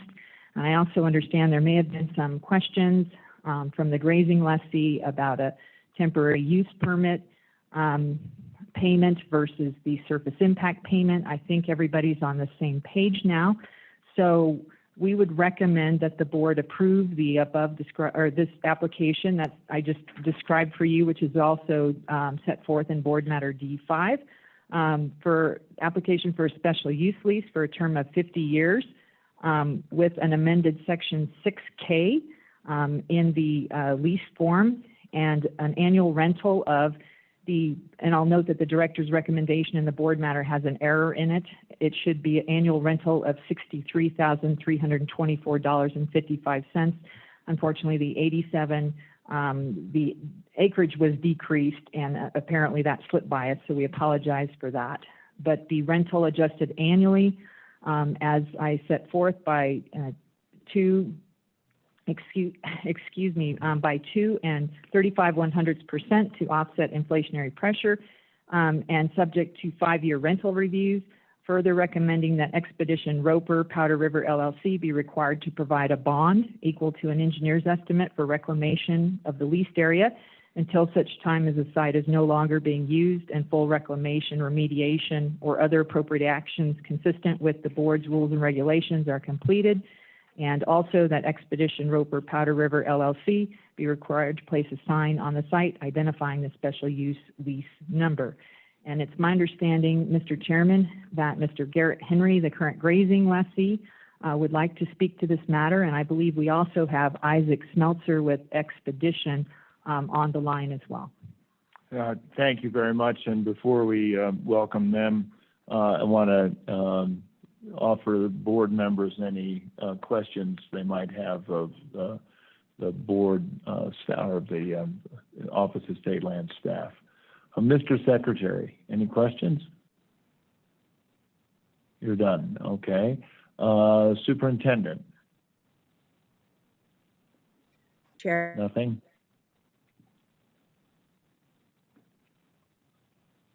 Mr. Treasurer? Yeah, Mr. Chairman, a couple of things that I did go over with the director when this was explained to the treasurer's office was some of the concerns I might have on reclamation. And she noted that an engineer would determine the reclamation of the site. I'm wondering what the determination would be as far as the disposal wells, as far as reclamation. I don't know any way to reclaim an underground aquifer if these guys pump something down there that we don't want. So I'm curious about the environmental aspects of this 50 years down the road and the bonding amount, and whether that bonding amount is, you know, updated at the same time every 5 years or more frequently than that, and what restrictions there are as far as what can be pumped down these disposal wells. And I'd hate to, I guess this is up in the Powder River Basin, so I'd hate to get something into Madison that we wouldn't want. So I'm just, you know, we had a lot of those troubles out there in Campbell County with some contamination of wells, and I'm just a little bit concerned that we got all our ducks in a row here when we're permitting this thing. Mr. Chairman, Mr. Treasurer Meyer, these facilities will also have to go through permitting with the Department of Environmental Quality, and so they will be involved at every turn with this and understanding the parameters and determining what's going to be disposed of through the disposal wells. With respect to the bond, it's my understanding that the bonds are reviewed every 5 years with an engineer's estimate based on the activities that will be occurring on the site. And just to remind the board that we have also hired an engineer internally that will be reviewing the engineer estimates to make sure that we're comfortable with each and everything that is listed and making sure that everything is covered in the manner that we believe it should be. Thank you, Director. Mr. Secretary, any questions for the staff? No, sir. Thank you. Okay, thank you. Let me recognize Mr. Henry. If you're able to address the board, we'd appreciate it. Thank you for joining us in this unfamiliar way.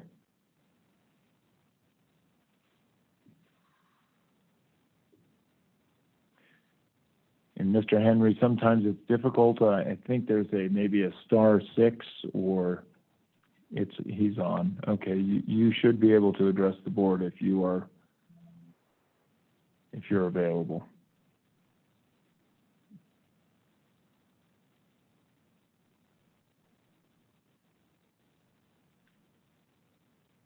Mr. Henry?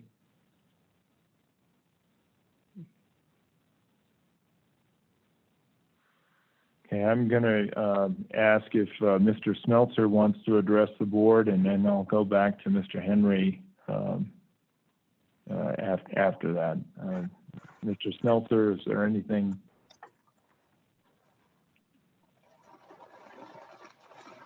Chairman, members of the board, thanks for having me. My name is Isaac Smeltzer, Vice President of Corporate Development with Expedition Water Solutions. Joining today just to be here if there's any questions from Mr. Henry or the board. I think the moderator's done a good job of explaining the treasurer's questions. We do go through a very robust permitting process with the DEQ that covers very large reclamation bonds that we have to post to ensure full reclamation of these sites. And so that will be covered through the Dennis Lamb and his group at the DEQ. And we've done a lot to work with Garrett and address his concerns and meet with SHPO and members of the state land office just to really make sure that all parties are communicating and understanding what's going forward here on this site once activity can pick up again. So I'm here to answer any questions, but nothing further to say. Thank you, Mr. Smeltzer. I have a chat that indicates Mr. Henry's phone number is 267-5082.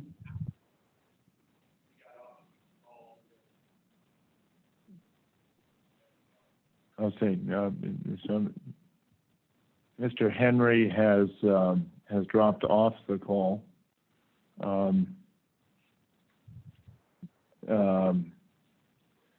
So I guess,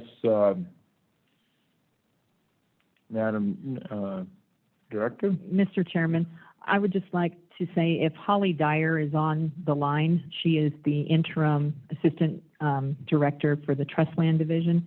I know that they have recently had discussions with Mr. Henry, so perhaps she could let the board know the nature of those discussions. I think they talked as early as yesterday afternoon. Thank you, Mr. Chairman, and thank you, members of the board. I did get in touch with Mr. Henry yesterday, although it was very brief. It was mainly to secure that he was able to register as a speaker should he want to speak today. So I'm hoping there weren't any issues and he was able to get on okay and chose to leave, you know, if that was his choice. He did not voice many concerns to me, just more general concerns about this large scale operation and the impact to its land and its potential impact to his operation as the grazing lessee on that state trust land. We do have a comment form from him, and we have worked with him, and I understand that Mr. Henry and Mr. Isaac Smeltzer from Expedition Roper have been working very positively together with negotiating the surface impact payment. That is my understanding about this matter right now. But I will stand for questions if you have any. Thank you. Members of the board, any questions for Ms. Dyer?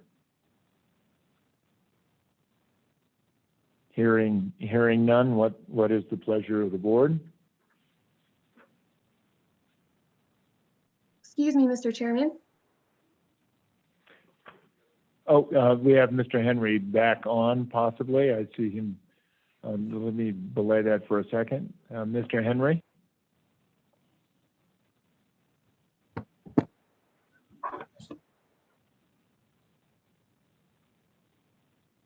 Mr. Henry, Hello? I think. Hi, Mr. Henry. Hello? Thank you. Yes, we can hear you. Hello? Hello? Mr. Henry, can you hear us? We can hear you. You can hear me? We can hear you, yes. Oh, good. Thank goodness. I've been panicking trying to get hooked up. So thank you guys for taking my call today. No worries. Please proceed. Okay. So I guess I just wanted to give you guys my take on it. And as Miss Emma Van Black boldly stated to me at my kitchen table, this is going to go through, and I'm comfortable with that. It's not something that I particularly want, but I know that the state has certain obligations. What I do want to, I guess, broadcast to all of you today is the importance of this land to my family and what it means to us, and in hopes we can be responsible in taking care of it.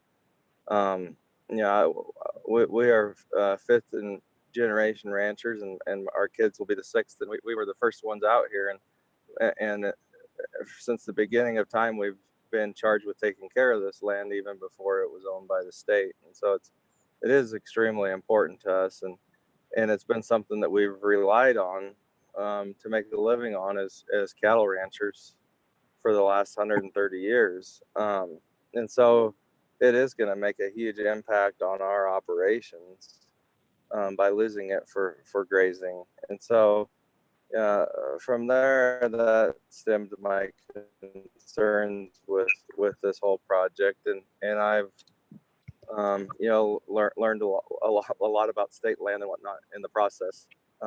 My negotiations with Expedition have been good. I cannot blame them for doing what they're doing because they're a business just trying to make a living. But my concern is it is going to displace our livestock operations, and because I care about the land so much, as the Mr. Treasurer had mentioned, my concerns lie with, when we turn this land over, it's never going to be the same. What we know it now is going to completely change, and so my big concern is that we do our very best we can to make sure we mitigate any sort of issues, because in 50 years from now, after we've put who knows how many millions of barrels of disposal water into this facility, where are we going to be at? And because I truly care about this place so darn much, it's just really important to me that we take care of it. And so I hope, if it is approved today, that you guys can do everything you possibly can to take care of it, because it is very, very important to us. And I know, this section is the place I shot my first deer, and so did my brother. I mean, we have roots in this place. The Bozeman Trail goes directly through it, and it's gonna lie right up against this facility, and my great grandfather was protecting the Bozeman Trail when he found our ranch trail, 5 generations later. And so I just hope that what the decisions that are made, here over today and over the next several years to put this facility in, I hope that they're good ones, I guess. And I know that I did my darndest over the last 8 or 10 months or whatever it's been to do my darndest, and I guess now I'm going to hand it off, and it's going to be your guys' turn to take care of that. So I guess that's really my 2 cents on the whole matter. It's definitely caused quite a stir in our community of ranchers, because I think that a lot of the other ranchers in the area fear, is their state section next? And again, I understand that the state lands their concern is to make sure to make as much money as they can, but these state sections are near and dear to all these ranchers out here. They're all very important. They're just not a blue square on the map to them. So I guess thank you guys for listening to what I have to say. And I appreciate Mr. Treasurer's concerns. They're very much concerns of mine too. Thank you, Mr. Henry. And as a rancher and aggressive grazing lessee, I absolutely empathize with your position. And I state this, I've stated this to prior administrations, that the people that are on the ground that are leasing, our grazing lessees, are the people we have to depend on.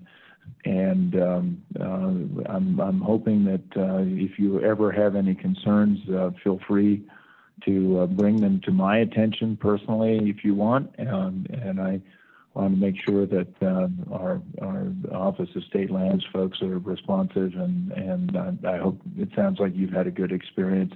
But just know we depend on you. We recognize the value you place on those lands, and I hope you recognize the value we place on our lessees. And it is true that we have multiple uses for these lands. I appreciate that. Probably one of my biggest concerns, and I don't know if there's any change to this, but most of the facilities out here,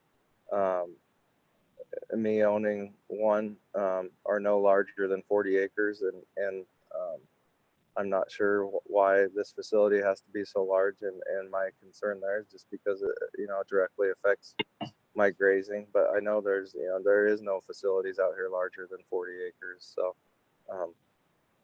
I know that that's a huge take.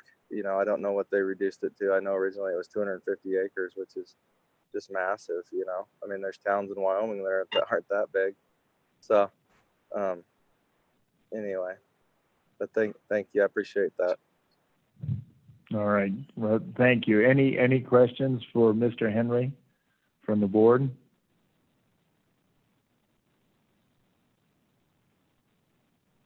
Mr. Henry, I think you're off the hook.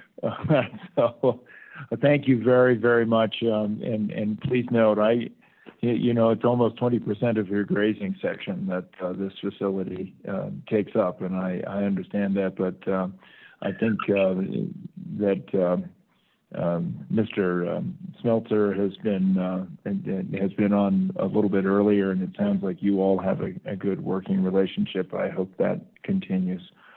With that, what is the pleasure of the board? Mr. Chairman? Yes, Madam Superintendent.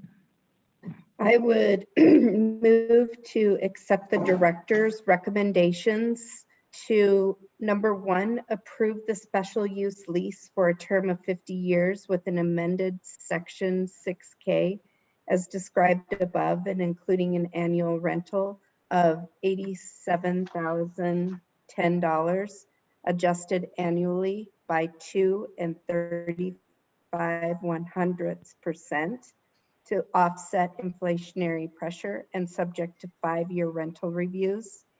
Number 2, to require Expedition Roper Powder River LLC to provide a bond equal to an engineer's estimate for reclamation of the leased area until such time as the site is no longer being used and full reclamation, remediation, or other appropriate actions consistent with the Board of Land Commissioners rules and regulations are completed. And to 3, require Expedition Roper Powder River LLC to place a sign on the site identifying the special use lease number. Approval of the application is not to be considered approval of the applicant's estimated value of. Okay, it's been moved by the superintendent. Is there a second? Mr. Chairman, I'm sorry to interrupt. Just before we second, the actual amount of the rental is $63,324.55. There was an error in the paragraph setting forth the director's recommendation, but it is correct in the board matter on the first page. That's the amount of the rental. Thank you. Thank you for the clarification. Mr. Chairman, I would just like to make sure that my motion includes that clarification. And Mr. Chairman, Thank you. I'll second the motion without repeating it. Moved by the superintendent, seconded by the auditor. Any discussion? Any discussion? Any discussion? All in favor signify by thumbs up. That motion carries.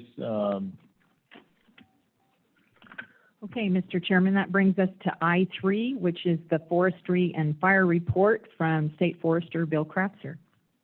Mr. Crapser, I'm sorry you aren't here today, but you're doing the right thing. Are you on, and can you give us an update? Mr. Chairman, members of the board, I am here. Only have a couple quick things for you. I sent you all a memo last week that we are postponing Arbor Day, Capital Arbor Day, until the fall. It'd take a lot out of planting a tree if we weren't able to have a bunch of school kids with us. So we are going to postpone that. Also, as far as fire season goes, we're working really closely with our federal partners and with the counties to come up with a strategy for aggressive initial attack this year, where we don't have to have a lot of people in one spot as big fire camps, and minimize that as much as possible. I would also point out that with the weather we have been having, we have been seeing some early season green up range fires. We had a couple hundred acre fire yesterday up by the Cheyenne River in Converse County on state and Forest Service land. They caught it at about right at 200 acres and have it contained. Mr. Chairman, that's all I've got for you and the board this morning. Thank you, Mr. Krapser.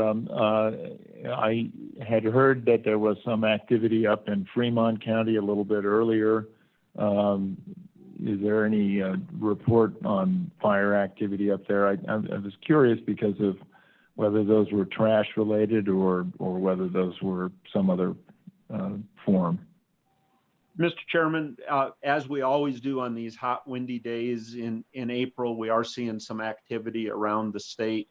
I don't know the cause. I know there were some grass fires yesterday and the day before up in Fremont County. I'm not sure the cause of them at this time.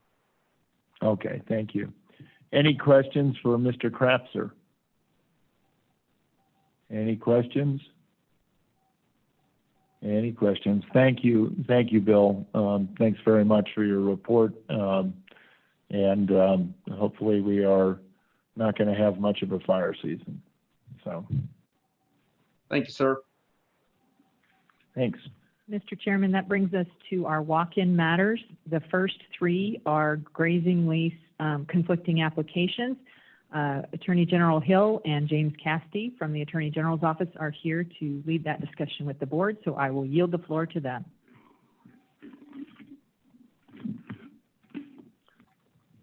Thank you, Madam Director. Thank you. Yeah, it is.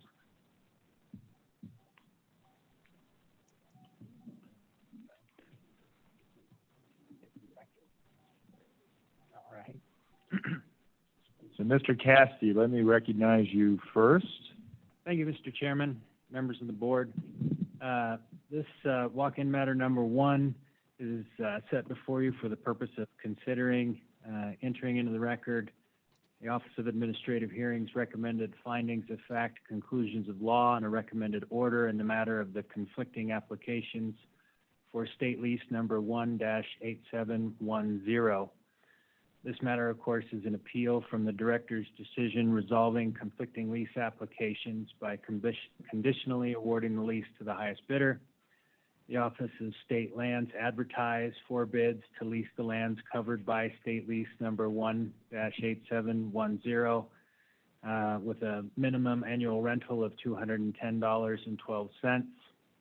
John T. Lehman and Wagon Hound Land and Livestock Company, LLC, submitted bids for state lease number 1-8710. Mr. Lehman's bid was for an annual rental amount of $348.84, and Wagon Hound's bid was for an annual rental amount of $1,360. Both bidders indicated that they owned and controlled land adjoining the state parcel and that state lands were fenced in with other land controlled by the bidders. The director conditionally awarded the lease to Wagon Hound because it submitted the higher bid. Mr. Lehman timely requested a contested case hearing, and the Office of State Lands referred the matter to the Office of Administrative Hearings to conduct a contested case hearing. That occurred on October 22nd, 2019. On January 3rd, 2020, the Office of Administrative Hearings issued recommended findings of fact, conclusions of law, and a recommended order. The materials from this contested case proceeding have been provided to all the members of the board, as have the parties' closing arguments and other arguments relative to your decision. I think the board is well acquainted with this matter. The recommendation is to reject the Office of Administrative Hearings recommended decision and issue a final order upholding the director's decision and awarding the lease to the high bidder for the reasons stated in the order. Thank you, Mr. Castee, and I will note that because we have findings of fact and the matter fully laid out, we won't be taking public comment. I would be happy to hear from members of the board if they have questions of Mr. Castee. So, Mr. Chairman, I want to be clear, the Office of Administrative Hearings, their recommendation was to award the lease to Lehman, is that correct?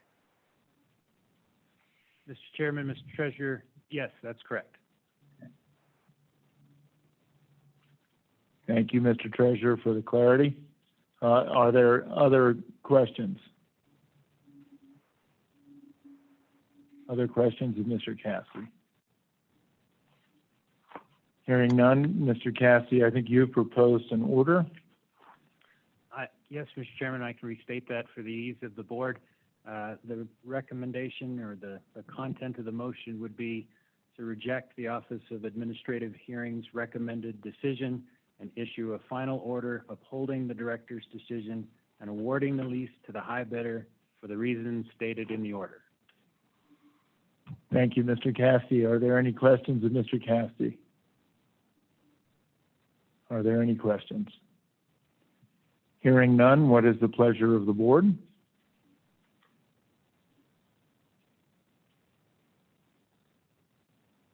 Mr. Secretary, Auditor Racinas.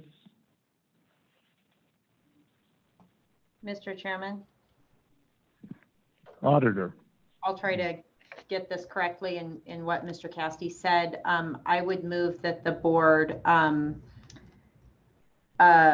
reject the recommendation of and the order of OAH and uphold the director's decision, which awarded the lease to Wagon Hound.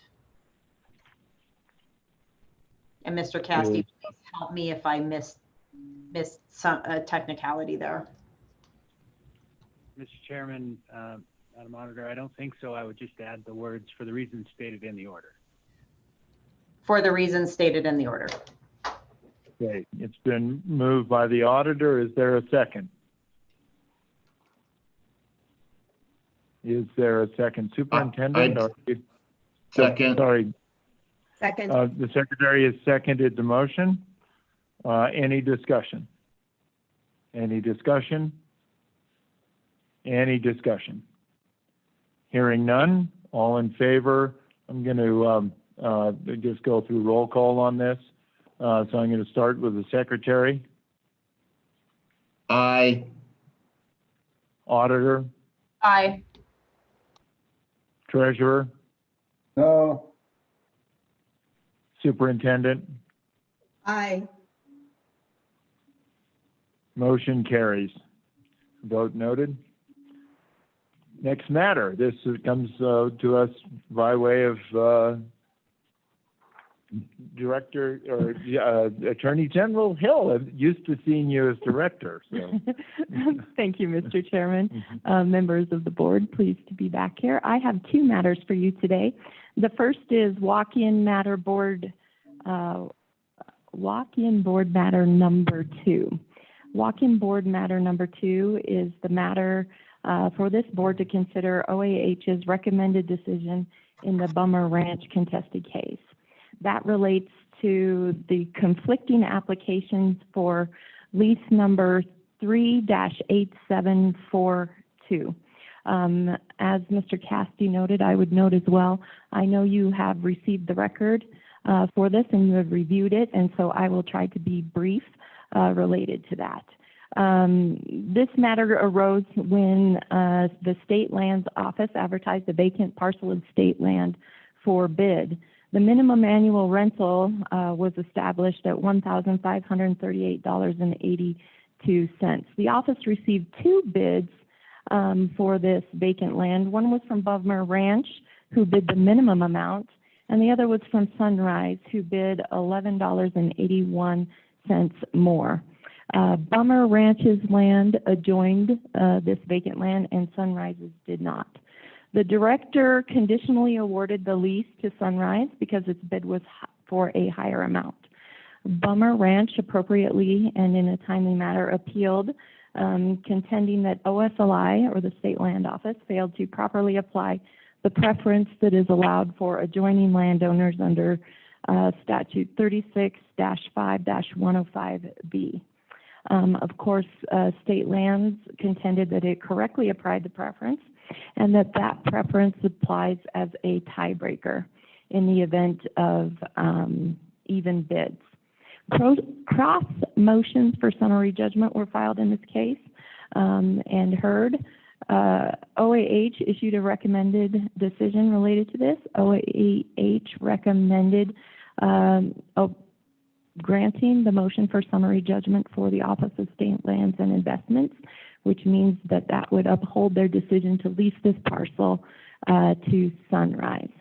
It is recommended to you today to reject the recommended decision and issue a final order returning this matter to the Office of State Lands and Investments to restart the vacant land leasing process after the board adopts rules addressing the leasing of vacant land and the application of vacant land preference contained in 365105B for the reasons stated in the proposed order. Thank you. Are there questions for General Hill? Questions for General Hill? Questions for General Hill. What's the pleasure of the board? If it would help, I could restate what the recommendation was. You can restate what the recommendation. Okay. So the recommendation, which might be appropriate for a motion, was to reject OAH's recommended decision and issue a final order returning this matter to OSLI to restart the vacant land leasing process after the board adopts rules addressing the leasing of vacant land and the application of the vacant land preference contained in WyoStat Ann 365105B for the reasons stated in the order. Mr. Chairman, Madam Auditor. I would move that the board reject OAH's recommended decision and issue a final order returning this matter to OSLI to restart the vacant land leasing process after the board adopts rules addressing the leasing of vacant land and the application of the vacant land preference contained in Wyoming statute annotated 365105B for the reasons contained in the order. Second. It's been moved and seconded. The treasurer, I believe, seconded. And so with that, all in favor, I'm going to do this by roll call again. Mr. Secretary. Aye. Madam Auditor. Aye. Mr. Treasurer. Aye. Madam Superintendent. Aye. Motion carries. Next matter. Yes, Mr. Chairman, the next matter then is walk-in board matter number 3. And this is the board matter to have the board consider accepting the Office of Administrative Hearings recommended decision in the Kelly Cattle Company case, contested lease matter. That was for lease number 3-7619. This has similar circumstances to the one I just noted, but I will just make some distinctions here. This one, again, the Office of State Lands and Investments offered for bid a vacant parcel of state land. The minimum bid was established as $284.28. The office received 2 bids. One was from Kelly Cattle Company, and they bid $960, and they indicated that they owned land adjoining that parcel. Sunrise bid $1,000, and they indicated they did not own adjoining lands to the vacant parcel. The office conditionally awarded the lease to Sunrise, again, based on the fact that they had offered the highest bid in this situation. OSLI, the matter was transferred to the Office of Administrative Hearings. OSLI filed for summary judgment. In this instance, Kelly did not. So we did not have cross motions for summary judgment, and that's a difference from the Bummer Ranch one. Kelly asserted that there were issues of material fact to be determined, but they also asserted that OSLI incorrectly applied the statutory preference in 365105B, much the same as the case you just heard. OAH recommended that you grant OSLI's motion for summary judgment, finding that there were no material issues of fact and that they were entitled to judgment as a matter of law. The recommendation for you today is to reject OAH's recommended decision and issue a final order returning this matter to OSLI to restart the vacant land leasing process after the board adopts rules addressing the leasing of vacant land and the application of the vacant land preference contained in WyoStat Ann 365105B for the reasons stated in the order. I do want to reflect one thing. I did have the wrong title on the order. It said that there were cross motions for summary judgment. That is not so, as I just explained. Otherwise, the contents of the order are accurate, but I will change the title on there to reflect that only OSLI filed for summary judgment. Thank you, General Hill. Any questions of General Hill? Any questions? Any questions? Hearing none, what is the pleasure of the board? Mr. Chairman, Madam Auditor. I would move that the board reject OAH's recommended decision and issue a final order returning this matter to OSLI to restart the vacant land leasing process after the board adopts rules addressing the leasing of vacant land and the application of the vacant land preference contained in Wyoming statute annotated 36.5.105B and for the reasons in the order. Thank you, Madam Auditor. That motion's been made. Is there a second? It's been seconded by Mr. Secretary. I'm going to do a roll call. Mr. Secretary. Aye. Madam Auditor. Aye. Mr. Treasurer. Aye. Madam Superintendent. Aye. That motion carries. And with that, thank you. I did want to ask Director Scoggin to just take a brief moment at the end to address a topic that I asked her to address, noting that our oil and gas industry is incredibly important. I had asked her to update the board a little bit on measures that we could take or measures that the office could take to recognize the value, I think, of the oil and gas industry and the challenges it faces at this particular juncture. Thank you, General Hill. James, thank you, Mr. Cassidy.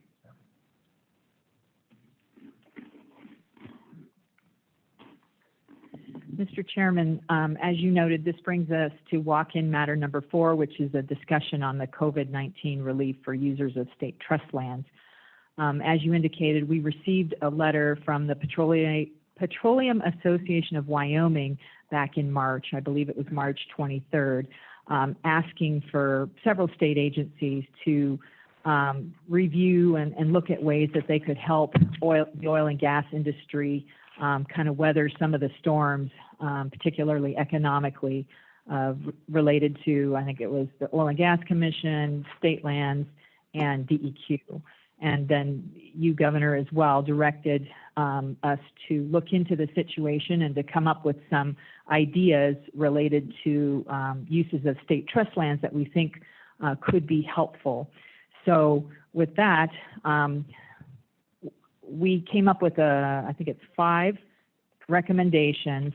One on oil and gas idle well bonding, oil and gas suspension of operations, oil and gas lease term extensions, total program compliance, and online payment capabilities. The total program compliance and the online payment capabilities wouldn't just be exclusive to the oil and gas industry. It could also help other users of state land, such as grazing lessees.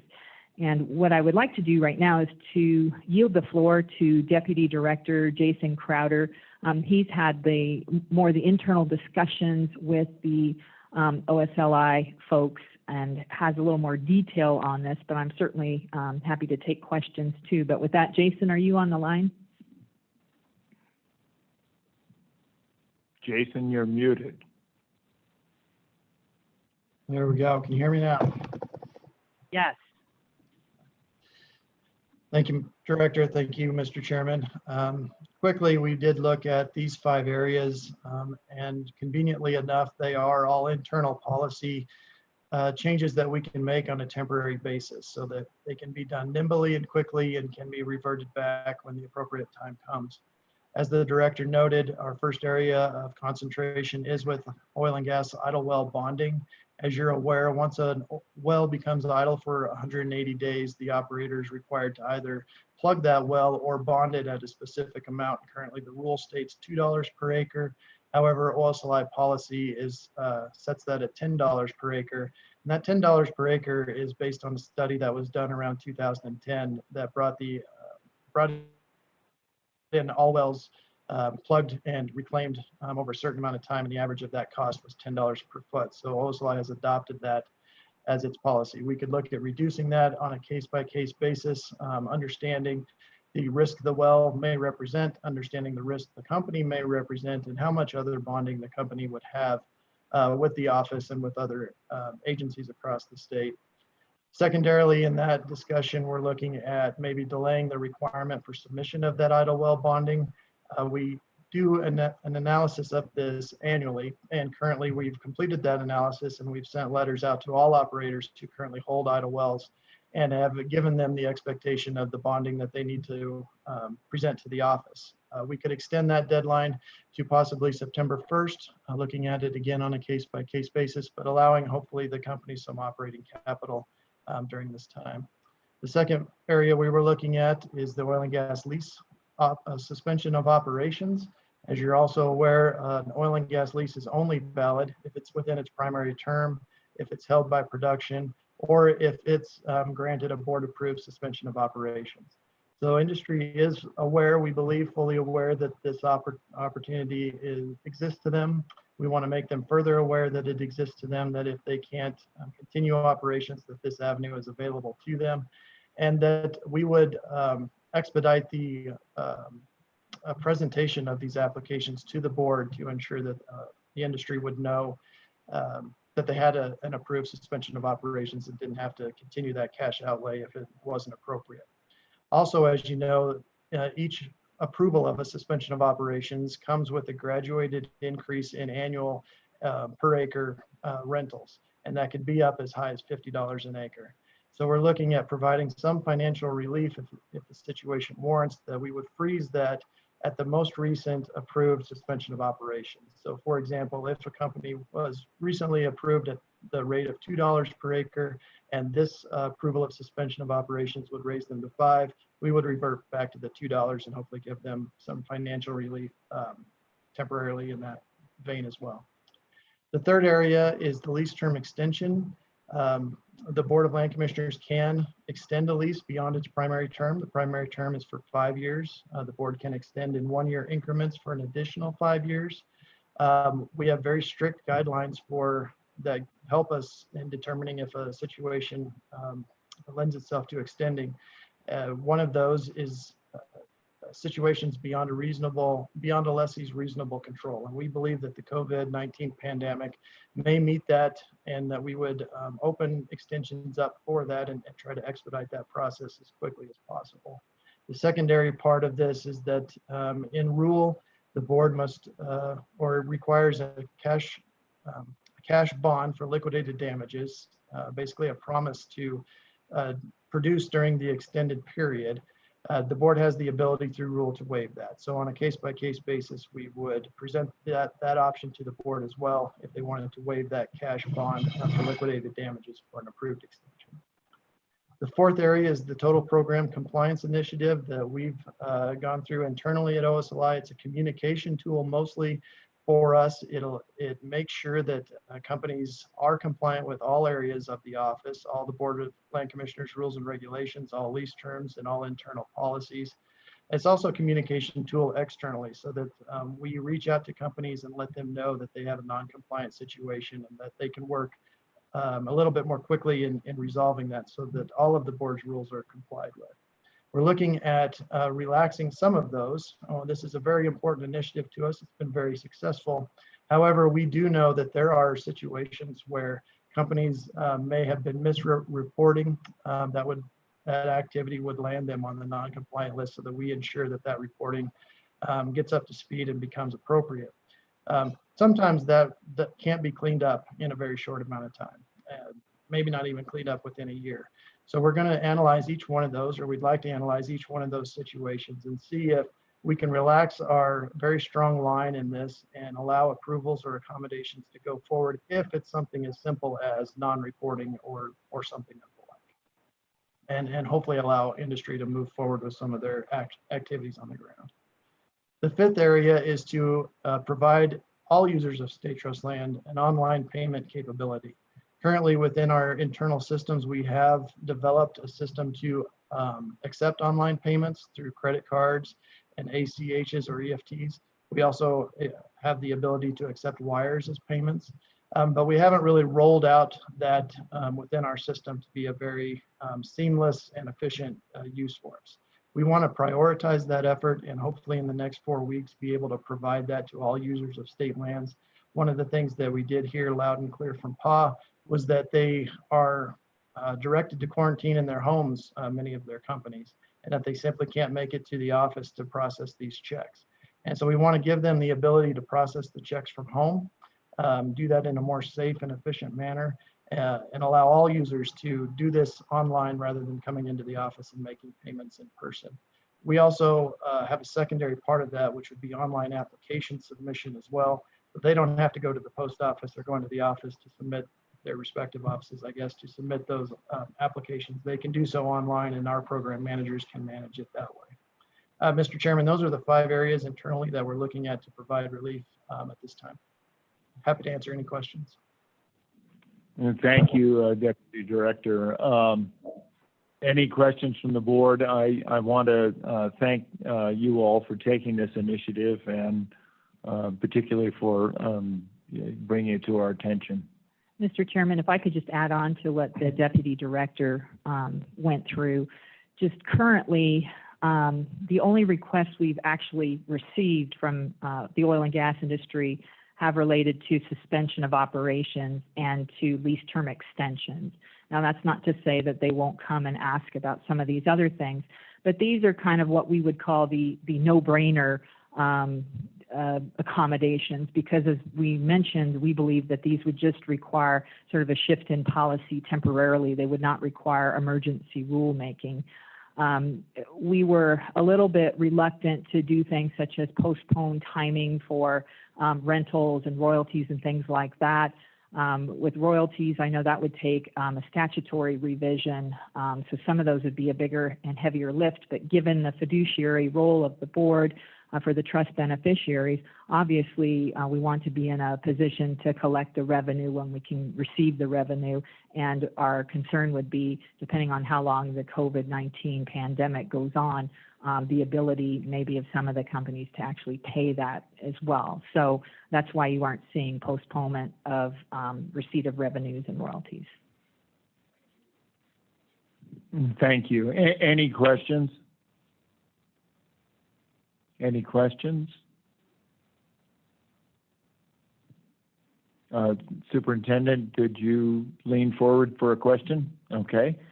Mr. Chairman, sorry, I would just note that I believe Pete Obermuller with the Petroleum Association of Wyoming, there we go, that he is on the line and may wish to comment on this as well.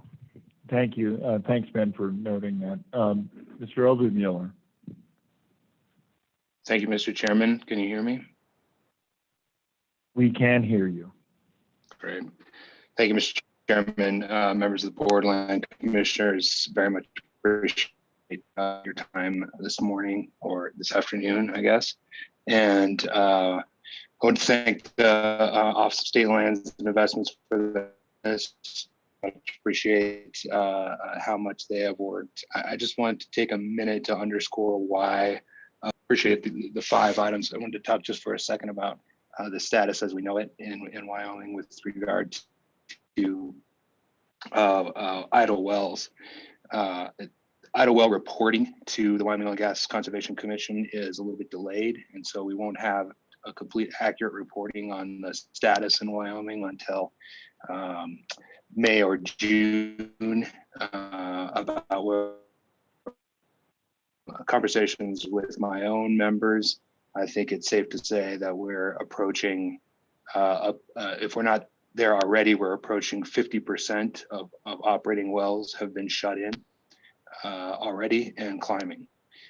So that is, of course, existing wells. We already know that that new wells, that drilling rigs are down to 9 active rigs currently in the state, down from 21 on the last day of the legislative session. So, Mr. Chairman, why that's important is because when we're thinking about the difference between you know, a shut-in well and a well that's plugged and abandoned, what we're talking about there is a significant delay in terms of economic recovery and restarting our oil and gas economy once we get through this acute stage of the crisis. So the extensions, the suspension of operations, the ability to remove regulatory requirements that force operators in the very near term to plug and abandon, the removal of those obstacles is very, very helpful. One of those negative incentives to plug and abandon is, of course, the bonding requirements.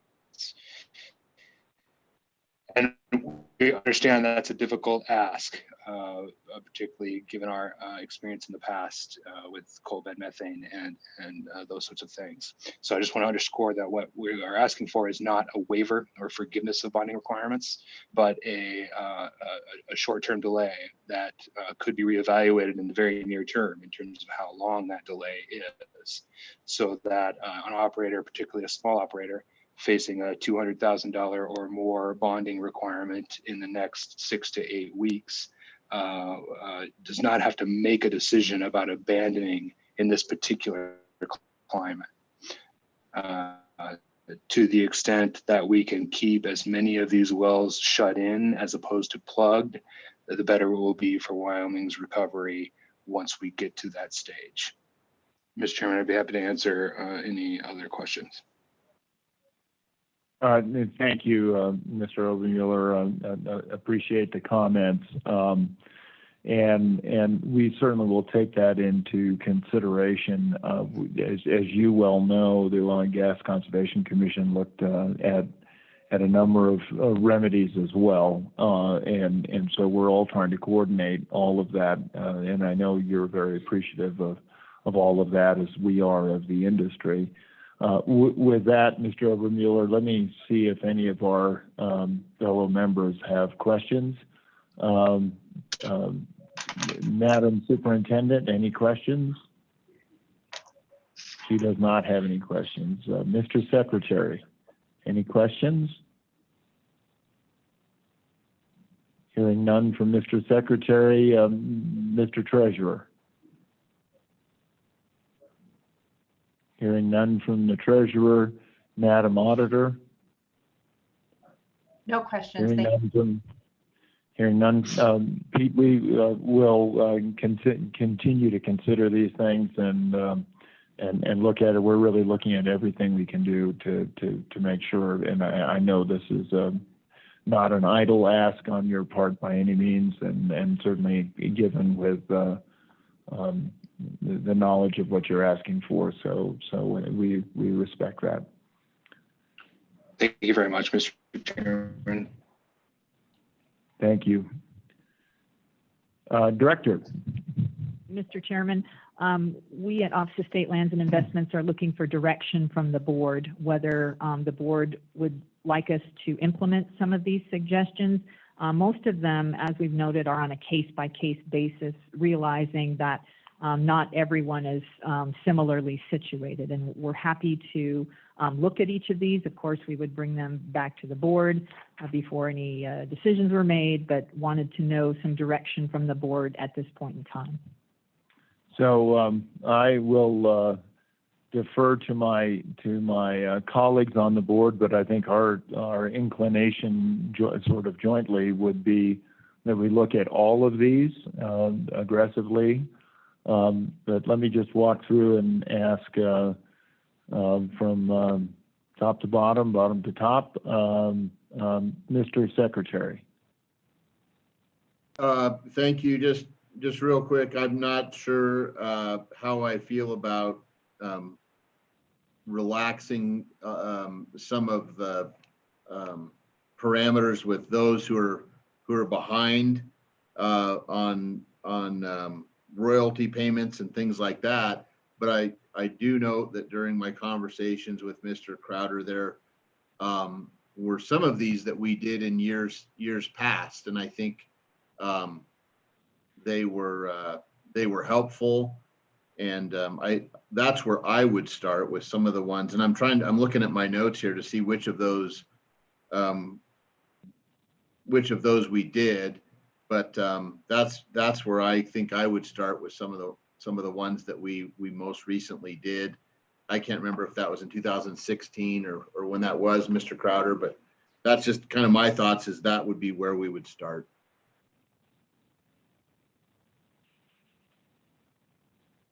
Mr. Crowder, any response?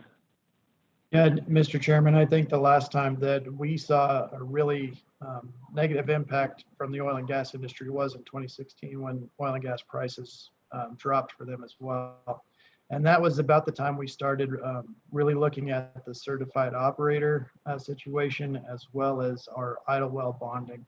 And so we started taking all of that into account on a case-by-case basis. And I think you see that sprinkled out throughout all of these recommendations, is that we do it on a case-by-case to be very targeted to those companies and entities that really need this kind of help to survive this kind of an epidemic.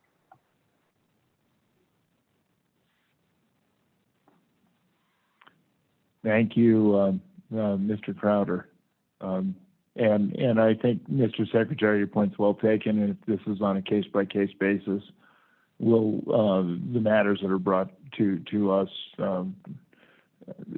will probably have the right information attached. So, thank you, Madam Auditor. Mr. Chairman, not much to add. I just appreciate both the industry and state lands being proactive on this, and I think they're all very worthy of discussion. Mr. Treasurer.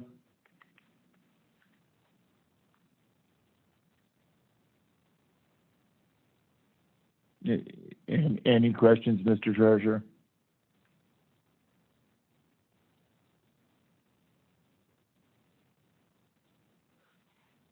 Okay, hearing none. Superintendent. Nothing for me. Thank you, Mr. Okay, so Director, I think the direction, and Mr. Secretary, correct me if I'm wrong, but I think the direction here is we want to be aggressive in looking at these, but to have an understanding if there's a perpetual sort of poor behavior, that probably would be a factor. Understood. We have had, like I said, some questions about suspension of operations and lease term extensions. I think for the most part, from reputable and reliable operators, but we will look into each and every request that we get and evaluate whether we think it's a viable option. Okay, thank you. Are there any other questions? Any other questions? Any other questions? Okay. Madam Director. Mr. Chairman, that brings us to the last item, which is general public comment. And it was my understanding that Mr. Frank Ethorn wanted to speak to the board regarding some of the water disposal facilities, such as the D5 matter, just in general. So, Ben, is he on the line? Oh, okay. I apologize, Governor, Mr. Chairman. It was my understanding that he knew that if he wanted to speak, that it would be during the general public comment. So we will get with him and find out exactly what it is that he would like the board to know. And if we need to send out an email or some other vehicle, we can certainly do that.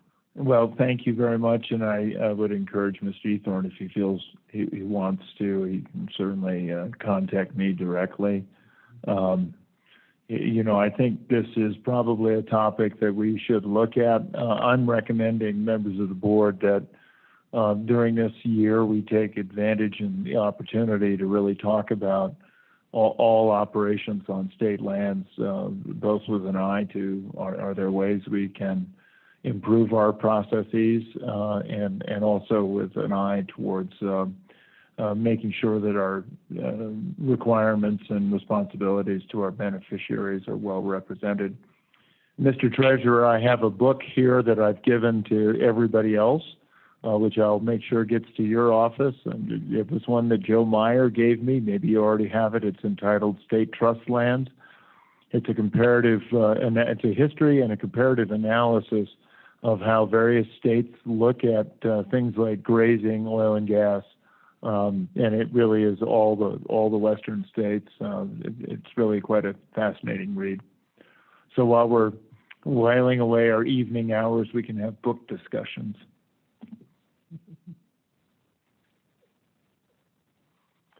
And with that, Director? That's the last item on the State Board of Land Commissioners agenda.